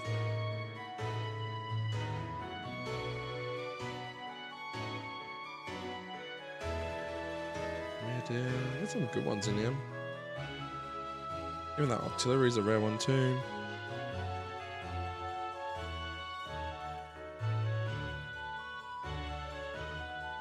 Yeah, I got a binder. I reckon I can probably put them into the binder and they'll probably straighten out. They're not wrecked. Like I said, they're just slightly bowed. But the condition on the card is still the same. Like you'd be able to put them into a binder and it'd be still the same. Like it's in, they'd just straighten out a binder. Let's type in Starmie V. Holy shit. That's crazy, bro. Check this card out. You see that? Starmie V. I just looked that shit up, man. It's actually gone up in value, bro. Holy shit, dude. Dude, it's $95 for that one card. Holy fuck. Bro, I'm probably sitting on a gold mine. I don't even realize.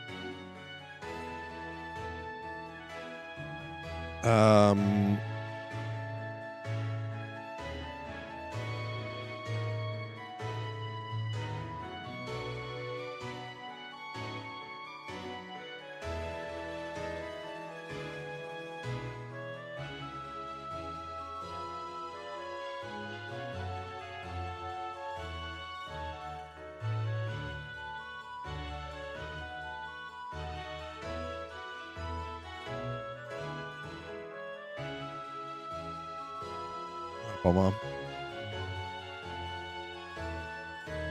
Yeah, that's $95 for that card I just checked. This card here is a nice card.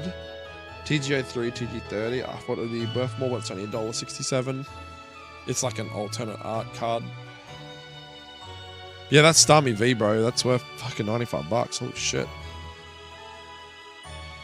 I'm just looking at like some of the cards that I think would be worth money, like these alt art ones.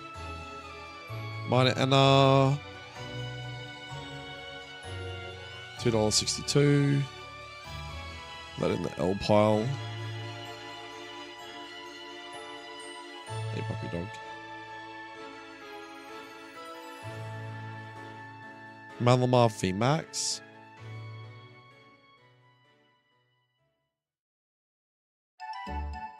Yeah, that one's worth $7. It's worth $7. That's a bit better.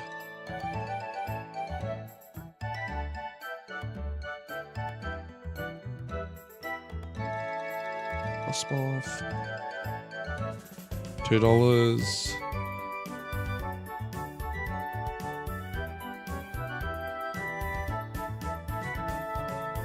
Adamant. Full art, $2.97.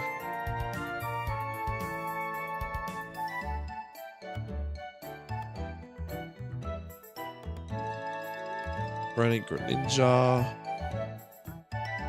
That's it. So far, that Starmie V is like my best pull. It's the one that's gone up the most anyway. Lucha, not worth much. Heatran.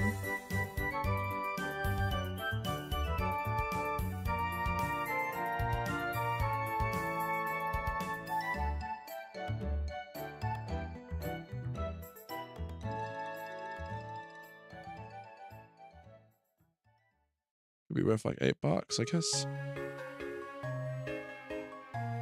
Rayquaza.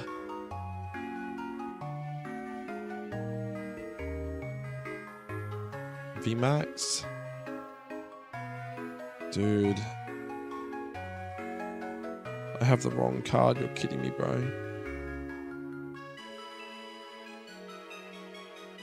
It's so fucked. I got the wrong card. 111.03. Yep, that's the one I got. Damn, it's only worth like $7.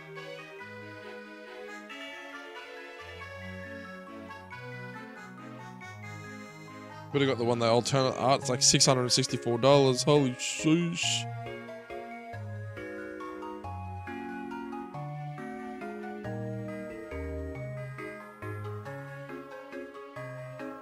Yep, $1.46 for that one. I think the older the cards are as well, the better they are too.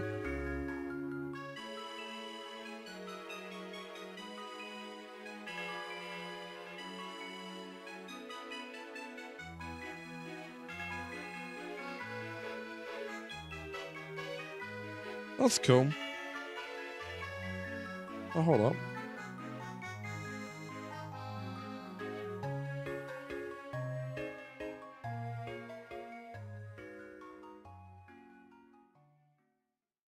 Okay, well that one there is worth about $40.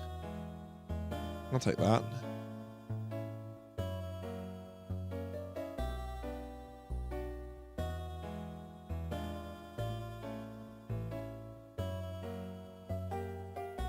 $2. I got a few cards that are alright. That's just the top ones I pulled out then. I got heaps more behind me, dude. These aren't even my best ones, I don't think. I'd at least have a few $100 of cards I could sell, make money on, but... Yeah, I probably don't even realize I've got all these cards that are like sleeved and shit. Don't even realize. There's probably stuff like Surfing Pikachu V, worth a bit of money. Cresselia Gold, that'd have to be worth something. Like I said, I just gotta actually sit here and go for all this stuff, dude.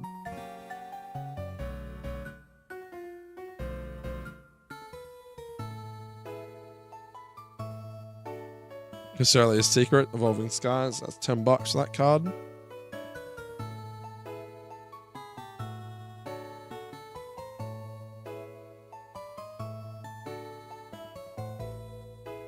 There's a lot there, bro. There's a lot there.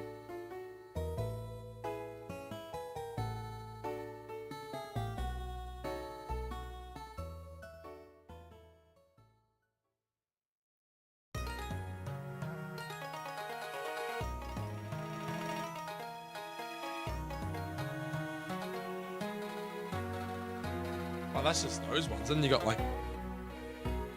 I got these cards that are like 4 cards in one. Chandler VMAX, Gengar VMAX. I got these like V-Union.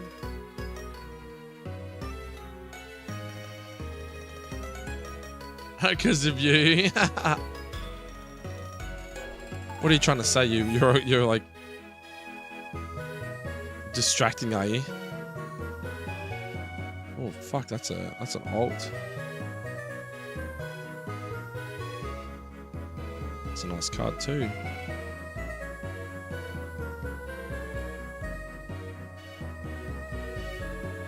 Fuck, dude. I mean, I don't mind talking to people. Like, streams are meant for that in the first place. No, you just like perked my interest, man. Because now I'm like, bro, what if this shit's worth some coin? Like, just from those few cards I just checked before, there's at least $150 between those cards. Oh shit, where's my...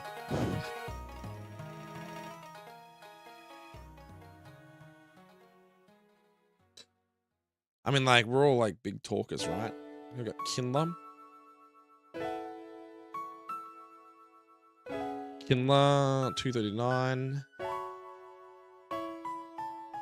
Sylveon. VMAX. That's Sylveon.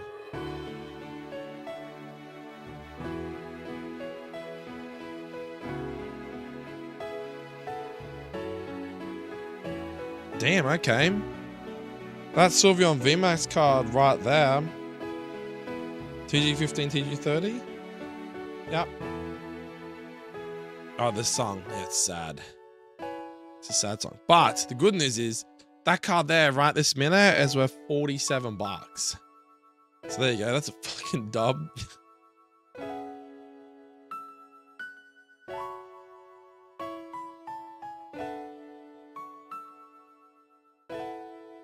Urshifu VMAX.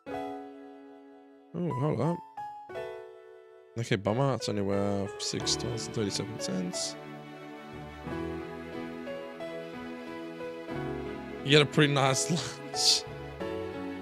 That's it, eh?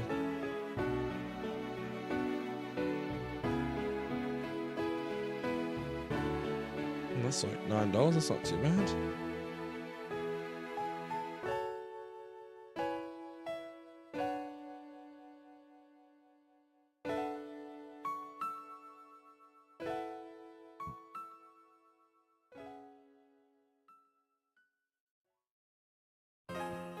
That's worth $10. That's not bad. God, I can go through this all day, dude.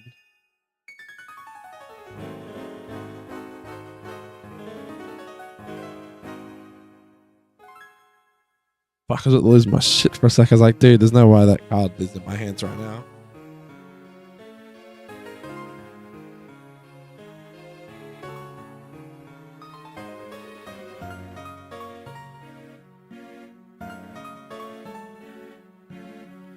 Oh, that's $10. That's not bad.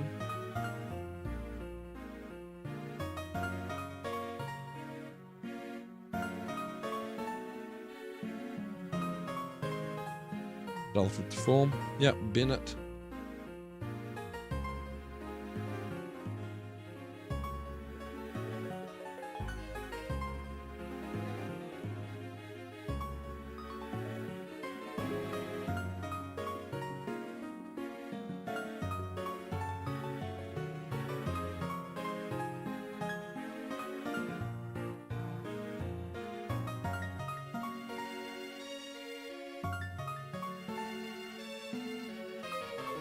Probably just type in the number, it might be quicker actually. Oh my god.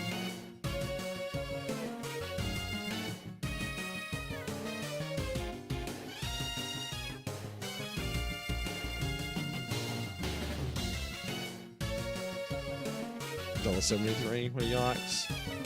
That was alright, that was probably close to, yeah, $50 to $100. Yeah, the cards are all sleeved, yeah. So you got sleeves in the back. So every card that I've got that I'm showing you, even if it's like I said, the cards might be bowed or whatever, that's because they're just the way they're sitting. They're not in a binder, but like I can put them in a binder and they'll straighten out, but they've been sleeved this entire time. So like they haven't had essentially moisture getting to the card. The card is essentially completely sleeved, you know what I mean? And I don't have, it's not like my house leaks water or anything.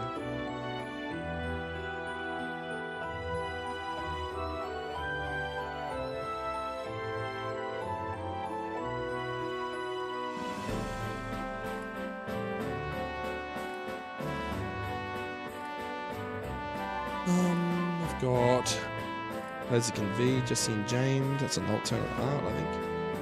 Magneton Shiny Rowlet, Onyx GX, Gyarados GX. Volcanion V. Seabird. Calyrex. That's an interesting one. Glaceon VMAX, Dracozolt VMAX, Lycanroc VMAX.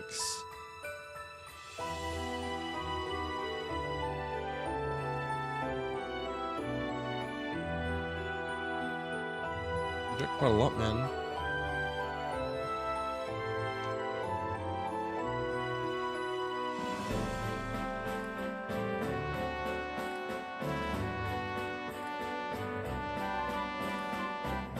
Have a look at these ones and then I'll yeah, go from there.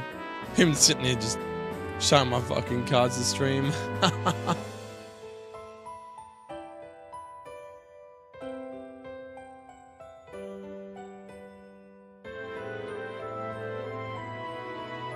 There's got to be. Surely I have a website that's the same thing, right? Let me have a look.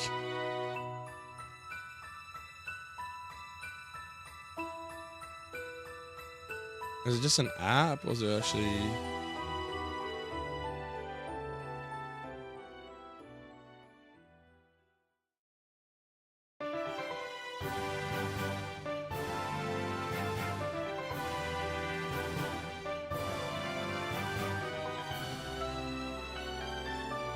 Why is it not like a... It's so lame. It's just a lot quicker for me to search on the computer instead of the phone.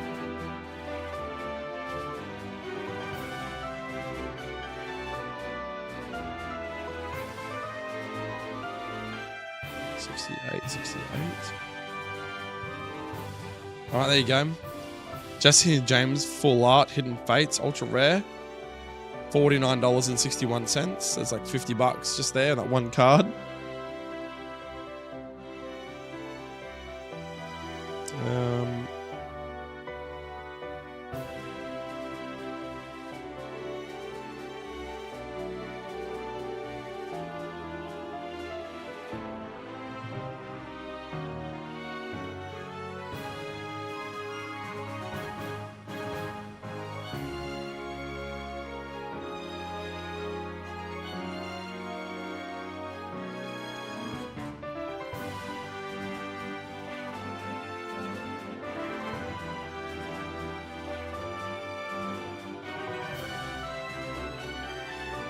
Probably like $10 for that one.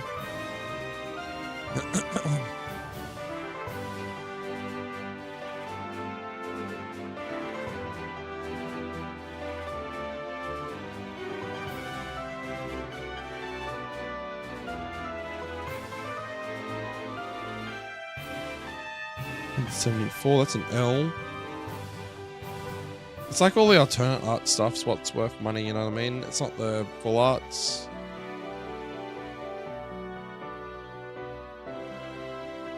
And on two.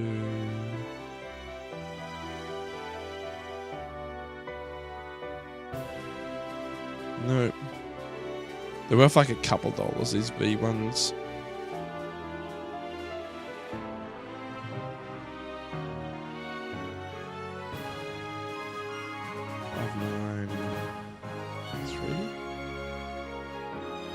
$74.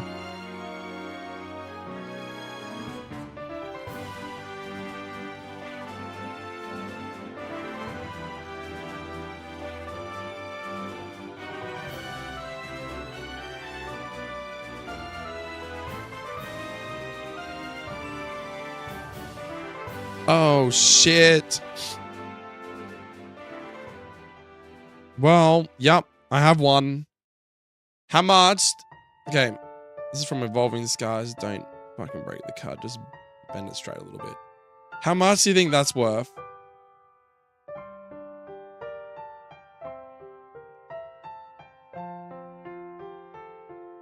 That's from Evolving Skies. What do you think that card is worth? I'll tell you right now. It is $265. I'm gonna add this shit in right now. Hold on.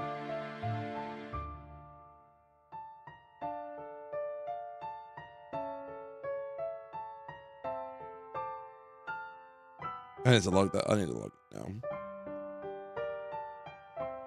It's a $265 card. Holy shit.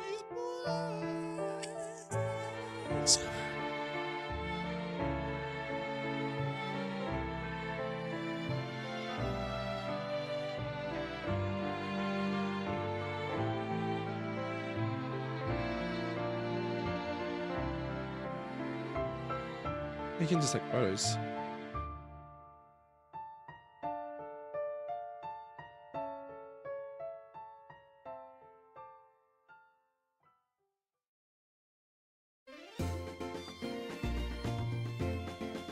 That's cool. You like scan like a photo, but that's sick. Bro, check this shit out. What do you reckon that is? What do you reckon that's worth?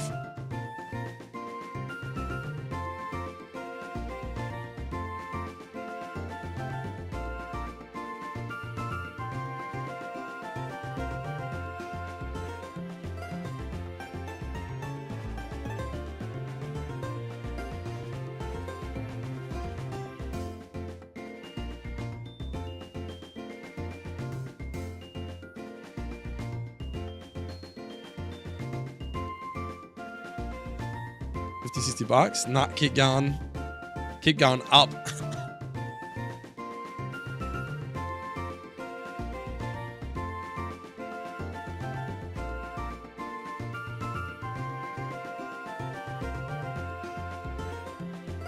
Nah, keep going up.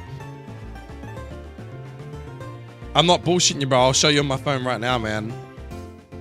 I literally just lost my shit when you were away. 120, nah, keep going up.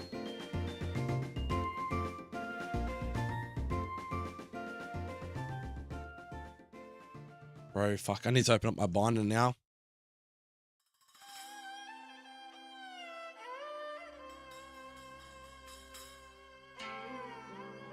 Oh, dude, this is all full as well. Shit. I got all these as well. Fuck me. Didn't realize how many cards I had, dude. Holy moly.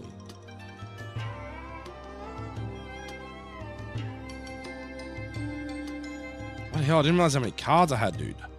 Holy shit.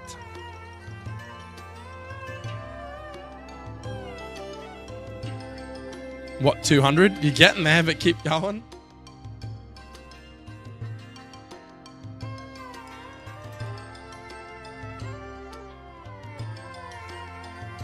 Oh, dude, I got all my really good cards in here too. Jesus.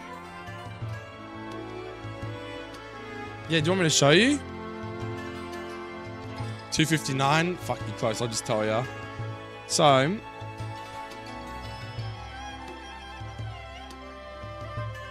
Oh, so hard to show you the price because it's so tiny on the screen. I don't know if you can see that, man, but.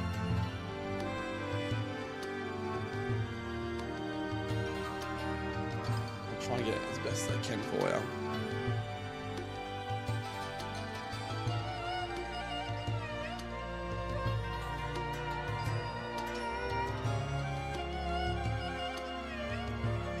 $265.04.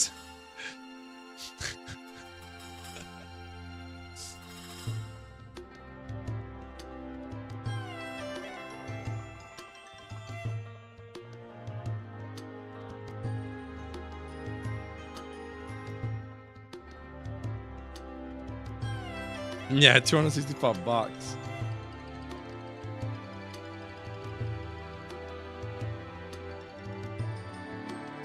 Hold on, I'm gonna fuck.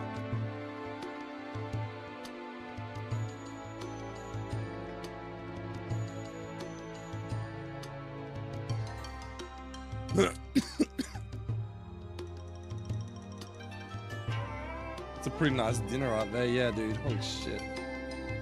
Let's open this up, an unopened fucking sleeve thing home. I don't know if I should put it into this because it might help straighten it out. I don't know. I wonder if it just goes in there with the sleeve on it.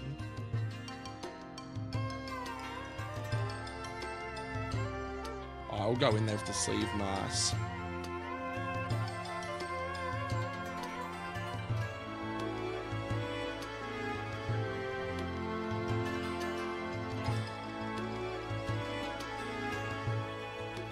I'm essentially double sleeving him now.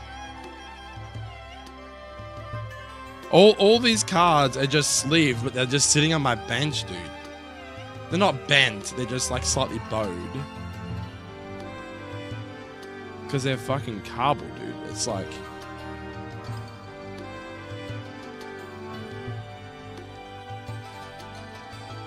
Well, they're not worth that much, these ones. Yeah, they're not bent, as in like they've got crease lines. They're just bowed, as in because they're just sitting on the bench. Like they're not. I think the trick is you got to have like a book on them or something like that from memory to, you know. I'm gonna just put some of these cards that were worth more money in this one, so I could say that I've like calculated them or whatever. This has like VMAX, Origin Form. I think Cresselia and that one worth a bit of money. Maybe that one. Problem is, I think I just got too many fucking cards and it just kind of got a bit overwhelming. It was like, you know, like, Jesus Christ.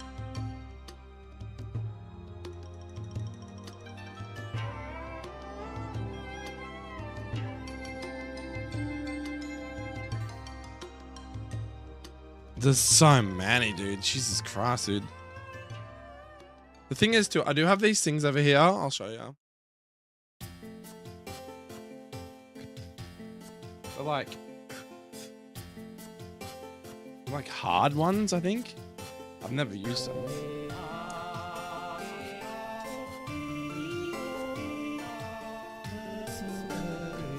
They're like a hard binder thing.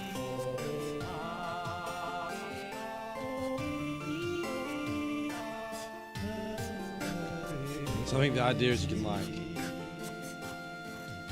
don't know how the fuck they work.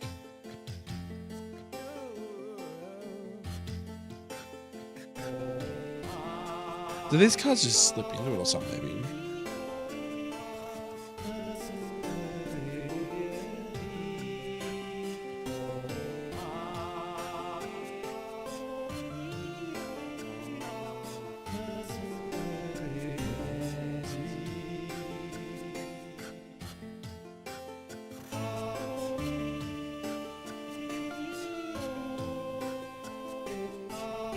Oh, that's cool. So you like put them into they're like hard.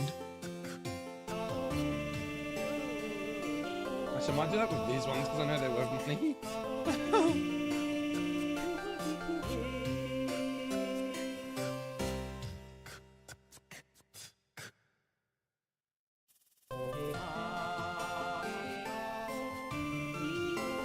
Oh, Jesus, dude.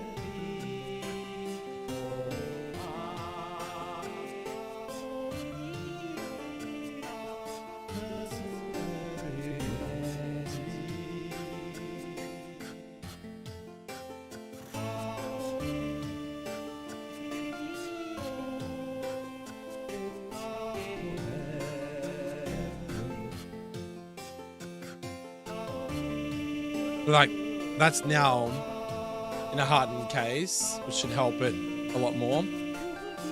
That's 265 bucks. 265 bucks.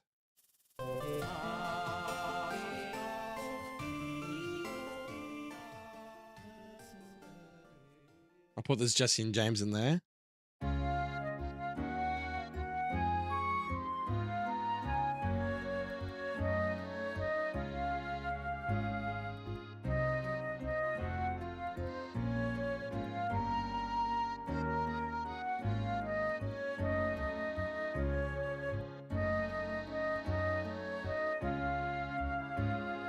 They've got like a $50 card in there, and then a $265 card in there.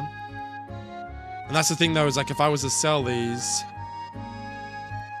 like no one would know the difference. Like they're not, because they've been sleeved straight away. The bow kind of disappears when you put them into something hard like that. You get what I mean?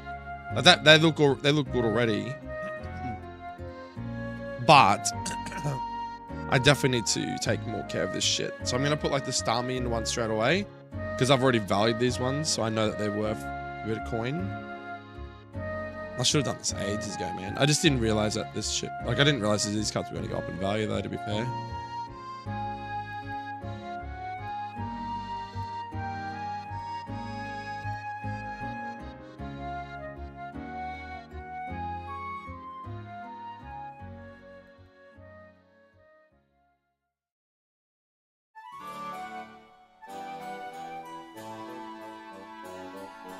There you go.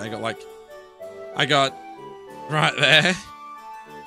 That is 254, 50, 50. So I got like 350 bucks of cards just in those three cards right there. What the fuck, dude? That's crazy. Oh, I could do this one. I need to just like put some of the ones that I think I know are worth a bit of coin. Or even just a little bit. I'll sleeve them up here.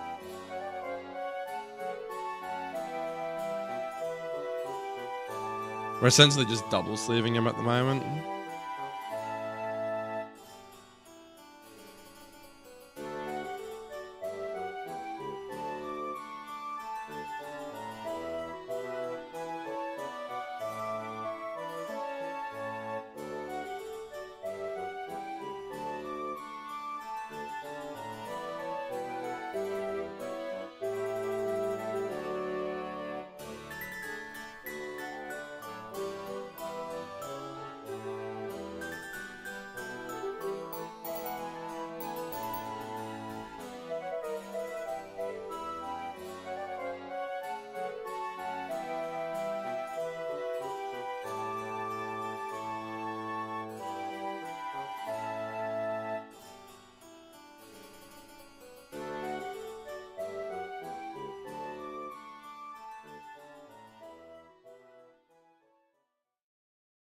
Has it mean you're in gold mine? You probably didn't even realize, and I'm just like, God damn, bro.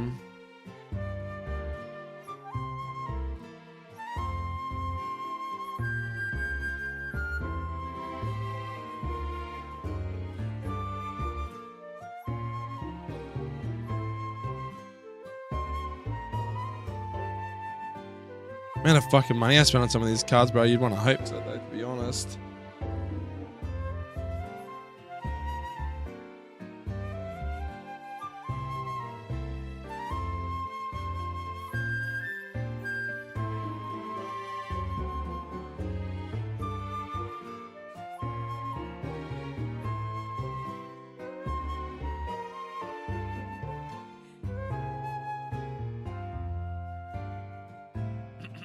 Yeah, thank goodness I checked and didn't just chuck them out.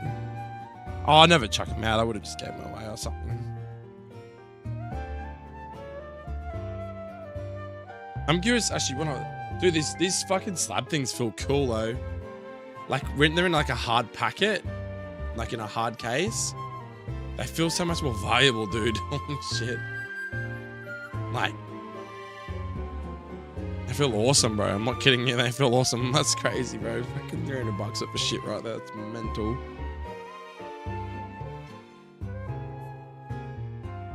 But yeah, putting a sleeve on it straight away, regardless of it bowing, is the most important thing.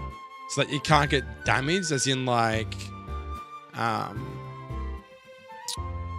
what's the word for it? Like marks on it, like scratched or falling off and get marks in the corners, stuff like that.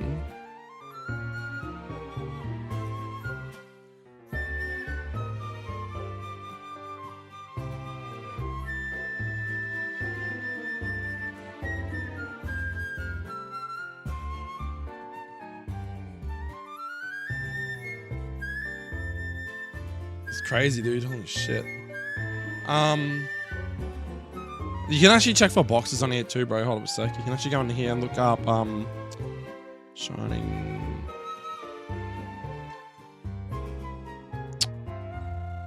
fates.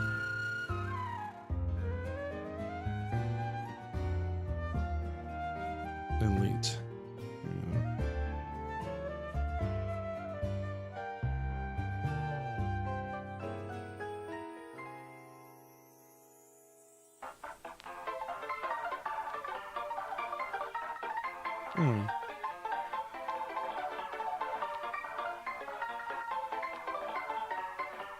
Sorry.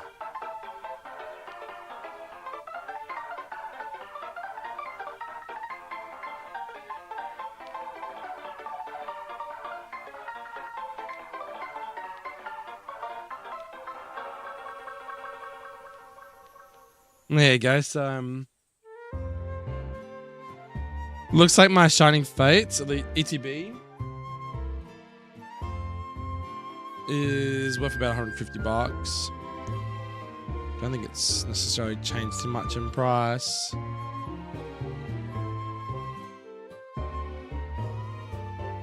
What about...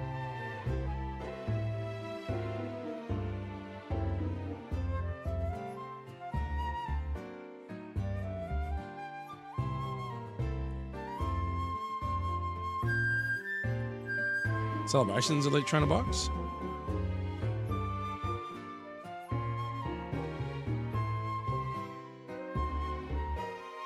Holy fuck.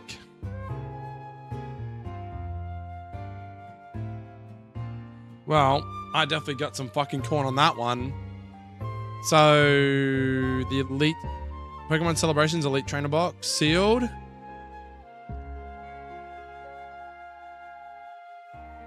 Is, yeah, worth like $200 to $300 at least, minimum. There's one that's got 6 bids on it right now. It ends in 3 days. It's at $260. So I'd say it's around that $250 to $300 mark. So I've made money on that ETB just sitting there. Jesus Christ, that was a good investment, that one. Fucking hell.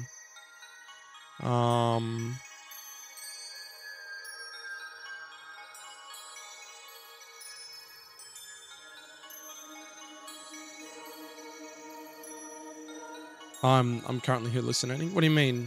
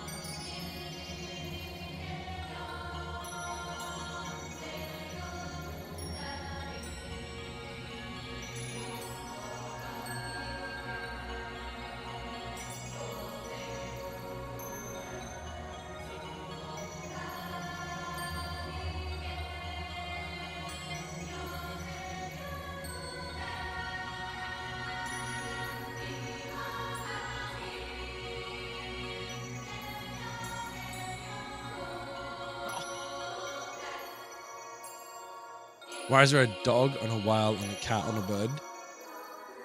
Where's that? Where do you see that?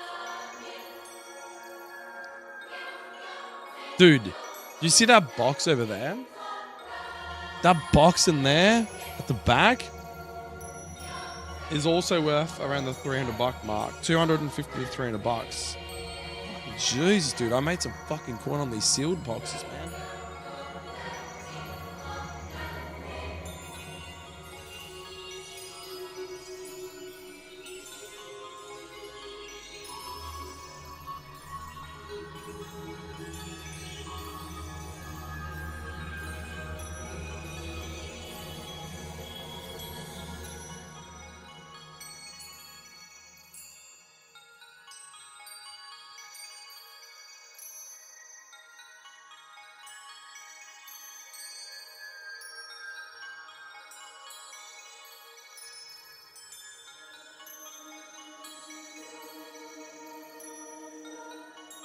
Dude, goddamn, that fucking VMAX box is like worth a couple $100 as well. Holy shoot. What the fuck, dude? That's crazy.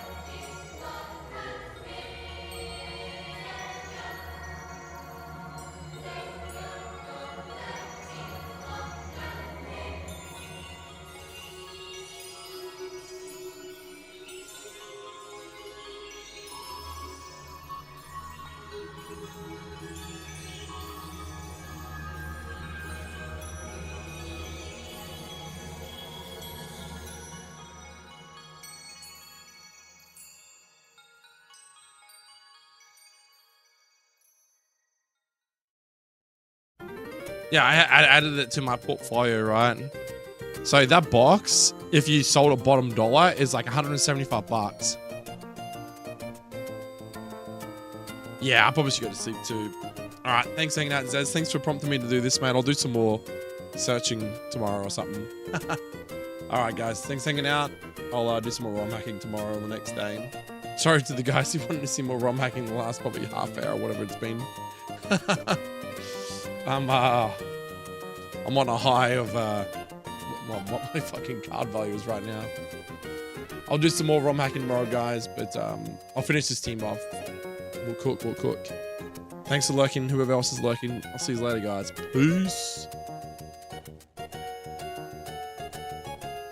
Yeah.